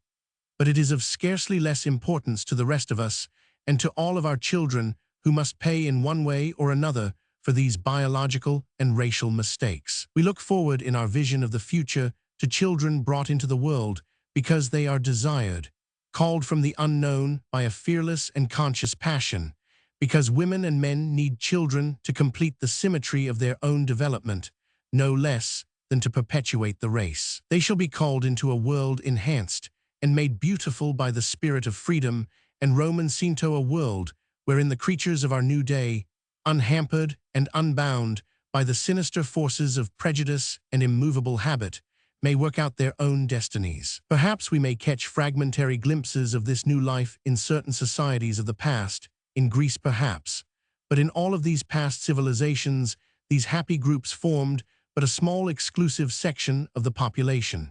Today our task is greater, for we realize that no section of humanity can be reclaimed without the regeneration of the whole. I look, therefore, into a future when men and women will not dissipate their energy in the vain and fruitless search for content outside of themselves, in faraway places or people. Perfect masters of their own inherent powers, controlled with a fine understanding of the art of life and of love, adapting themselves with pliancy and intelligence to the milieu in which they find themselves, they will unafraid enjoy life to the utmost. Women will, for the first time in the unhappy history of this globe, establish a true equilibrium and balance of power in the relation of the sexes. The old antagonism will have disappeared, the old ill-concealed warfare between men and women. For the men themselves will comprehend that in this cultivation of the human garden they will be rewarded 1,000 times. Interest in the vague sentimental fantasies of extramundane existence, in pathological or hysterical flights from the realities of our earthliness, will have through atrophy disappeared. For in that dawn men and women will have come to the realization, already suggested, that here close at hand is our paradise, our everlasting abode, our heaven and our eternity, not by leaving it and our essential humanity behind us, nor by sighing to be anything but what we are, shall we ever become ennobled or immortal. Not for woman only, but for all of humanity is this the field where we must seek the secret of eternal life.